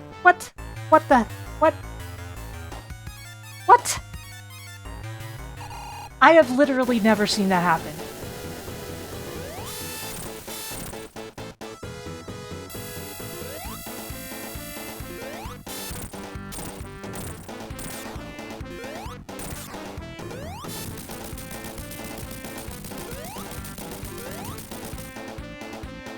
Oh my god.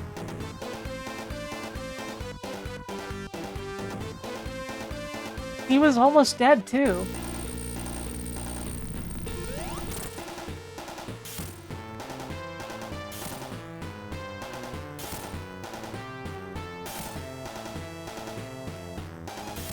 I passed through his hitbox instead of bouncing off. And as a result, I was totally beyond dead. Anyway, yeah, I was a gifted child, and honestly, I feel like being told I was a gifted child did more harm to me than good. Even though I do feel like I needed a different kind of attention. And like a different kind of learning course and such.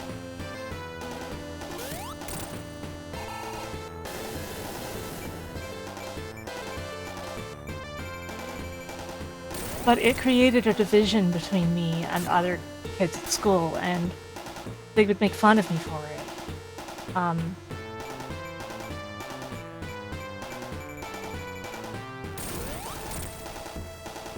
Among other things.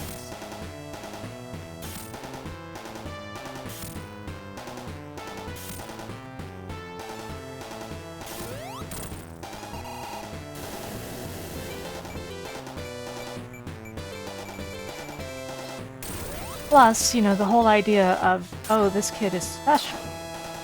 They are better than everyone else. It's just harmful to everyone around. Both you and the other kids. We should just normalize different kinds of classes and learning for different kinds of students. And we should also normalize the idea of not being able to fail school. I do not mean that you automatically pass. I mean the idea that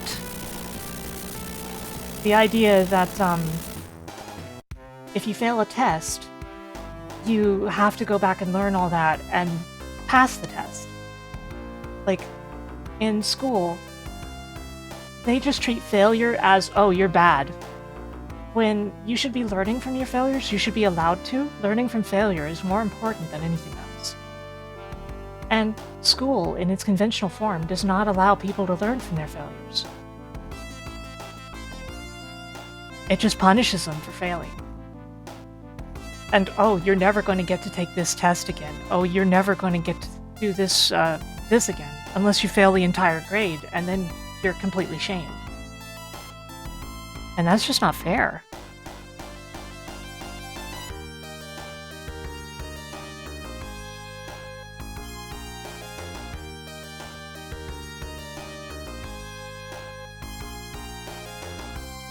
And the best way we can teach people is by keeping them in school as long as they need to be in school. And just giving them the lessons over until they get it. And if they don't get it, then we take different approaches. You know, that kind of thing. I'll be back. Why do I have a subathon thing up? Nobody told me I had that up. When did that show up?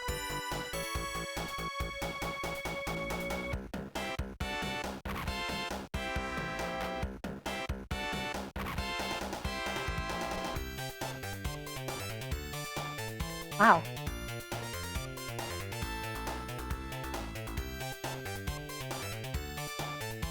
I'll do another subathon eventually.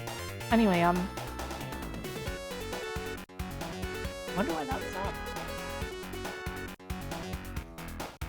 I'll be back. I'm gonna get a soda and, you know what? No, I'm gonna get some milk. Please excuse me for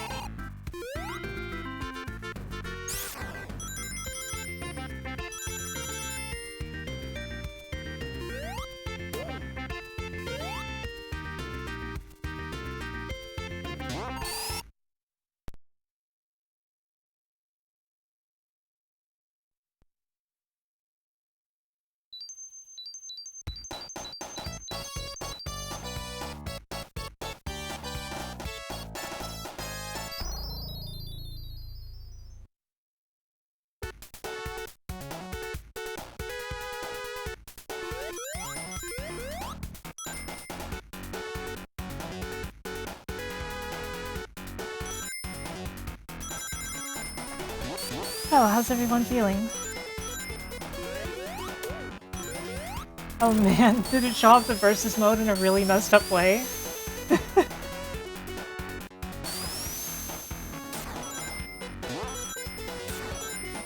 I'm not entirely surprised, but... Hmm.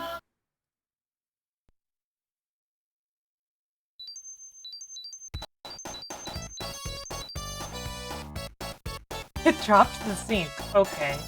That makes sense, though.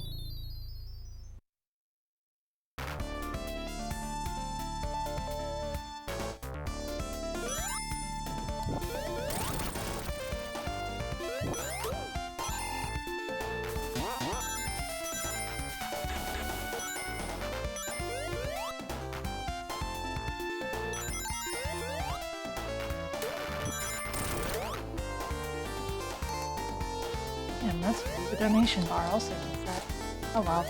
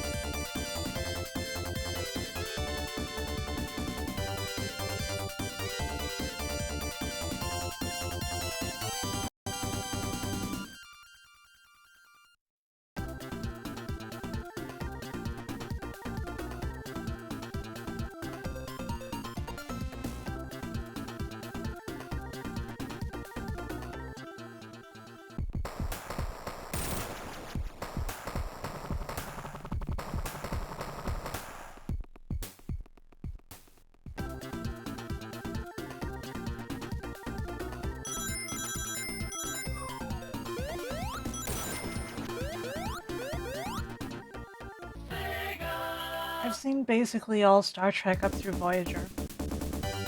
Aside from some parts of Deep Space Nine.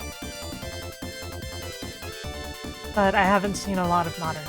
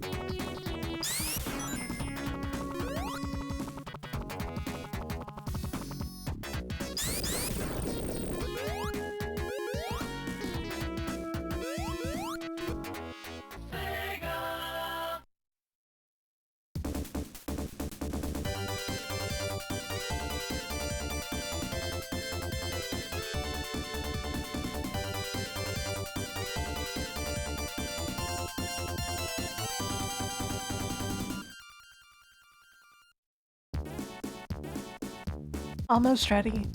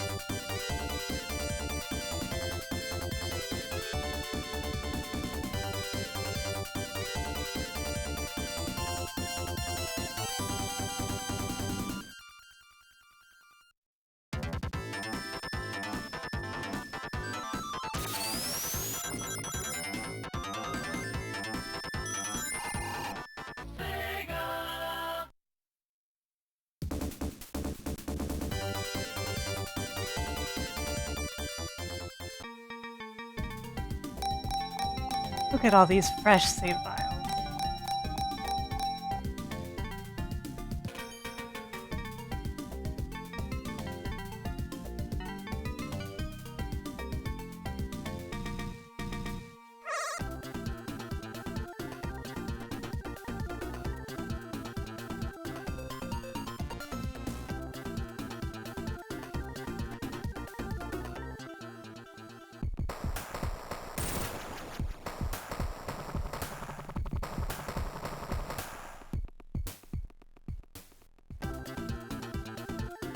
Okay, here we go, Sonic 3.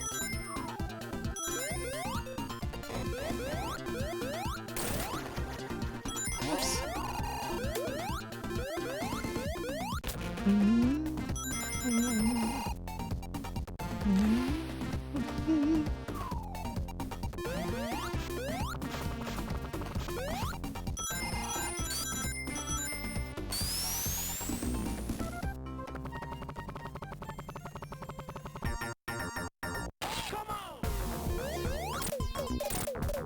Well, self-made man, you would have heard from some school kid about Sonic turning into Super Sonic. That's how I think.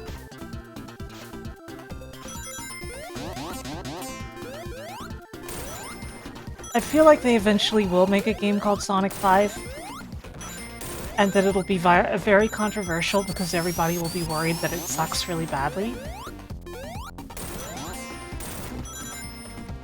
Basically, I think they can't win for losing, but I still think they'll win.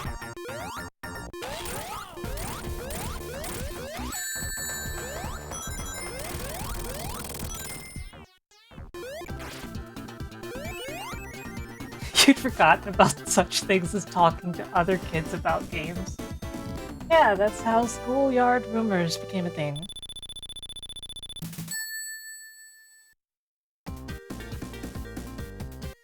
That voice clip is not Michael Jackson. It is from a sample CD. It was discovered by the Sonic community. They found the original sample. Michael Jackson, however, was definitely involved in the game's music. That is not up for debate anymore.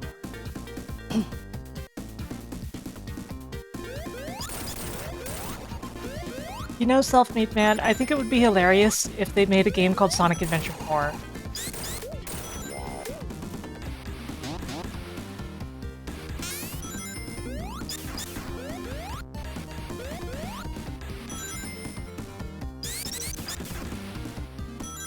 Because we've actually had 2 Sonic Adventure 3s already.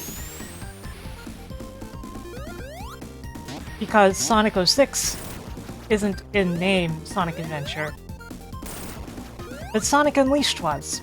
In Japan, it was called Sonic World Adventure. So Sonic Unleashed is arguably Sonic Adventure 3, and Sonic 06 is realistically Sonic Adventure 3, so they should just make 4.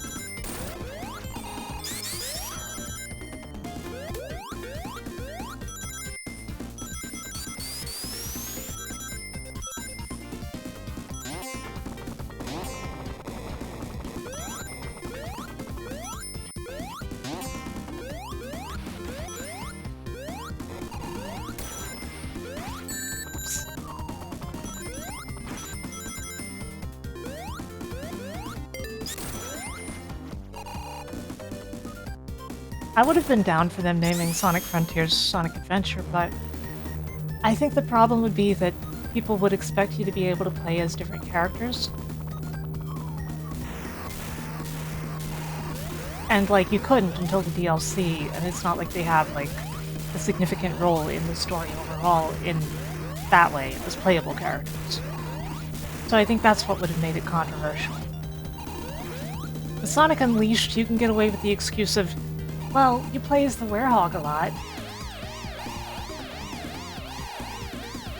And have to listen to hours of that battle music. Oh no, Tails didn't do the thing. Sometimes he does the thing, and sometimes he doesn't.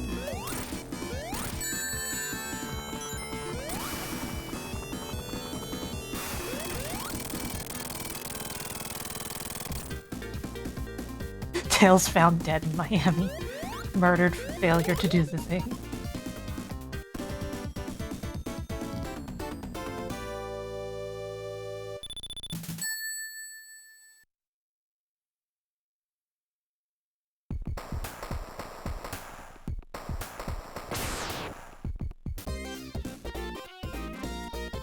Hydro City Zone.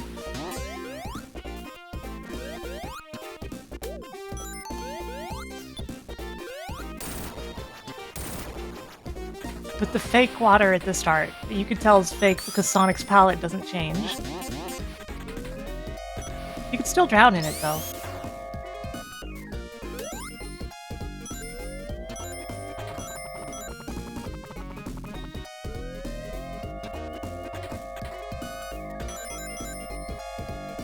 Oh, whatever, I'll take the lower route. I'll learn that route someday.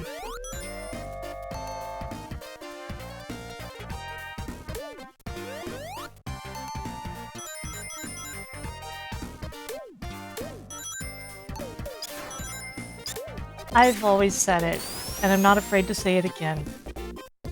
Act 2 is my favorite Sonic music, period.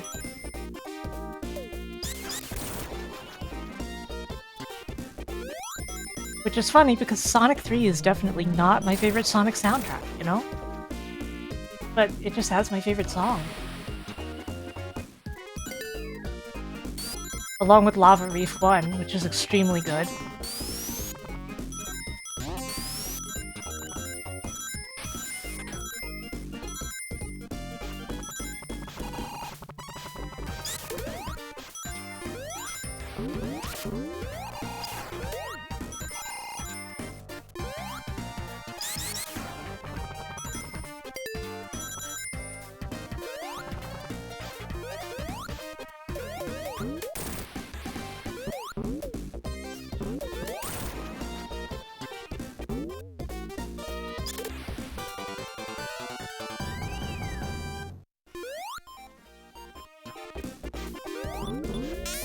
Whew, that was close.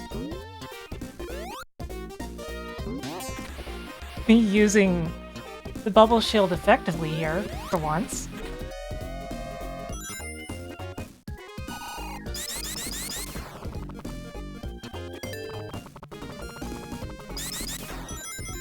Wow. I would prefer not to have the bubble shield for this boss fight, however, so I'm gonna get myself injured. You really want insta-shield for this boss. And to actually use it, so not like what I did.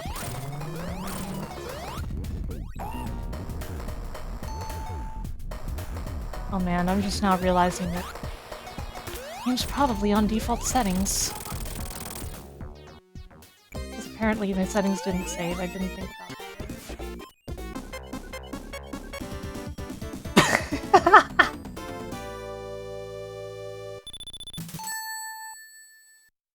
So after Hydra City Zone is done, I'm gonna return to the main menu and fix that.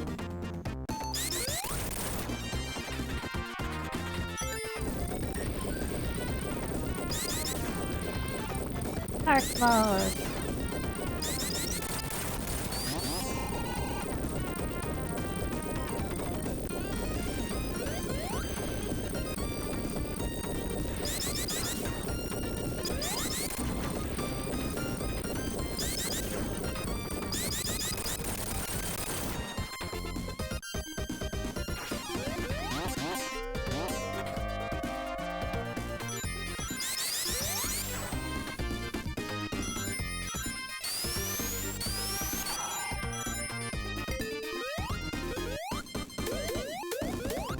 So far so good. I save before immediately getting hit.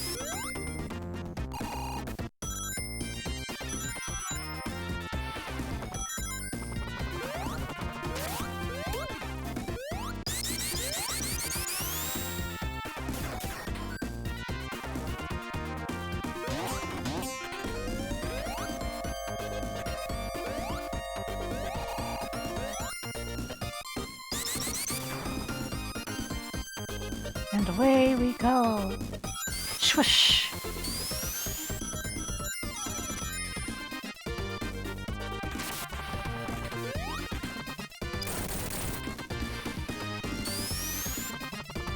I always end up having less to talk about once Sonic 3 has started.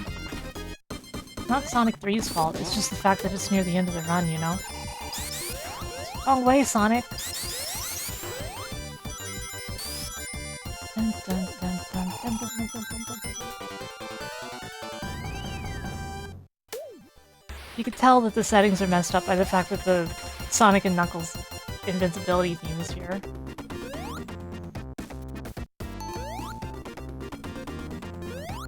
No, wait. That is the Sonic 3, isn't it? Oops. I think it defaults to only Sonic 3 if you don't set it up. I'm squinting at myself.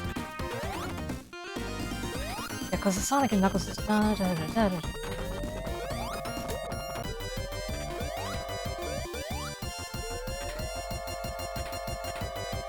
Both of the invincibility songs are terrible, though, honestly. Maybe I'll just set it to the Sonic 1 and 2 invincibility song.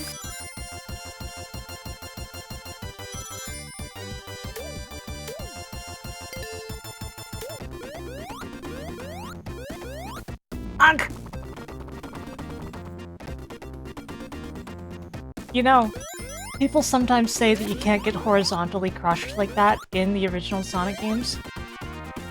I saw a post about that on Sonic Retro just yesterday.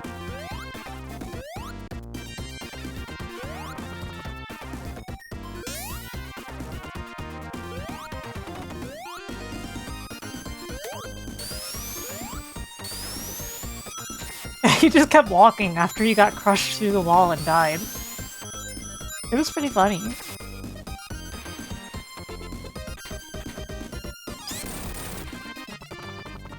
Come on, Knuckles.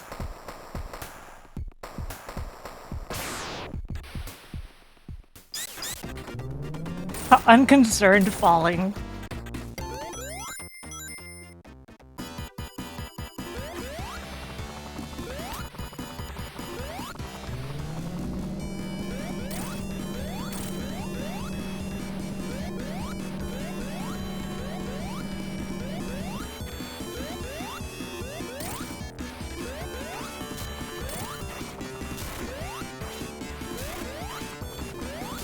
Yeah, Tails Assist also shouldn't be turned on. I would have had that turned off.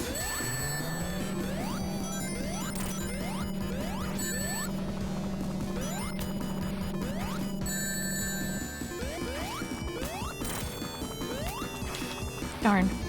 Tails actually cost me that time.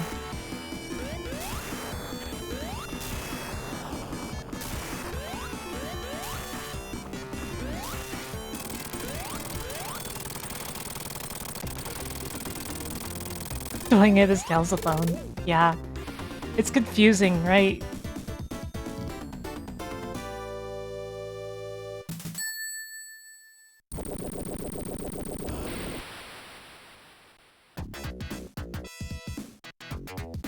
Anyway, I'm going to pause the timer.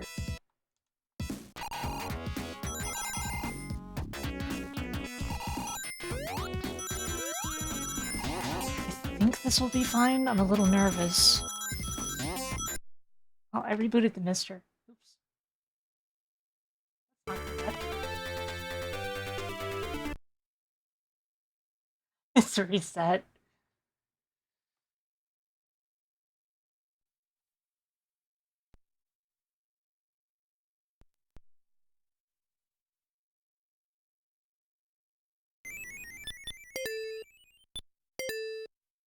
As released, original, recommended, only button, blah blah blah. Puzzles off. Music options. Pick by zone, pick by zone.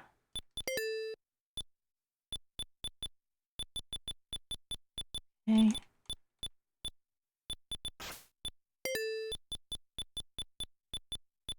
See.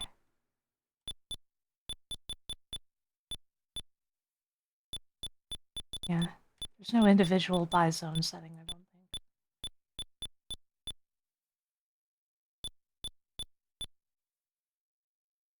I think that would be what would set the invincibility.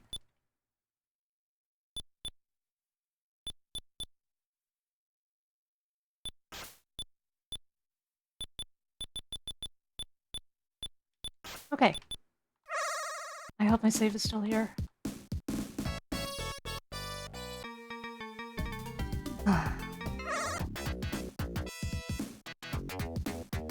Although for some reason it's still showing the palm trees for all the zone icons. That's not supposed to happen either. It's supposed to show different ones for each zone.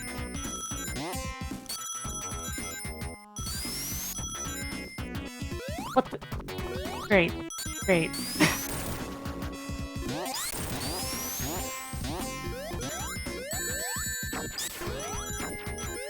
Uh-oh.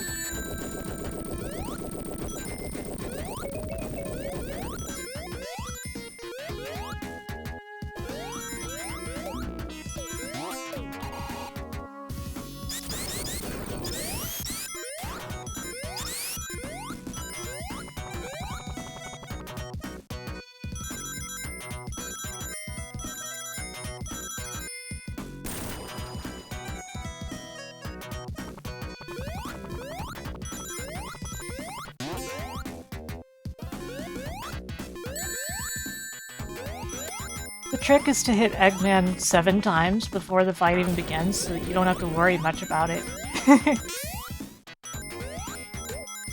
That's the trick. You are still forced to hit him at least once, even if you do more than 8 damage before this battle starts, though.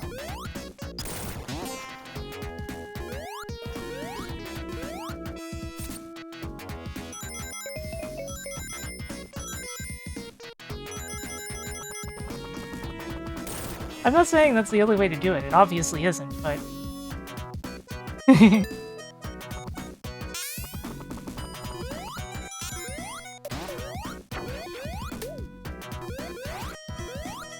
Ow.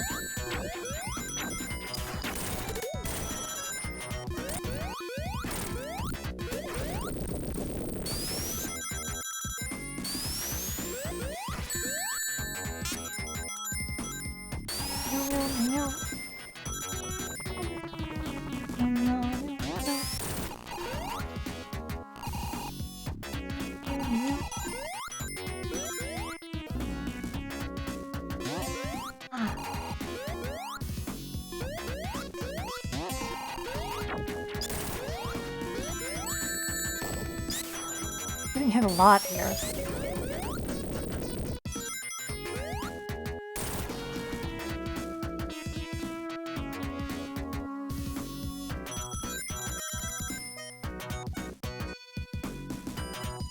Come on, Sonic, you can do this, buddy.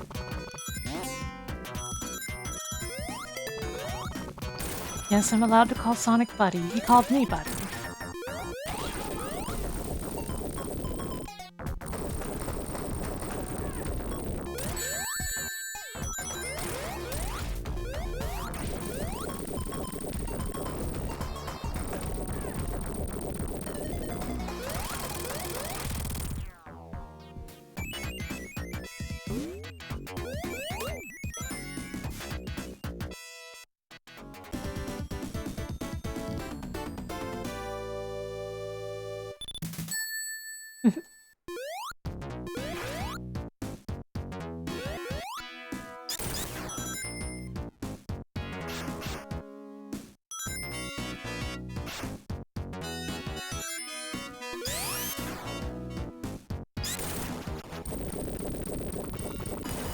And here's Eggman.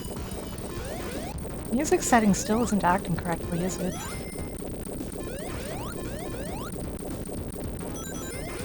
Crap, I missed the cool route. I would never miss that without a headache.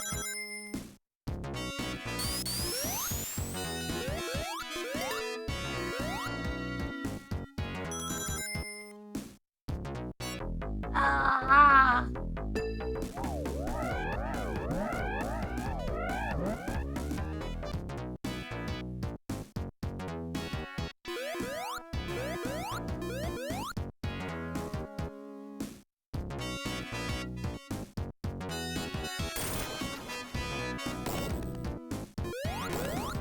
There we go.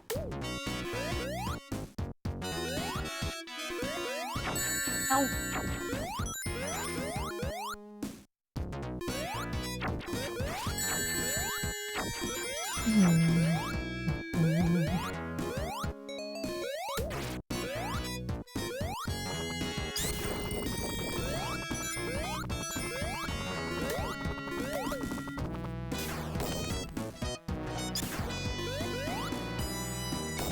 Oh, thank you.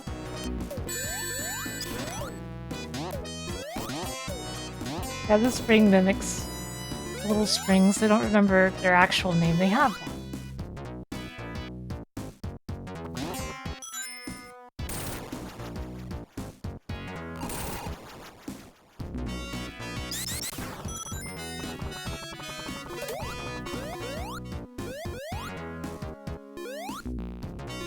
And I've only just now roughly caught up to where that route is, haven't I?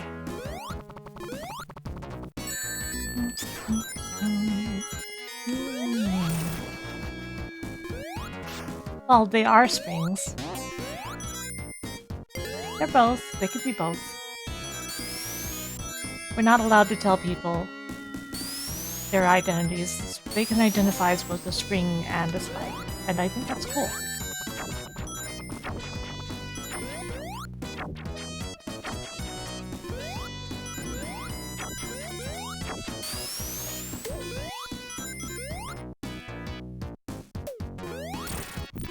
Sonic would feel that way too. He'd be like, well, I don't get it, but you know what? You're cool with me, Spike Spring. That's how Sonic would be about it, I think.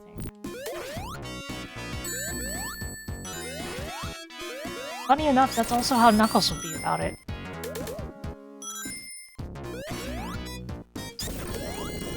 I think.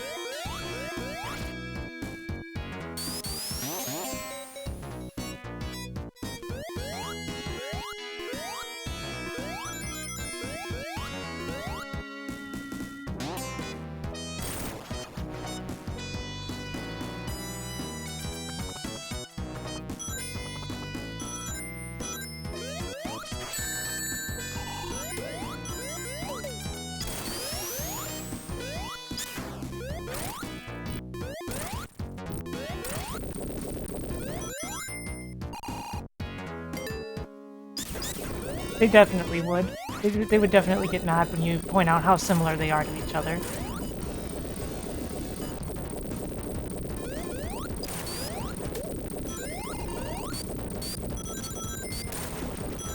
Having said that, I do think that Sonic is more intelligent than Knuckles on average. But in a... Knuckles was left to his own devices for a very long time and never even heard of school. While Sonic believes that skipping school is not cool. Kind of like.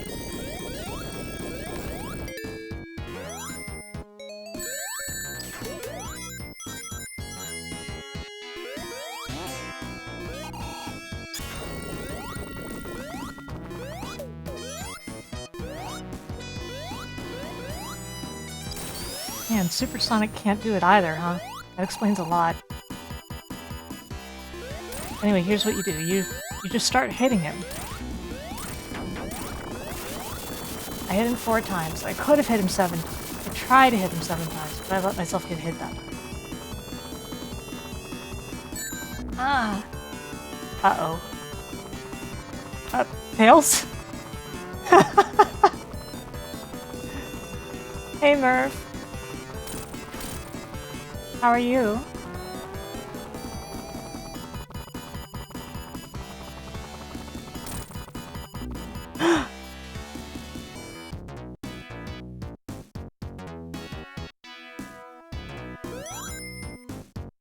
Nobody remembered to tell Sonic that he can't die from falling off the screen during that part.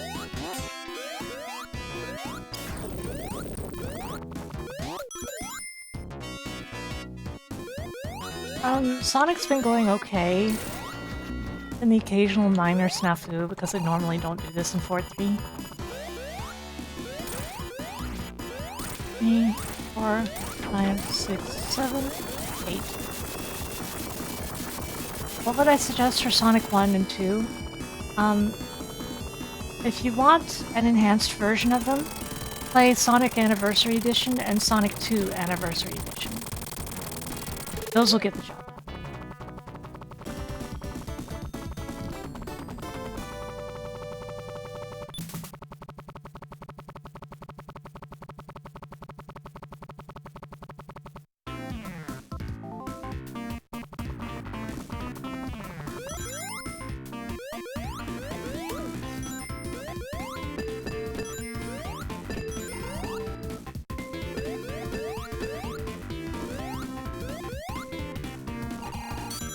Beating a couple Mega Drive cartridges.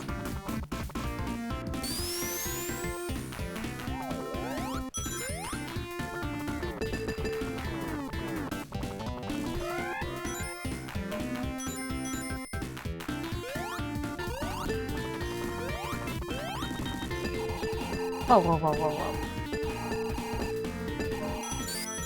Yeah, the last version of Sonic 3 Complete was in 2013.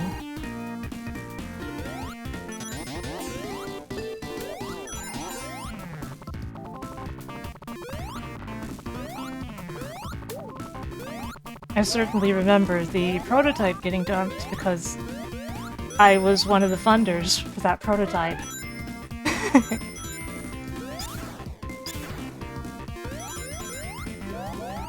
That was well after 2013. That was in like 2020. Or was it 2022? No, it couldn't have been that late. It was definitely 2020, right? Whatever. The point is, you know, were I in the stream? No, I wasn't in the stream. I don't think. But, I wasn't on the stream, that's for sure. I was just one of the donors. I wasn't like, you know... Because they asked for money for those dumps. To, I guess, pay the people who had them and everything. As things go. And I was one of the people who donated. I'm in the credits for that, that day of DRX's Sonic Month.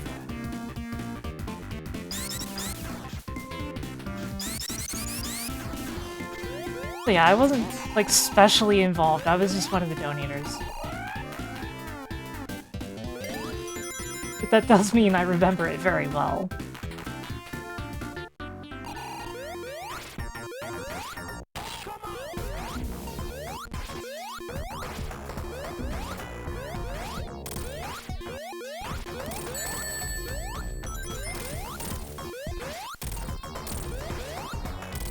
Of course, back then, getting a prototype of Sonic 3, any prototype of Sonic 3, was one of my holy grails. What sport do I imagine every cute cartoon playing? Hello, welcome. What the? What the? That sign had ideas. Generally, I'd say soccer.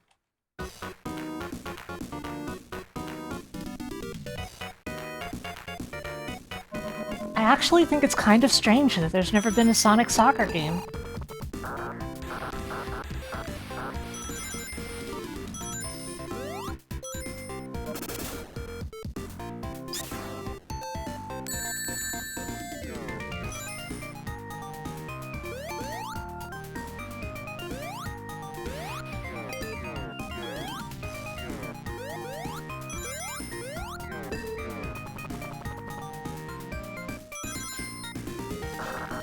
I think it's really funny that Mega Man Soccer is just slightly incomplete and has, like, the ending and everything in the files, but it's not enabled.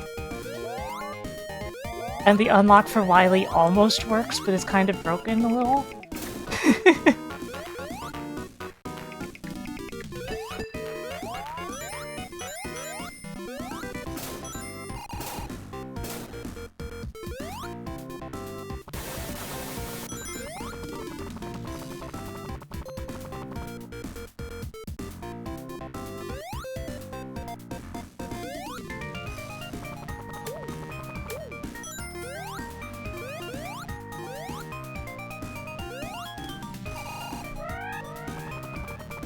Are we talking about Freedom Planet voice actors now?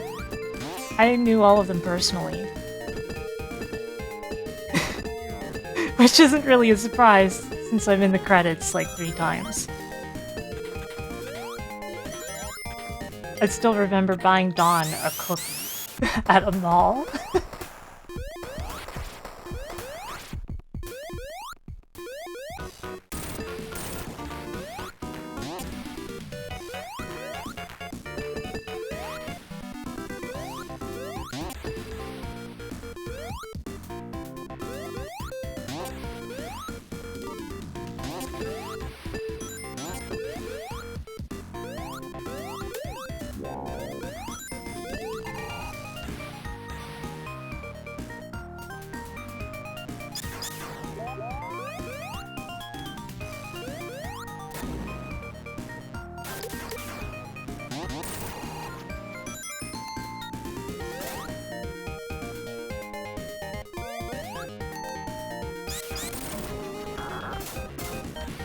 Oh.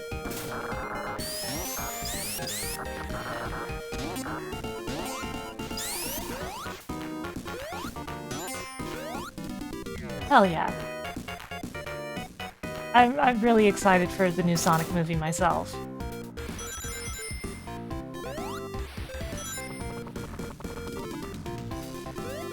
Especially because, you know, I really like Shadow. I've said it before, I'm not into men, but if Shadow the Hedgehog wanted to marry me, I would say yes. I would happily become the ultimate wife form. That's just the kind of person I am.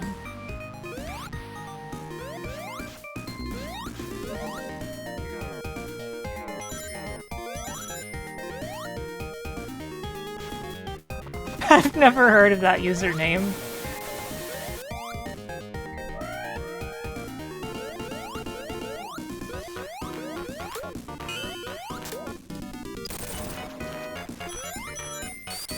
I'm guessing they said something similar.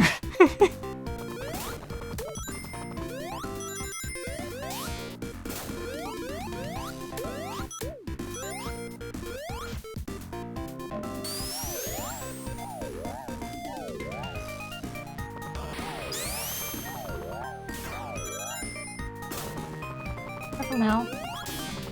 Oh. Oh no! I fell into the bonus stage. This one takes a second. I don't want a fire shield. Suppose these things happen.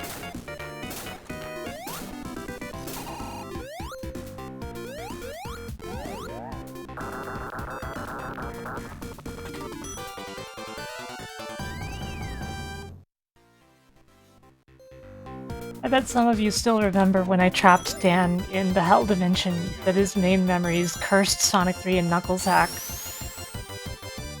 And he had to play through this stage pretty much just completely in the dark.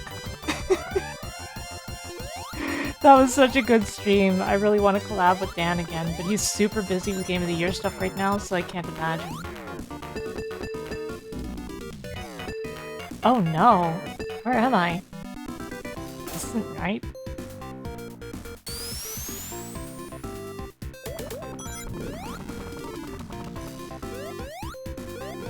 That's all you could think of with this stage? Yeah, I believe that.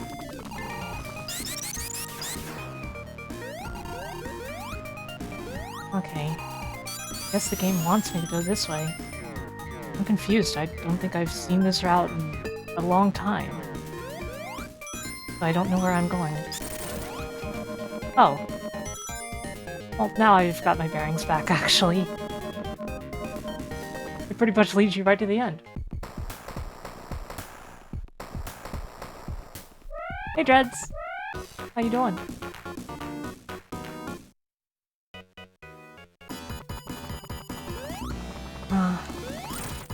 Better to have insta-shield.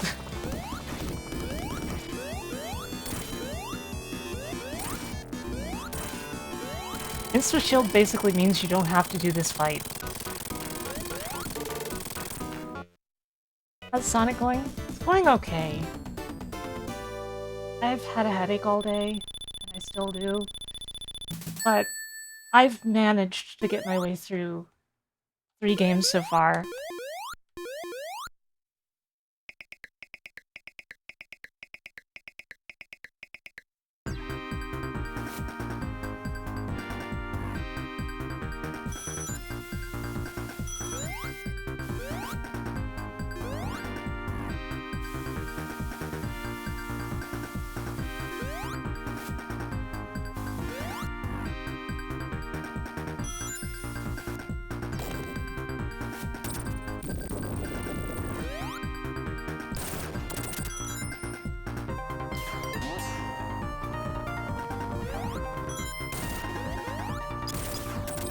One thing I'm gonna miss during this is the Act 2 theme that I have modded into Air.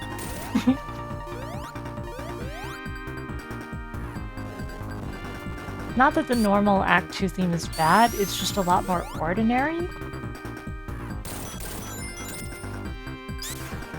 Has anyone ever done a mashup of the Ice Cap and City Escape music?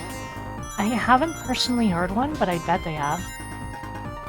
That sounds like a natural combination for somebody to do! Do!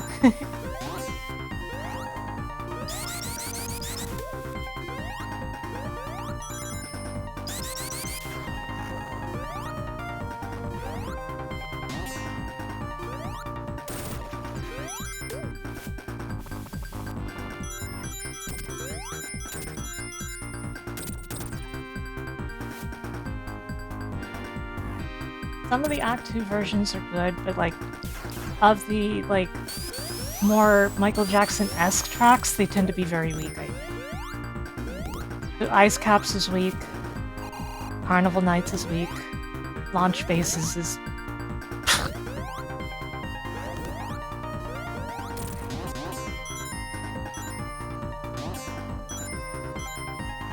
But there's a mod that adds better Act 2 themes for them. And I use that mod.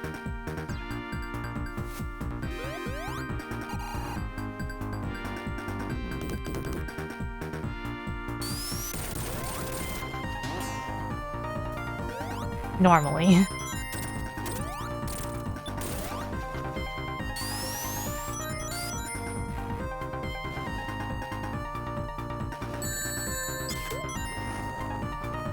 I also let the mod replace the Death Egg Act 2 music.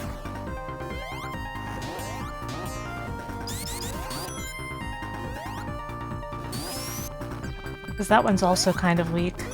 Not a bad song, but similarly weak.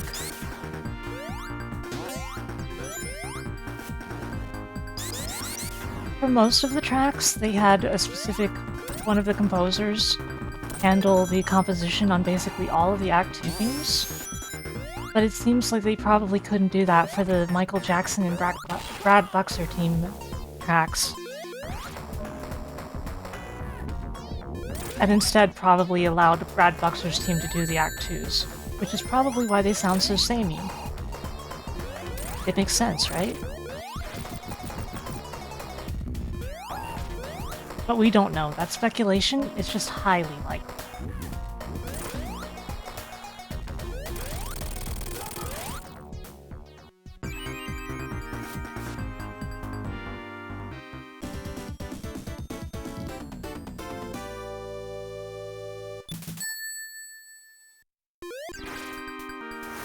A little snowflake.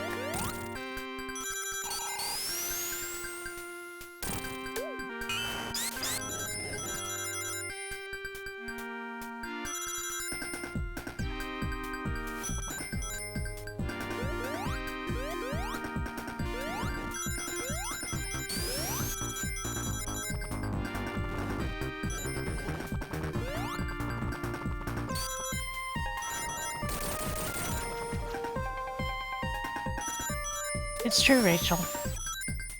Like, we pretty much know beyond any reasonable doubt at this point that Michael Jackson was involved in the music production of Sonic 3. But we've had Yuji Naka come out and say it. I don't know how he keeps getting away with it, but, the thing is, we don't necessarily know a lot of the details about that work and how it went.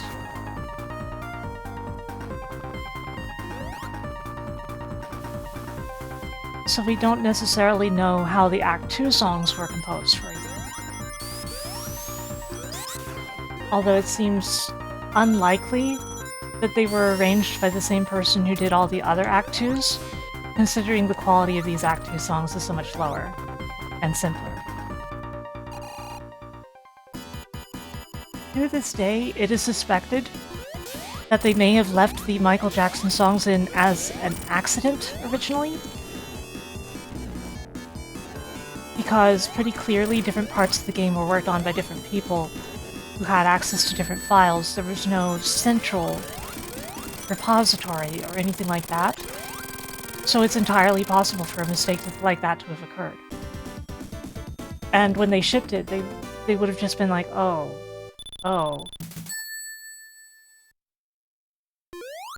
And yeah, as far as we know, they were probably added last minute too. But for the same reason, we don't know for sure.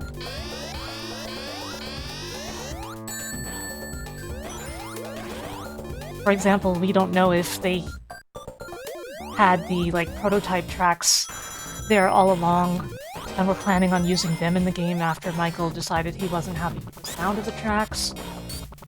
But,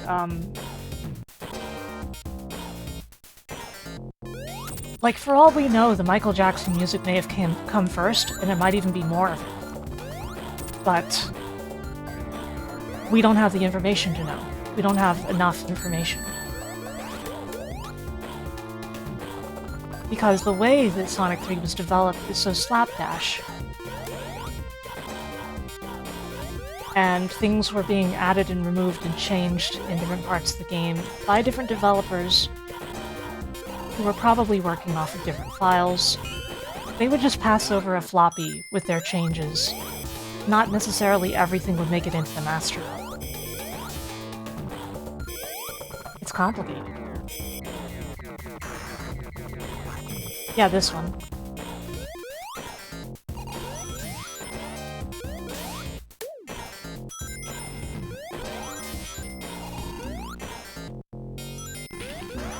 Yeah, Rachel. There's a bunch of stuff like that. And it's really interesting, isn't it? Like, that's part of, you know, stuff like that is part of how we know that Sega handled things the way they did, in that slapped together manner of people individually submitting their changes and it hopefully making it into the build and all that. And sometimes things wouldn't make it in. We also know that from Sonic 2's development, because we know that stuff like Cyber City Zone was actually finished, the layouts and the art and all of that, but it never made it into any build that we have.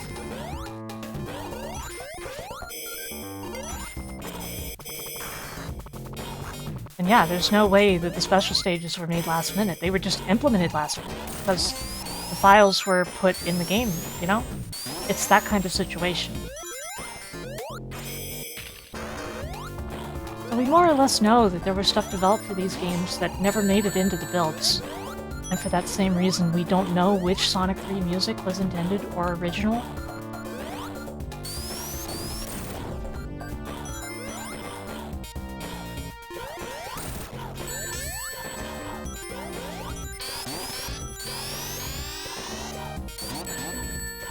Yeah, sure, link that. I don't mind. Man, this is the Sonic 3 version of this stage, isn't it? It's much harder than the Sonic & Knuckles version.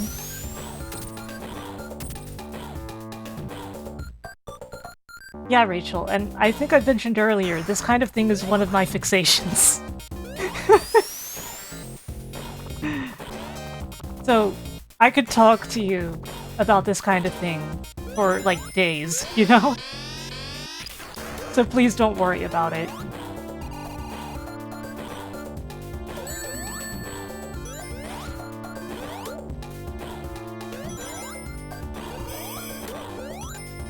I like talking about Sonic's developmental history and the mysteries that still remain.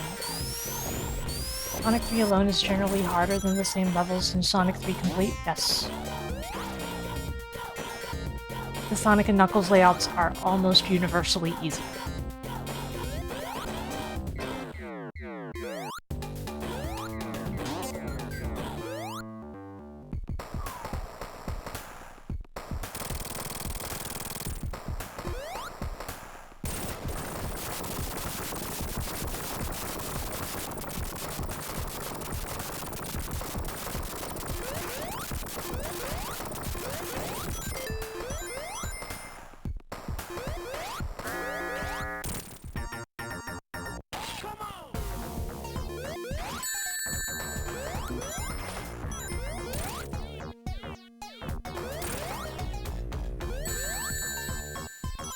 Like, I don't know so much about this because I read it on the back of a napkin or something, you know? I just love it. I love developmental history of games, and I love lost prototypes, and I'm so excited to play Garfield The Lost Levels, but it still hasn't been released yet. I just can't believe they found it. That one was my holy grail for ages after Sonic 3's prototype and stuff like that finally been found.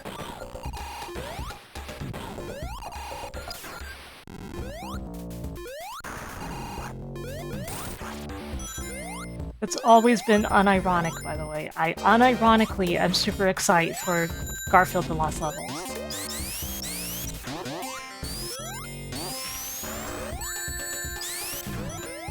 Yeah, that thing is not there in the Sonic 3 and Knuckles layout.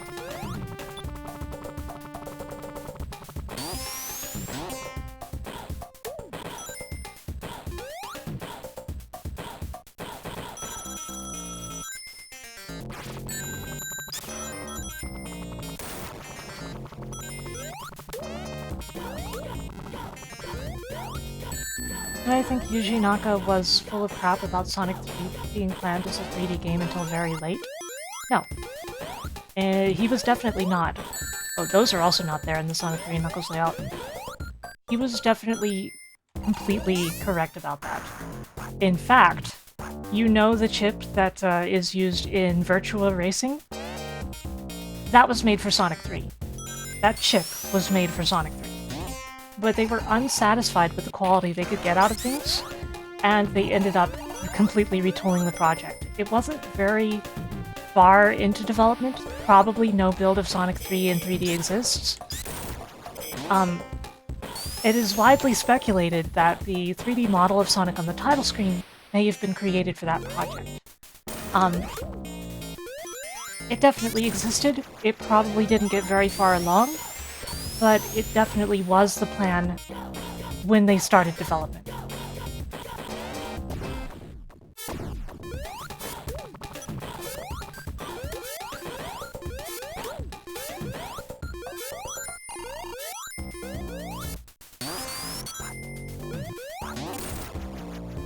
Another thing people don't know much about is that not only did Knuckles Chaotix start as a game starring Sonic and Tails, Sonic Clackers, but at some point there were plans to move the project to Saturn, and at least one prototype apparently existed, and DRX almost had his hands on it at one point, but the opportunity fell through. So somewhere out there in the world is a Saturn version of Knuckles Chaotix that has never been released. And we have never even seen it.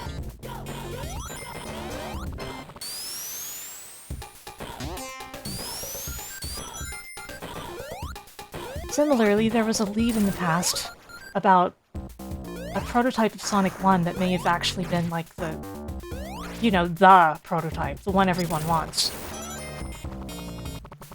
It was in the possession of some kid, in, like, his garage or something, and there was a dispute between the family, like, the kid and his father, and it never got resolved, and most likely the prototype got thrown out of it. After other things happened, is my understanding.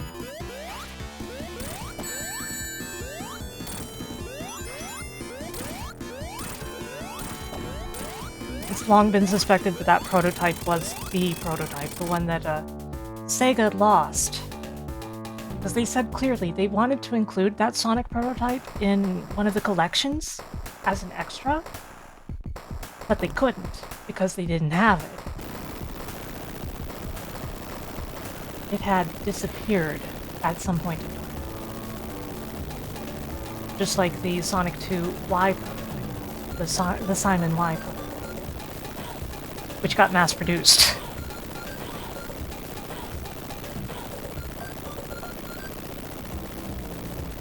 There's a lot of stuff like this. There's a lot of leads that people like DRX found, and then they went nowhere, or they just couldn't progress, you know? And it always makes you think of what could be, as well as about the fact that we know so much stuff exists and have no access to it.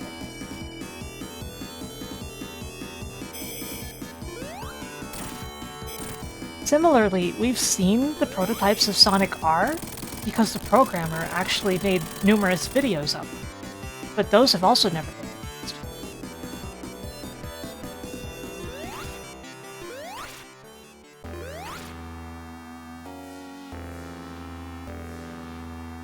But at least we know where they are, right? We know the programmer has them. Whereas we have no friggin' clue where those Saturn Chaotix or Game Show Sonic 1 prototypes might be now. And if they're even still, like, intact.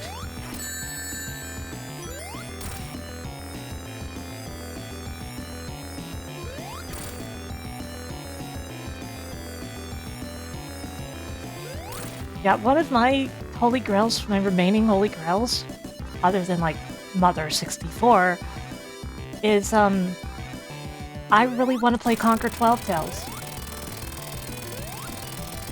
And we know that prototype still exists. It's insane.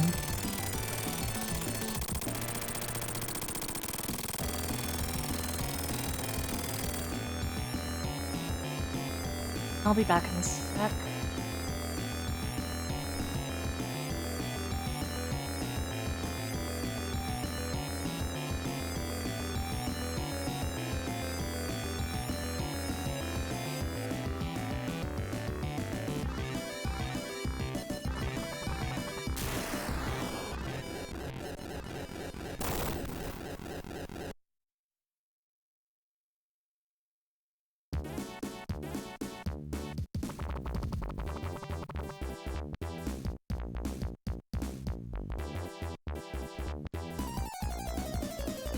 Okay.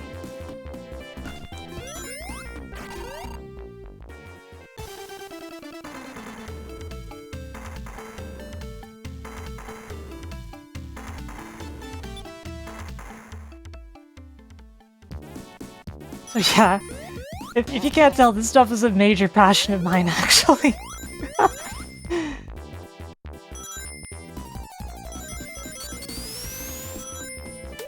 I was also really happy to play through Resident Evil 1.5 not that long ago. Well, what exists of it, you know? Tails is making this harder. He's actually slowing this down.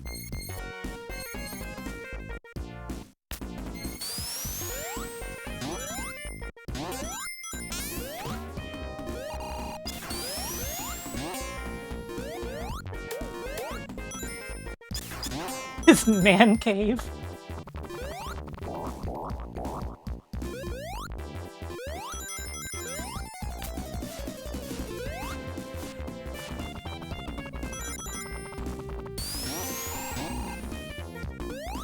Yeah, Resident Evil 1.5 is really cool, and I was surprised how much of it, like, is in the remake. Like, sure, it's not the actual content of it, but they used a bunch of the ideas that they had previously thrown out. I was really surprised about that.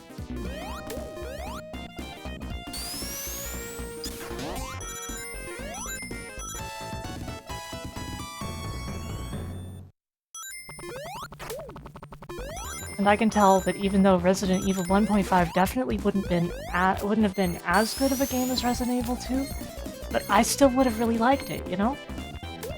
I wouldn't have obsessed over it on the level that I did the Resident Evil 2 that came out, but I think I would have been a big fan still.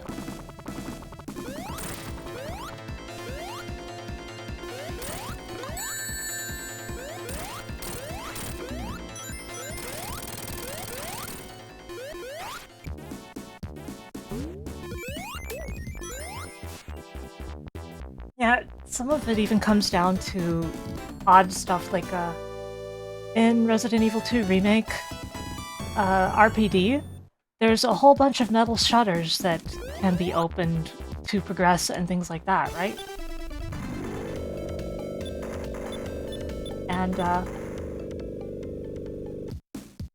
those are a concept from 1.5. In 1.5, all of RPD has a ton of metal shutters in it.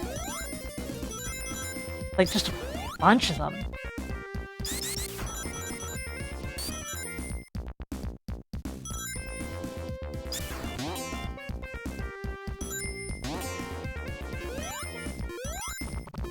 And that's just one example, one of the easiest to explain.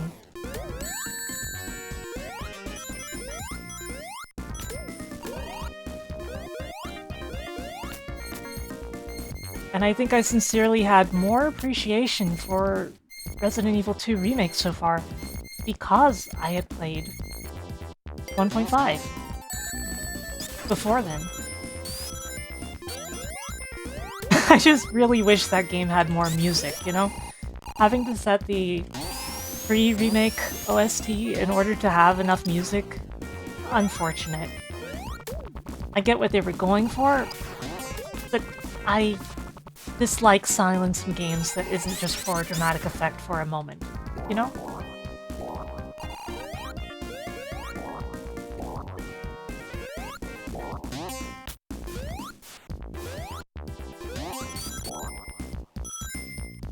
And I think silence loses a lot of its power if you have silence all the time.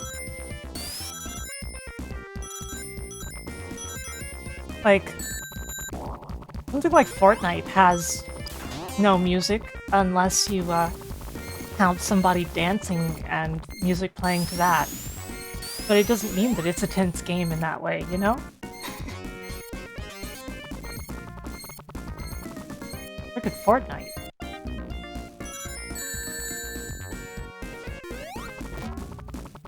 But that's just me and my development opinions.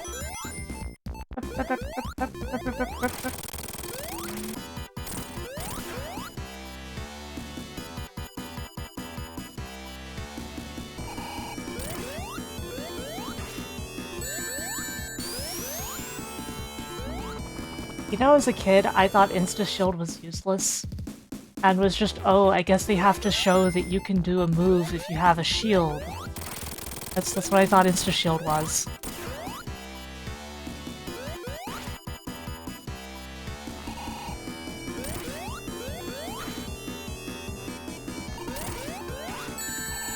Oh man, the Jets got me again.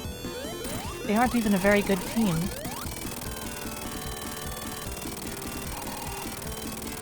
Thump.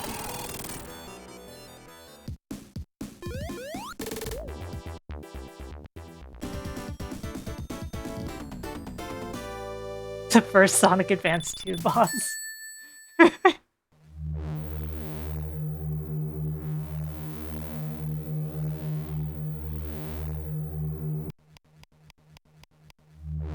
Why did that make a clicking sound instead of the wow wow wow?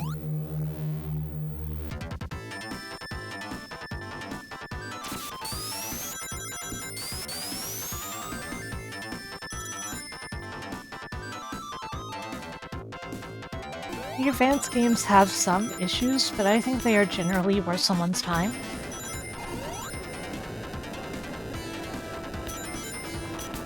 Whereas I typically wouldn't recommend anybody play Rush unless they are masochistic or really love the music. Or both. The thing is that Dimps really loved death pits, like blind jumps into death pits, in a way that the classic games didn't really do, even though they had plenty of death pits. And that can make them hard to recommend.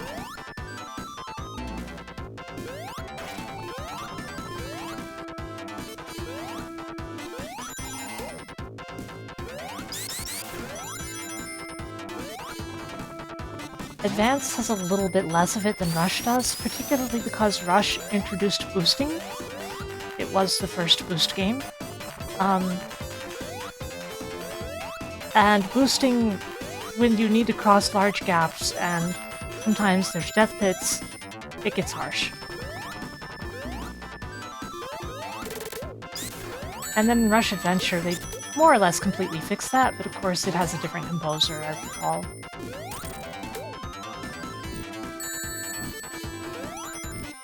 So you don't get that incredible Naganuma sound in Rush Adventure, even though it's a more medicated game.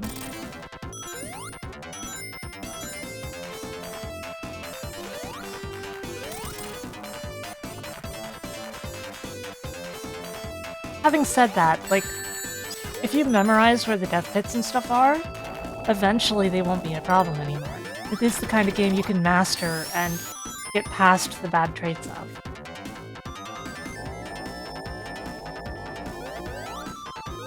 As opposed to something that, like, you can never really get good at because it just is constantly interface terrible. Which, you know, I think there really isn't any Sonic game like that. Even Sonic 06 can be mastered, even though it actively does not want to be.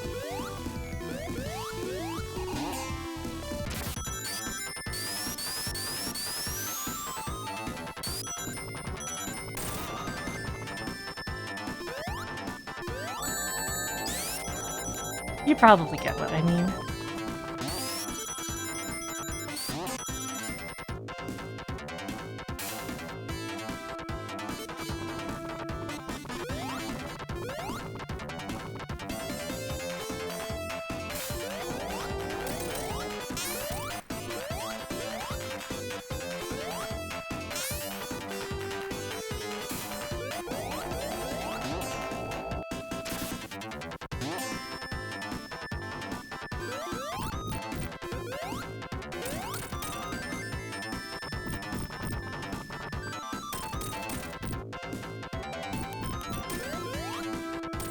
Hey, Runman.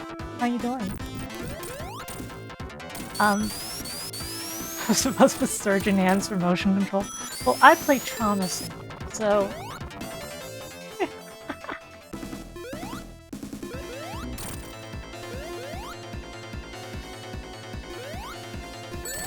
What the? That was interesting.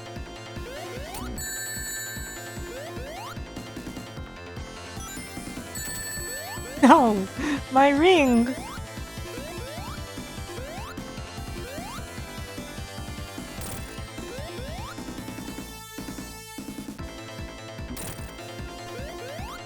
How's it going? You doing okay?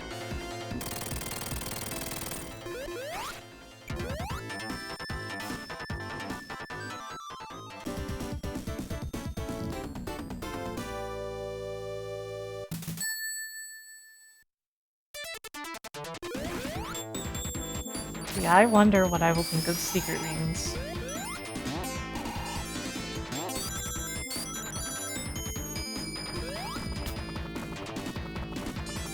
Maybe we'll find out if someday Sonic Month were to roll around again.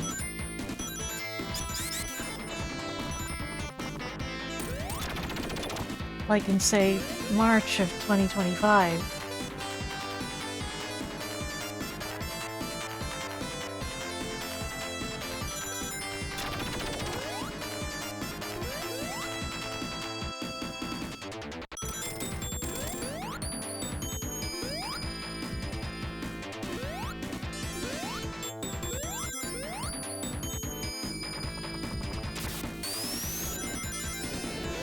I think I played through Labyrinth the first Sonic Month I had.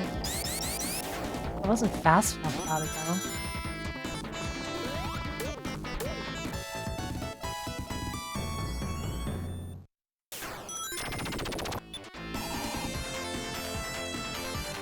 What Sonic games do I have left to go in on blind? Well, there's Secret Rings, there's Black Knight.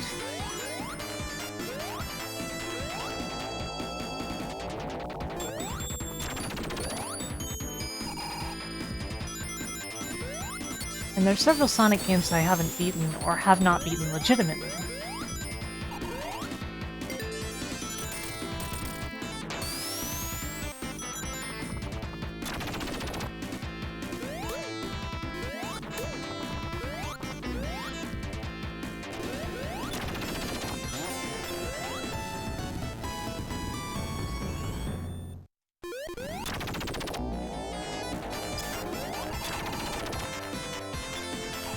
Man, Tell's Sky Patrol is hell.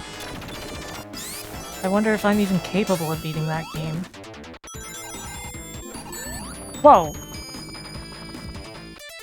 So much for that extra life, huh?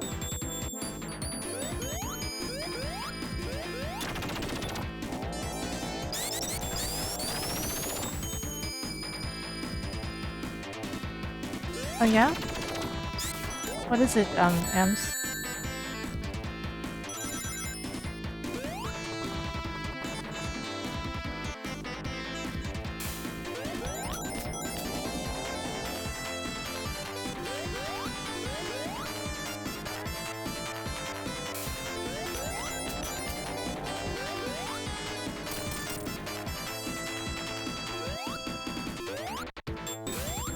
Nicole the Lynx was never a canonical Sonic.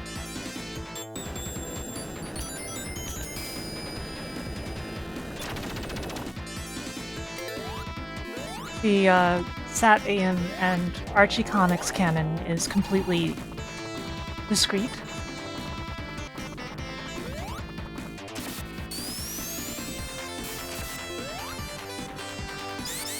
And the rights don't belong directly to Sega.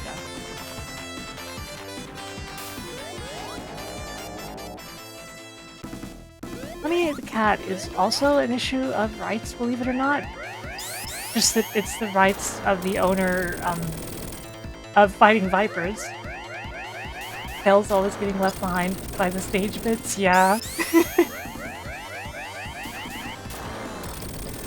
How are you doing, Adeline? Welcome. It's good to see you.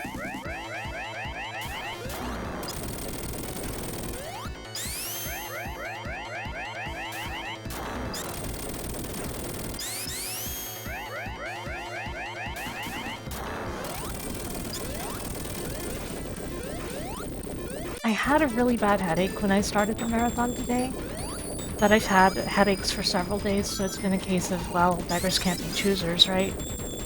Seems to be going around lately. But it's gotten a little better, and after clearing Sonic 1, I haven't had much trouble. Sonic 1 took me 4 attempts for some reason.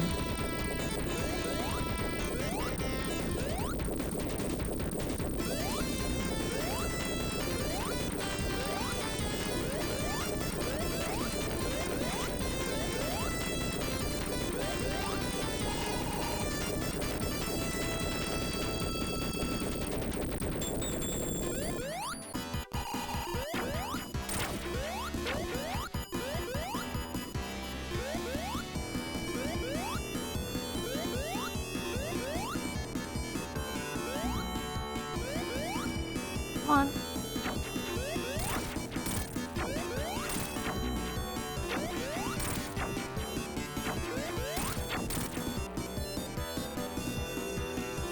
This boss is so silly. I always liked the way he just looks from side to side for some reason.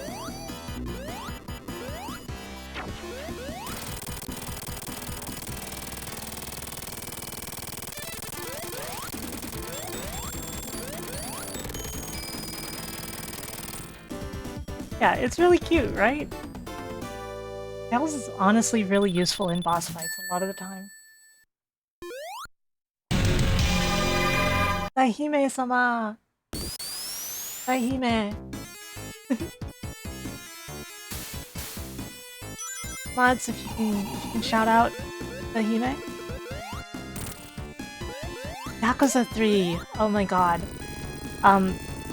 Did you get through the enemy's guard? How are you? How did your stream go?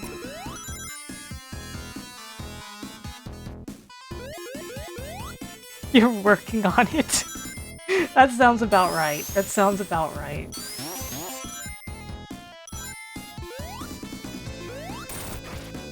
You're understanding why people call 3 Blakuza?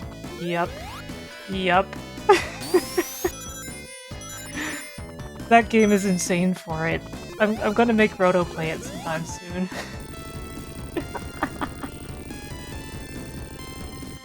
maybe after he gets through Romancing Saga. Great.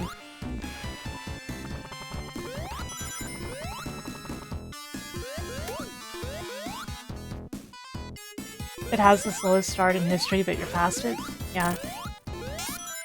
Even among Yakuza games, and a lot of them have slow starts, Yakuza 3's is the slowest. It's like how you get used to jumping right into the action in Ys games after like 30 minutes of dialogue or something, and then you play Ys Origin and it gives you one fight, and then like an hour and a half of dialogue, and then never bothers you again.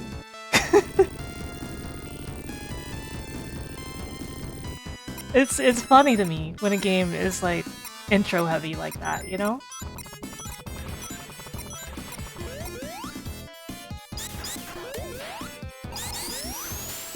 Another huge example is Kingdom Hearts 2, where one of the most popular kinds of mod for Kingdom Hearts 2 is being able to skip the Roxas section, even though the Roxas section is great the first time, right?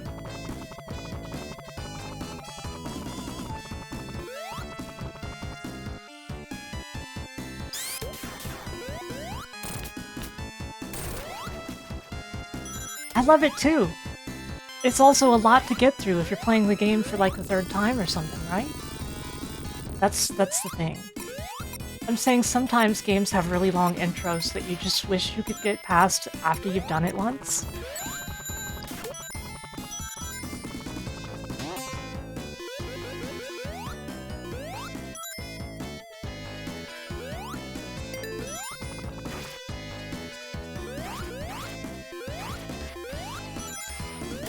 Man, does Okami have a long beginning? Oops. I was too caught up in the conversation. I autopiloted my way into the crusher.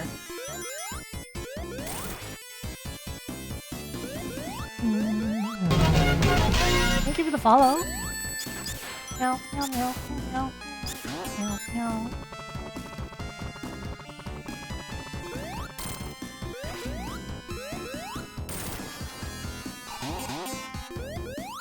It has a long, unskippable opening cutscene. Oh.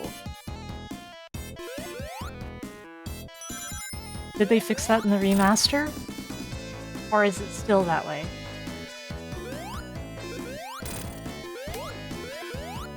They did not fix it. Okay. I see. Man, I love video games. Oh. I hate video games.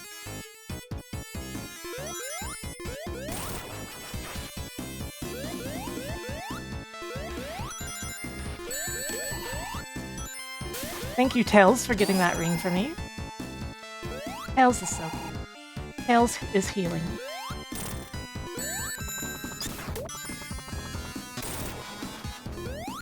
I'd like to do another one of these marathons as Tails. I think I've only done that once.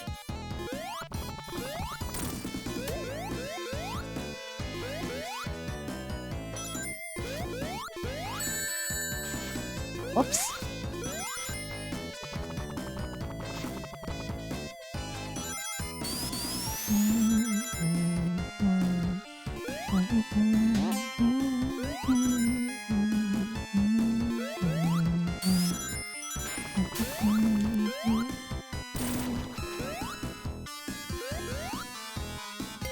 Are we there yet? I can't believe I'm asking.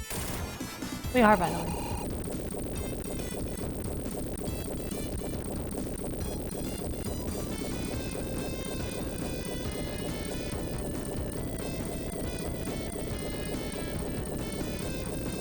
No.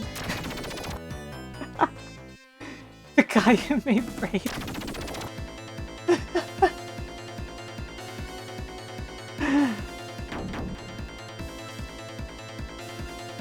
For anybody who might actually be wondering who Dan Video Games is, Dan Video Games is Dan from Gigaboots, and a very long-time friend of mine. I've known Dan for well over a decade. I knew him before Gigaboots entered into streaming, and I strongly recommend Gigaboots content.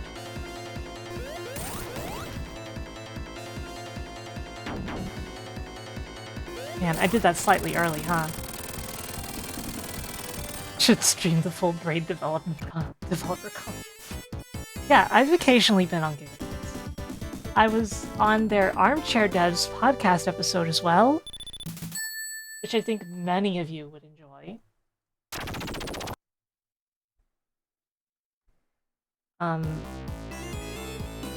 There, that. It's really good.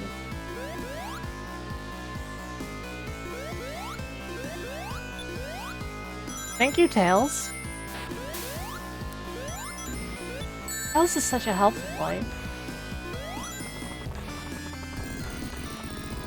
Thank me for creating Jake the Eagle.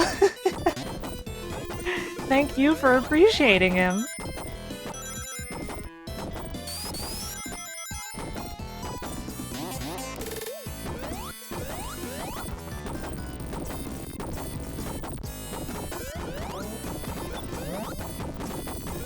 You know, I feel a lot of really strong sympathy for Dan and his unfortunate PS5 Pro purchase.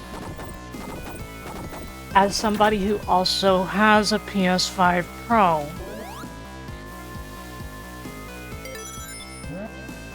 Because, you know, I work in game dev.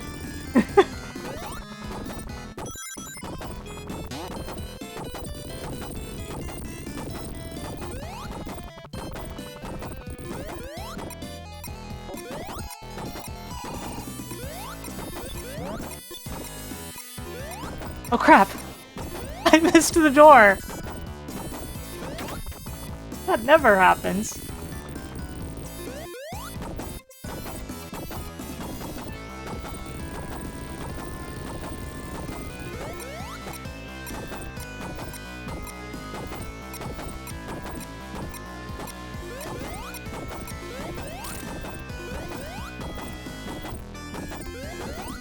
At least my write-off is less likely to be audited. Yeah, I'm glad that I can write the PS5 Pro off. It's just, you know?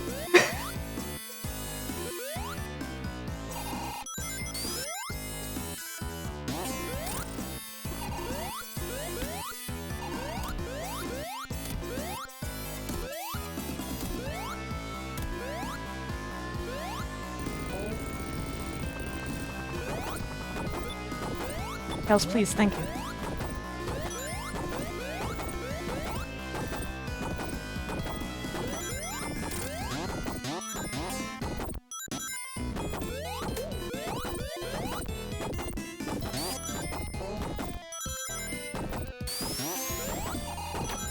For the moment, my vanilla PS5 is now Roto's PS5.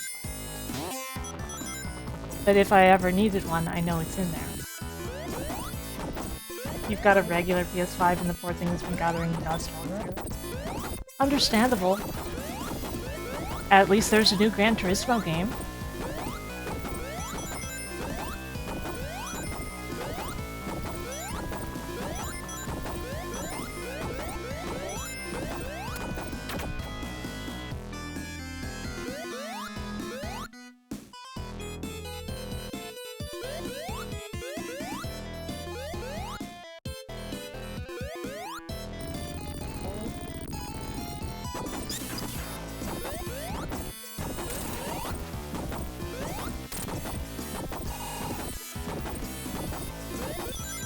Thank you, Tails! Look how considerate Tails is.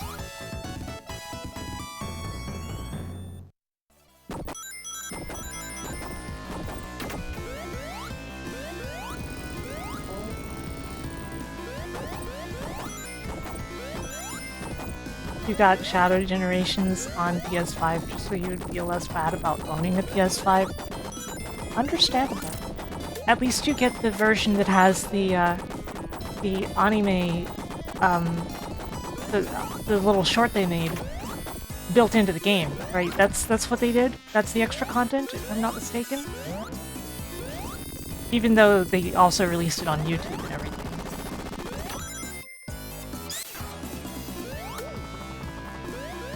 Oh crap. I hate grabbing onto these things because it's a big waste of time.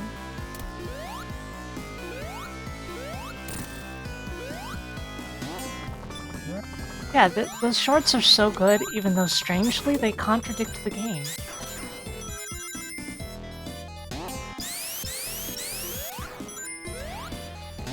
Well, Splee, the other platforms don't even have the short at all. Like, it's not just a matter of having the animatics, it's just not there on the other platforms at all.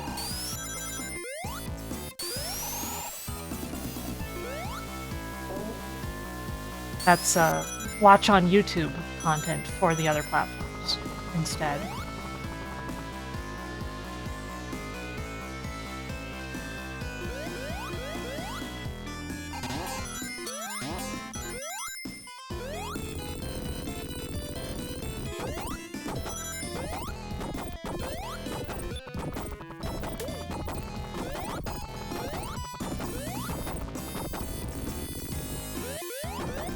The movie stage is basically Westopolis.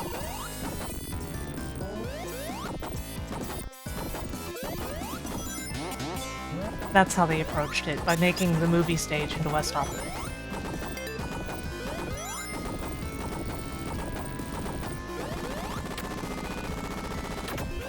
Okay, time for this boss.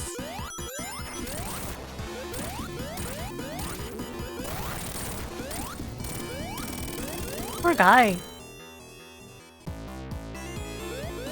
And now we get to go to the best zone. I love Lava Reef.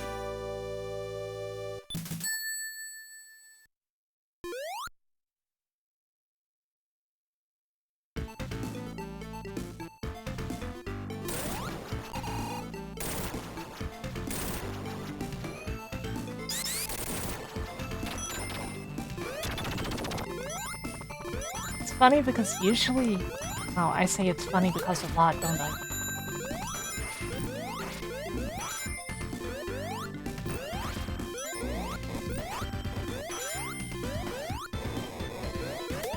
Well, I think that the fact that there's so much interest in Cotton Sonic art because it's for American developed, because it's easier for the mostly American fan bases to contact with people who work in the games.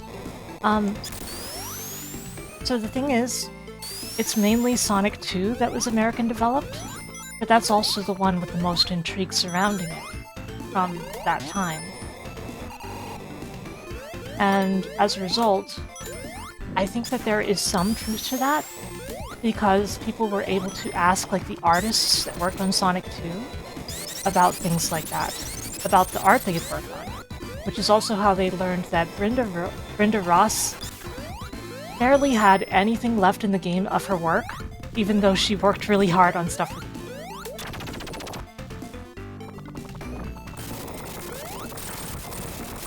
Sonic 3 was developed in Japan.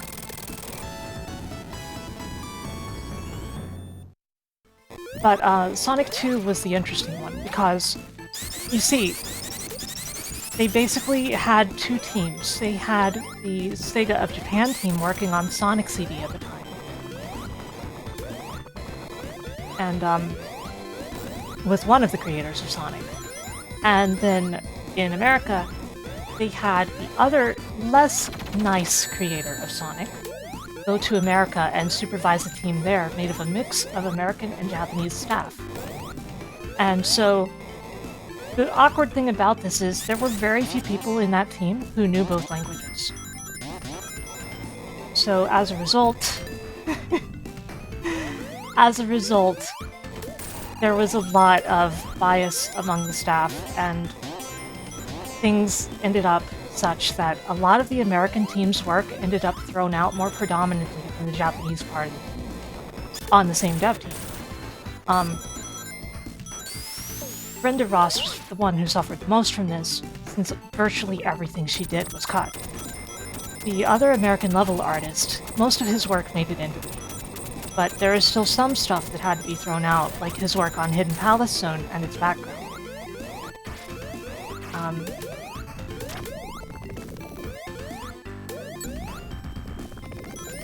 The thing is, so...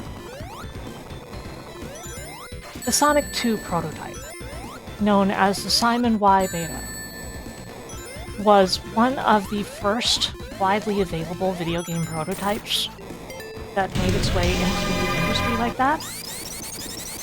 Digi, welcome! Welcome, Raiders! You're in time for Lava Reef! Okay, so...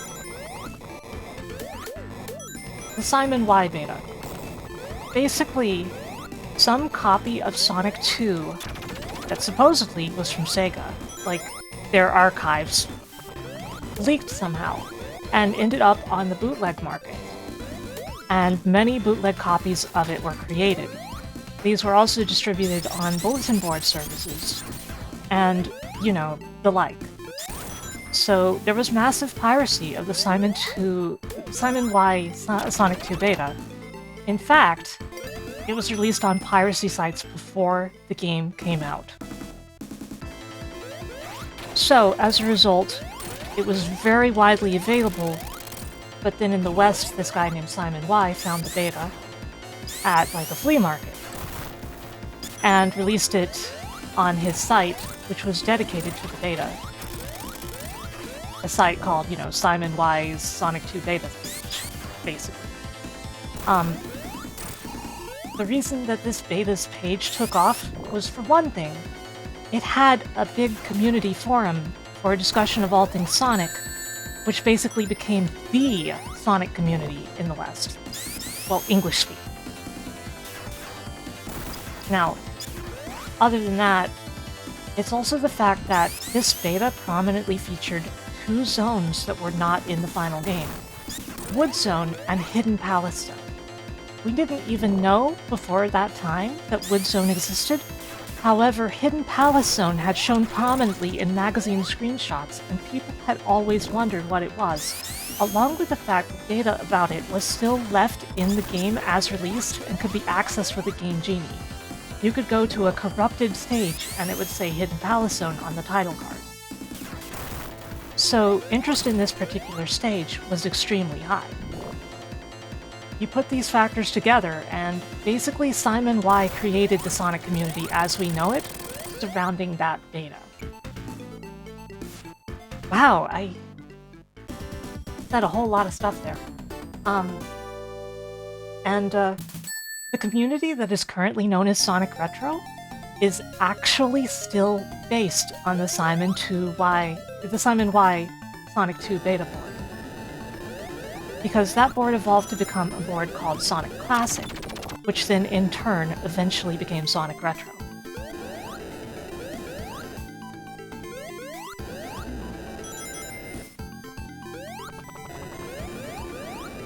See, I told you, I get really nerdy and excited about this stuff. It's a passion of mine. And you put, like, game development history and Sonic together, two of my passions? Oh my god.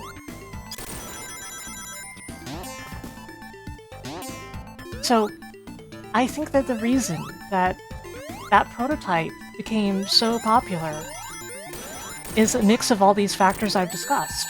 The fact that the community was surrounded by it, like, created upon it.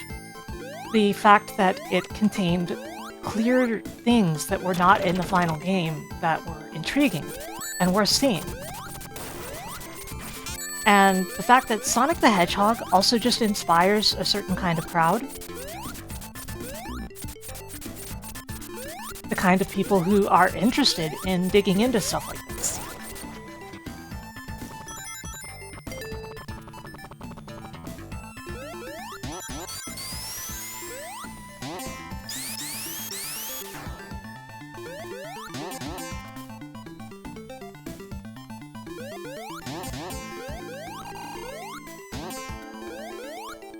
Yes, Dot, I think that is extremely true, that people basically became aware of the idea of this sort of thing because of Sonic prototypes. And of all the communities that have stuff like game prototypes as a thing about them, like games of which there are noteworthy, remarkable prototypes, a lot of them have overlap with Sonic to begin with, or like there's the fact that Sonic has so many of them because Sonic inspired this community, and then people like DRX came from the Sonic community. A lot of the most prominent people who find and buy prototypes came from the Sonic community or were a part of it at some point in time. So I think there is a real thing there. So you know, like, you were extremely right in some ways, even if you weren't right about the exact reasons why. There is definite correlation.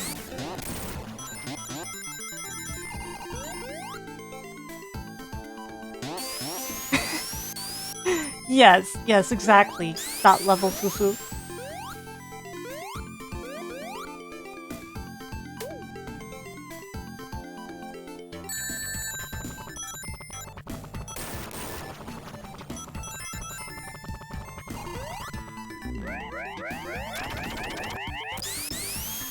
I myself just really loved Sonic 2, It was like my favorite thing ever or something.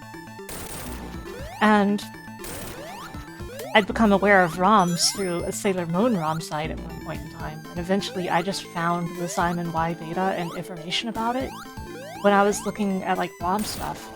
And that's how I ended up in the Sonic Online community. As just like this stupid kid who loved ROMs. And that's definitely how I discovered my interest in like prototypes and game development.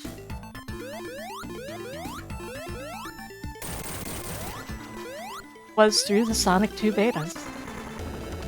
We would eventually discover that another prototype had been lurking all along on the bulletin board services and stuff in like Taiwan, and we had just never known about it because we were American.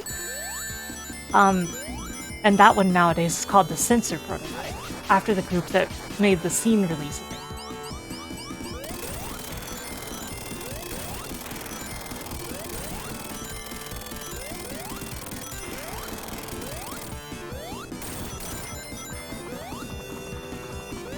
We even have the actual build of Sonic 2 that was used in Nick Arcade. The one Melissa Joan Hart played.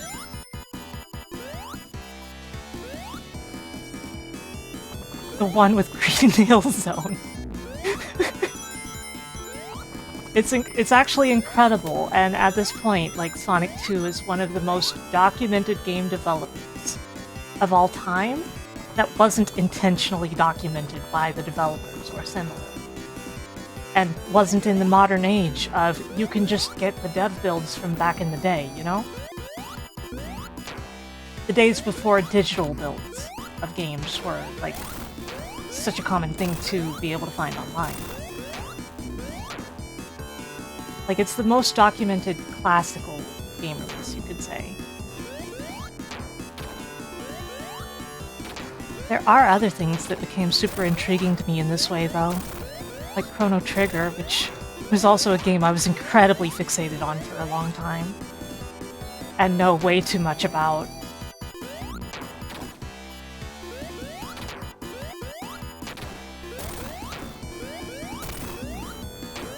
That's part of how me and Masumi became such close friends, I think. She found out that I knew more about Chrono Cross than just about anyone.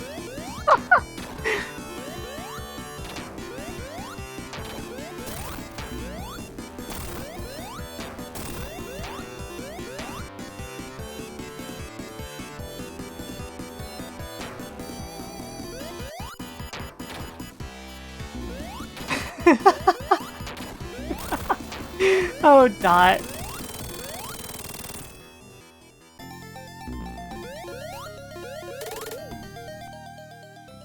You make a good point.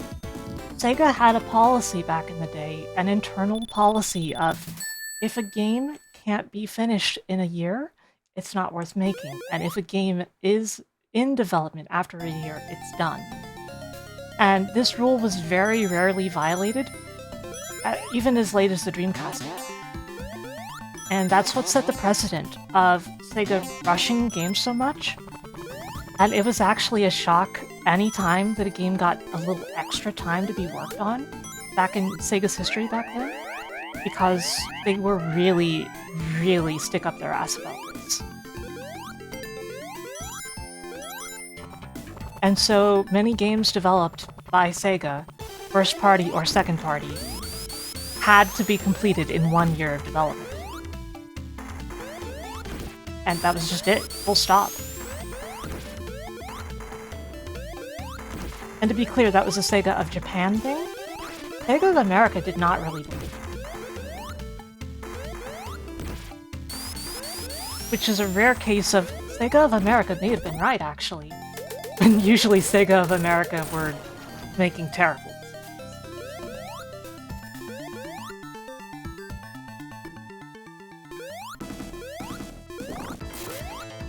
Oh man, now I wanna mod Sonic 3 Air, to add the Oh No voice. And I could do it. I learned to mod it when I changed the boss music for that fight, actually.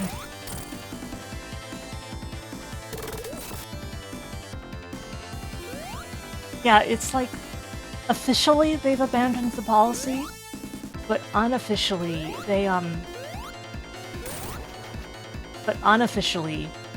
the culture is ingrained, you know? So the old timers among the devs and stuff still believe in it.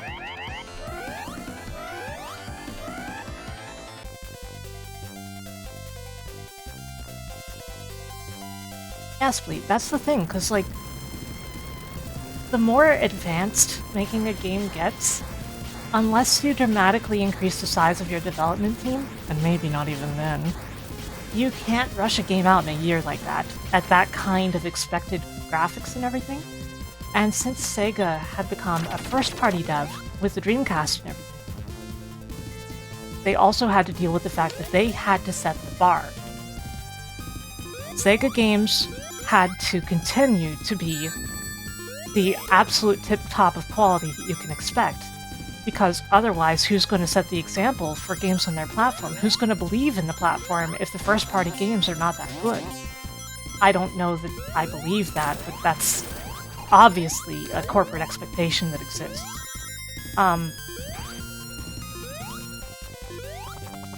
So, you know, if Sonic Adventure didn't look as good as it possibly could the day it came out, then people are going to be like, oh, the Dreamcast isn't that strong after all. You get me?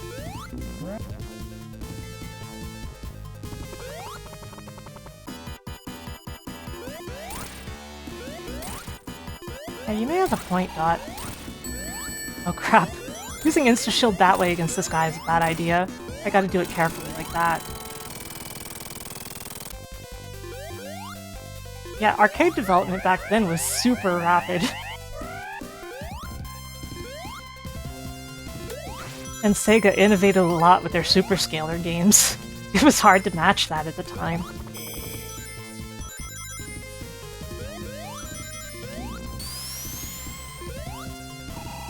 Incidentally, I'm one of those people who still absolutely adores the look of superscalar games.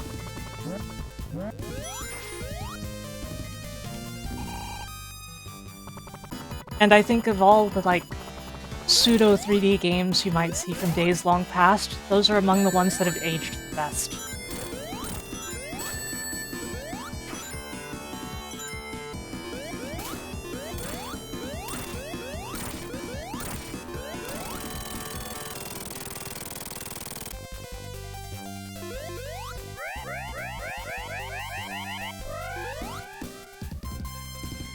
By the time you started going to the arcades, there was not that much Sega stuff left in.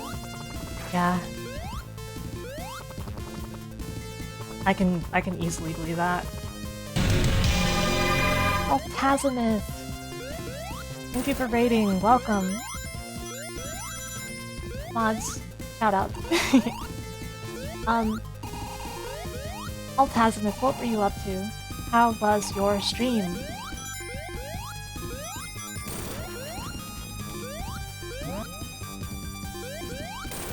Oh, you got a thing you gotta head to. I hope it goes well. And, thank you for raiding. I appreciate it. I appreciate you. You've never seen a superscalar game in the wild. Interesting. Interesting. I have definitely seen them, even when I was growing up. And, I definitely saw Virtua Fighter 1 and 2 cabinets, like, when they were new.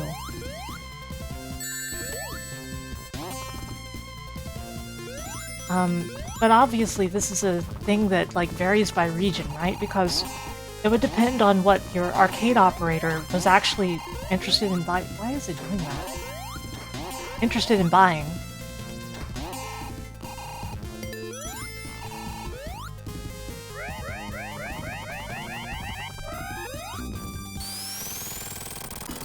In fact, the thing that I never saw in the wild until I started going to, like, I guess it doesn't count as in the wild, but like museums and such, was Nintendo arcade games of any kind. Oh no. So I never saw a play choice in the wild, I never saw a versus in the wild, I never saw F-Zero, you know?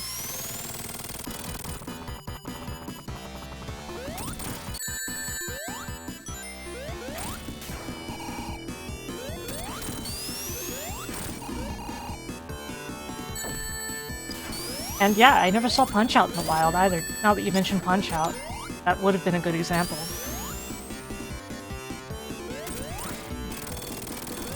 Never once.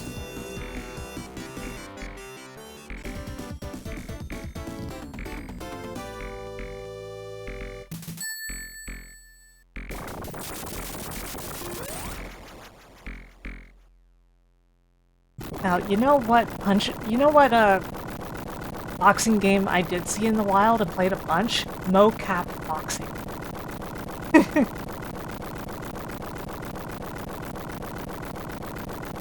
I had a high score in that game when it was like new.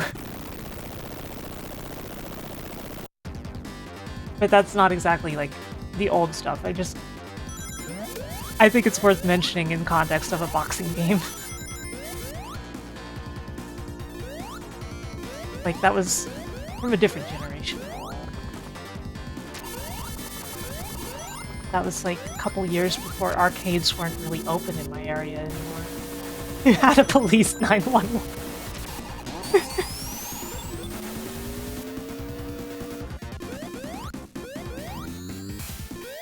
The thing is that, like, when it comes to, like, my arcade owner's preferences or whatever, what I noticed is that there were hardly ever any shoot-'em-up games.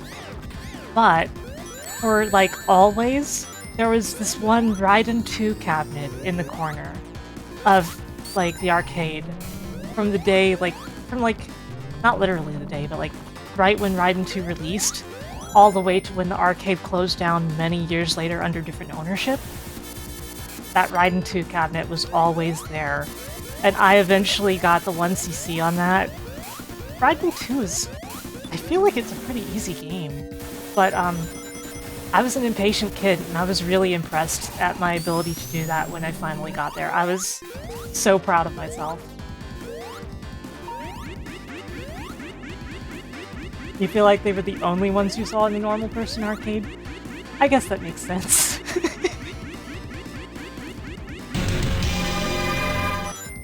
Larzak, thank you for raiding. Oh my gosh, I'm realizing that I'm currently in that late night slot where everybody has, has me to raid. How did it go, Sarzak? What were you streaming? Mods, you know what to do. Oh crap, oh crap, oh crap.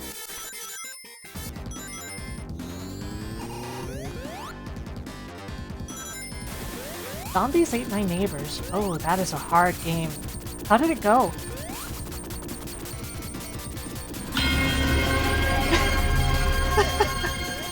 Man, I was just talking about how I got raided so much. Hey, Hotashi! Hotashi! Oh my god, how did Guilty Gear Strive go? This is a raid, your bunny or your life. Yeah, you caught us at the end of Sonic 3 and Knuckles, at the end of the marathon. How are you doing? It's good to see ya. And thank you for the follows. I had a headache at the start of the stream, and Sonic 1 took me 4 attempts. I still kind of have a headache. It's smaller, though. I'm just really glad I got to do this. Tomorrow, by the way, I'm going to be on Adam Admar's channel. We're going to be playing Chaotix. So consider that part 2 of the marathon tomorrow.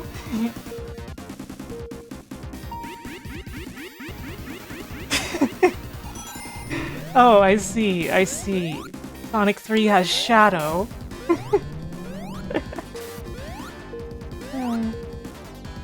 I'm glad that my raiders had good streams. We had like 3 raids in short order. I'm a little overwhelmed. I'm happy though.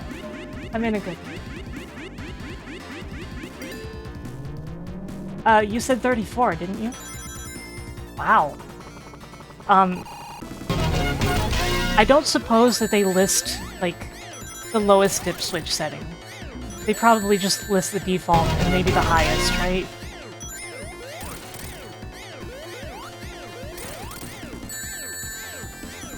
Thank you for the follows.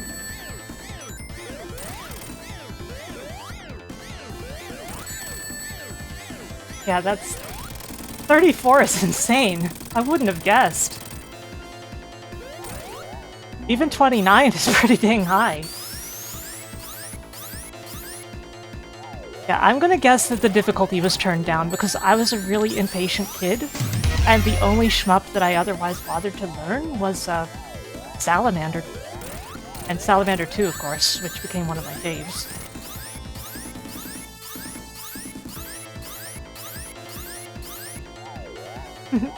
Thank you for gifting a sub, I really appreciate that. Yeah, Salamander 2 is one of my favorite shmups, even though S-Braid is my, like, top shmup. And I used to be able to 1cc Salamander 2. Nowadays it's like 3cc. I would have to work back up. I still remember it pretty well, though.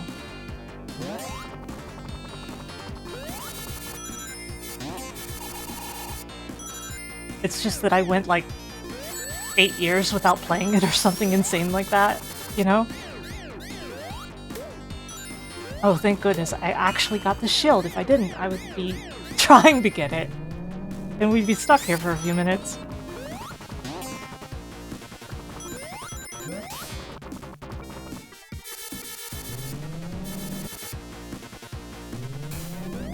So here we are in the last act of the game.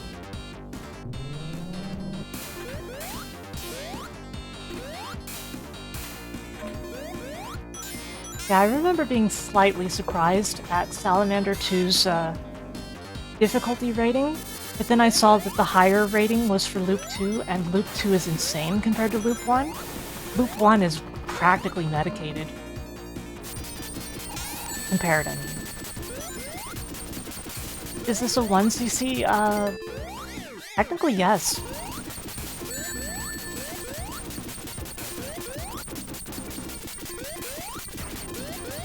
Oh my god, that insta-shield saved me. I don't know if you saw.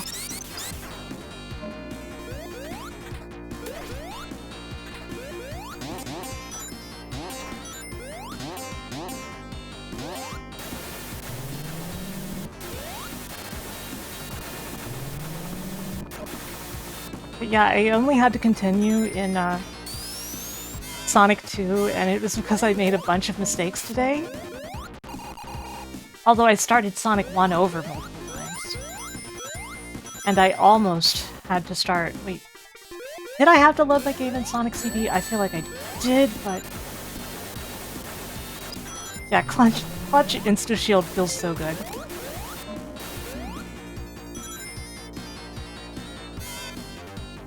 I love Insta-Shield. I just think that it's no fun playing the earlier Sonic games with Insta-Shield.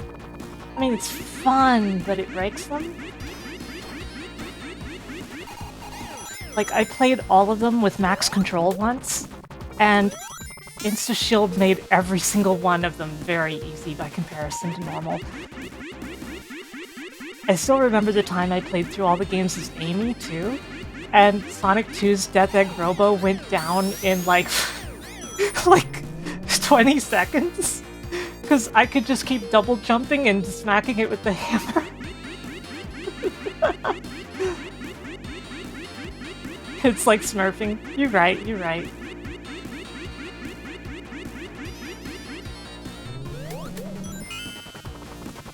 Yeah, Amy basically has the insta-shield, and she has it in all of the games, right? So... Because her double jump is also a hammer spin, and it does damage. It's basically an insta-shield. With bigger reach.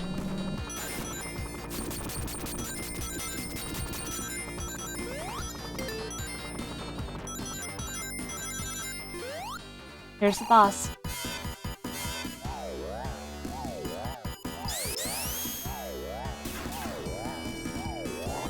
Yeah, her double jump is a majorly useful thing in Superstars.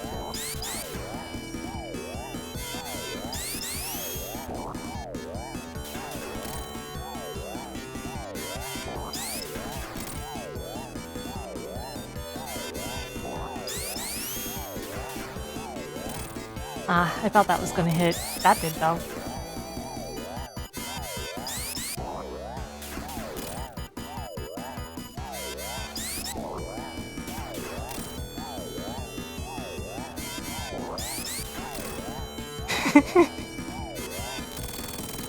I think everybody learns something when they watch me play.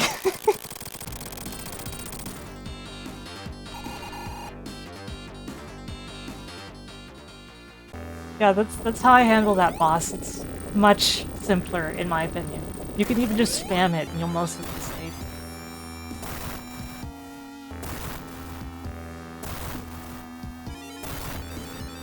You think Robotnik would just see his robots being destroyed and leave before it is? Yeah.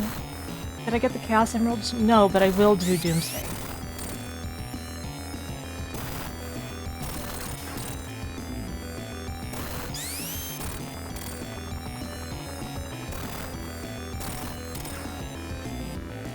I'll be level selecting to Doomsday.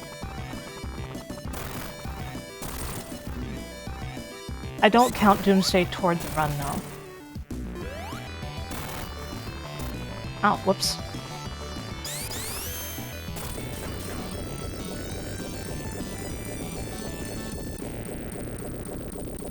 Yeah, Kinster. It's effective, although slightly riskier.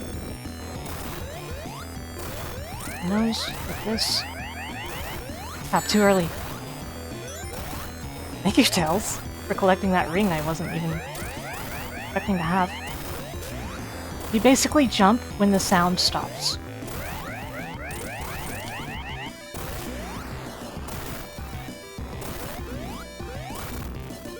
Tails, are you okay? Oh crap, too early.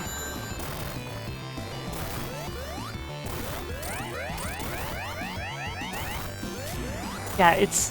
I kinda do it as a speedrun thing, you know?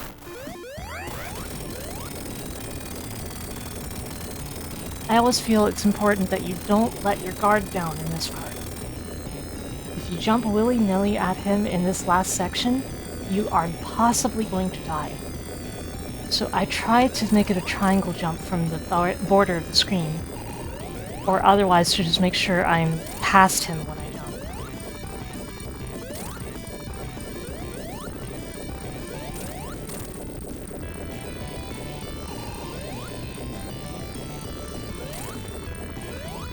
This is way safer than risking bouncing off the screen. Split. Bit over 1 hour on Sonic and Knuckles.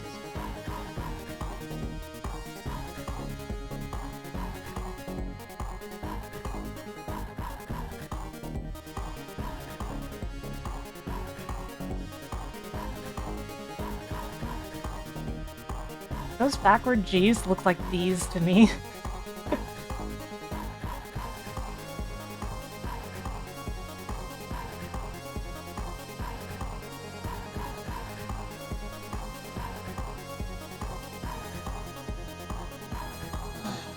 Stretching.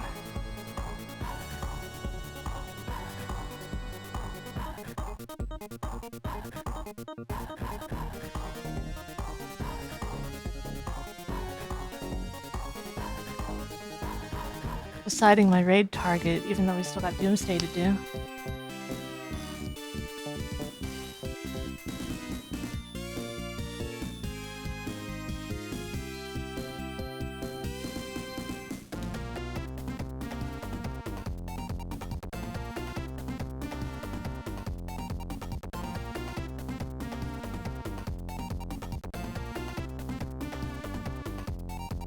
Oh, that's bad for riding that.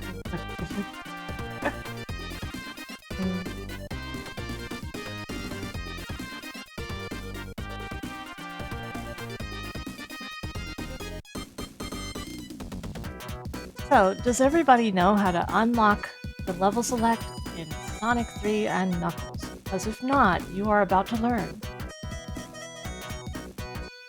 After the credits.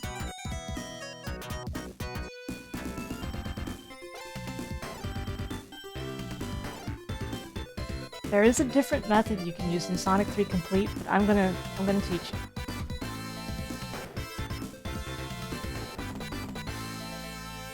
That's not entirely correct.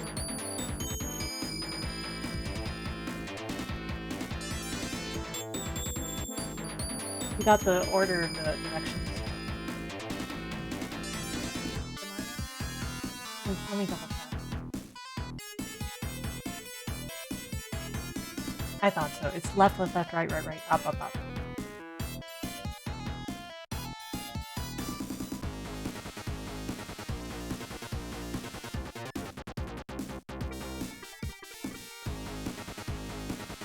Don't worry, we're not doing the up, up, down, down, up, up, up, up. You know why that one doesn't work? It's because the game is lagging from loading the next frame of image. So there are actually only specific frames where the game is reading your input, and on other frames it is too busy loading the graphics for the next part of the intro animation. Isn't that awesome in a funny way? Like, it's terrible, but it's awesome to know that that's why. Because that animation just is too much for the game.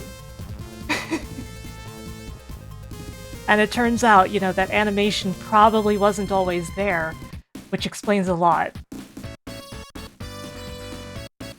Because we had a much simpler title screen in the prototype, for example. Yes, that's why it barely ever worked. It only takes your input on the frames where it isn't loading.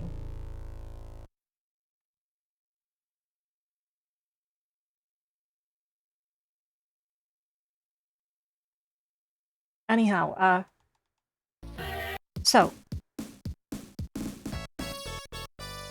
what we're going to do is we're going to go to Angel Island Zone, as said.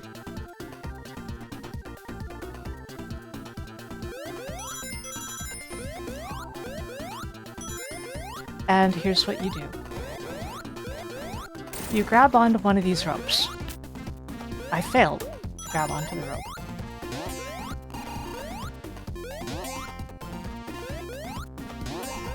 It can be any rope. You can use this one. You can also use hanging points in other zones, but why would you? You press left, left, left, right, right, right, up, up, up. Then you pause and press A, and it will reset you into the sound test and level 4. Now, there are multiple codes for unlocking stuff in Sonic 3, but in this case, for Sonic 3 Complete specifically, 12, 14, 15, 16 gives you all of the emeralds, the super emeralds. Now we go to Doomsday. I don't believe you can use Tails in the Doomsday in Sonic 3.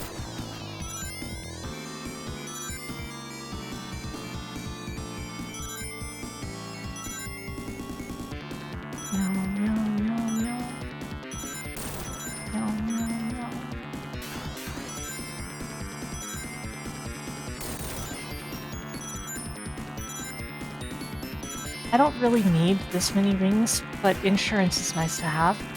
As long as you don't rush forward, you have plenty of time to gather rings. It's if you start moving forward, you have to worry about your ring count immediately. Until then, this part will just kind of loop.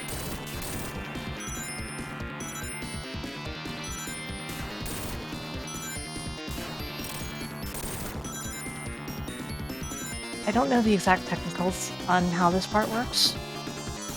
Like if it's just looping random sections or what, but you have plenty of time as long as you don't proceed forward.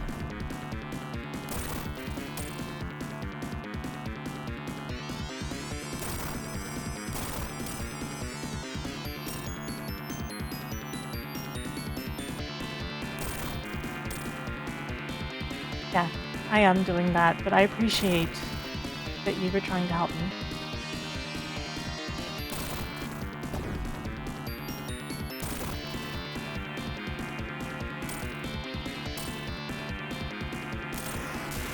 And see, that's the first phase done. Honestly, I have enough rings to just take out the second phase.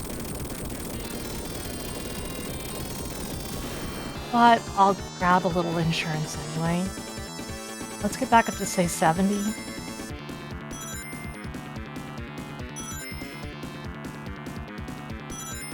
Once again, this part basically looping, so you don't have to hurry.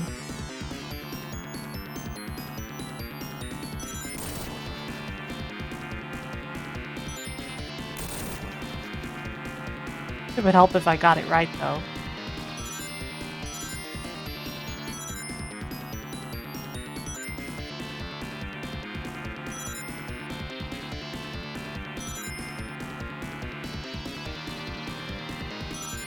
I'll just go for it.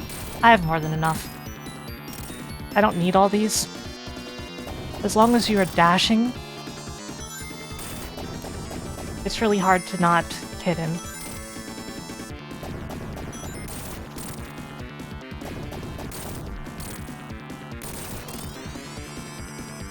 Canster.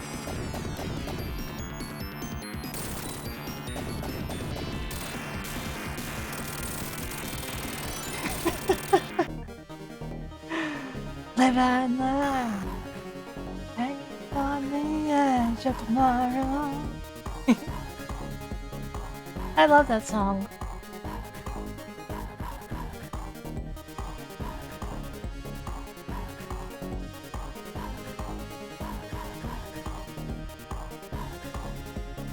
Yeah, you hyper dash into the boss with your face repeatedly. Will I play Salamander 2? Not right now with the headache, but I've been wanting to get back into Salamander 2 actually. I could probably do that soon. I think that's a great idea. I freaking love Salamander 2. And I love its soundtrack so much too. Like, my favorite song in Salamander 2 is actually Dear Blue, whereas most people's is like Sensation, because like it's in Keyboard Mania and stuff, right? And it's in Bimani. But I just really love Dear Blue.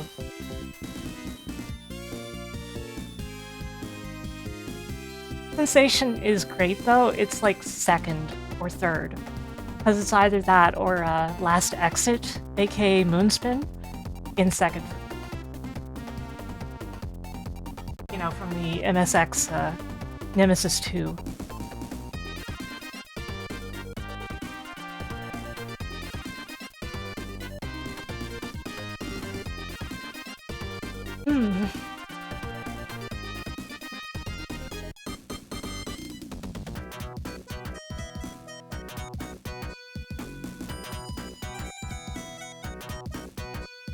So we're about to end stream. Again, I will be on my friend Adam Admar's channel tomorrow. We will be playing Chaotix. I don't know exactly what time because it's going to depend on when I wake up.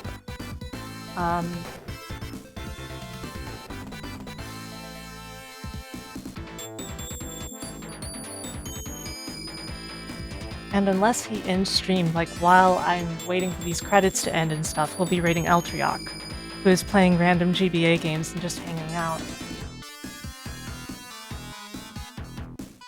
I'd like to thank you all a lot for being here though. I have had a great stream despite the fact that I was feeling under the weather, and I really appreciate all of you.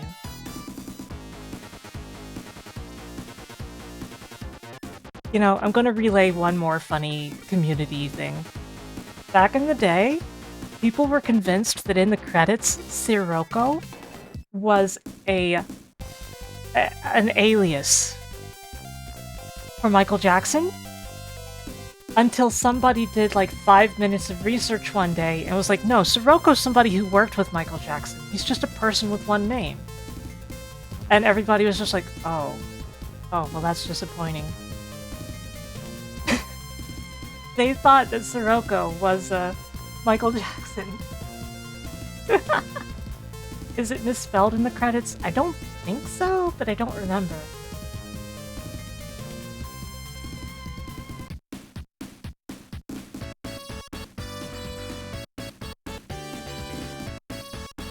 It's really funny that it mixes this part of the song in, if I have it set to that.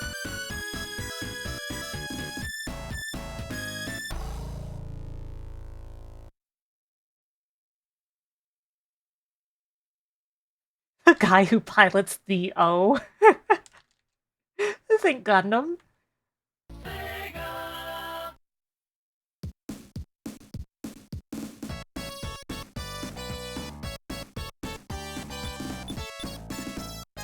Sorry, it's really bothering me that this song is still set to that.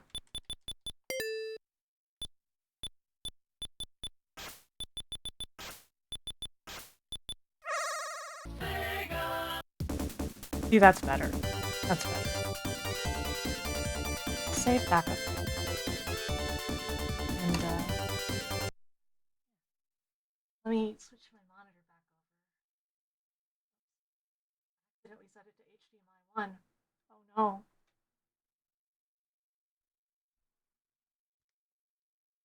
And I would just again like to thank you all for having been here. It means a lot to me. And we will be rating Eltriok. He's playing GBA games. I don't know what game he's playing right now. Say hello to Eltriok. Eltriok is a friend of mine. You will probably enjoy his content. And I hope you all have a good night. And thank you especially to those who have resubscribed, those who have followed, those who have rated. And good night. Hedgehog.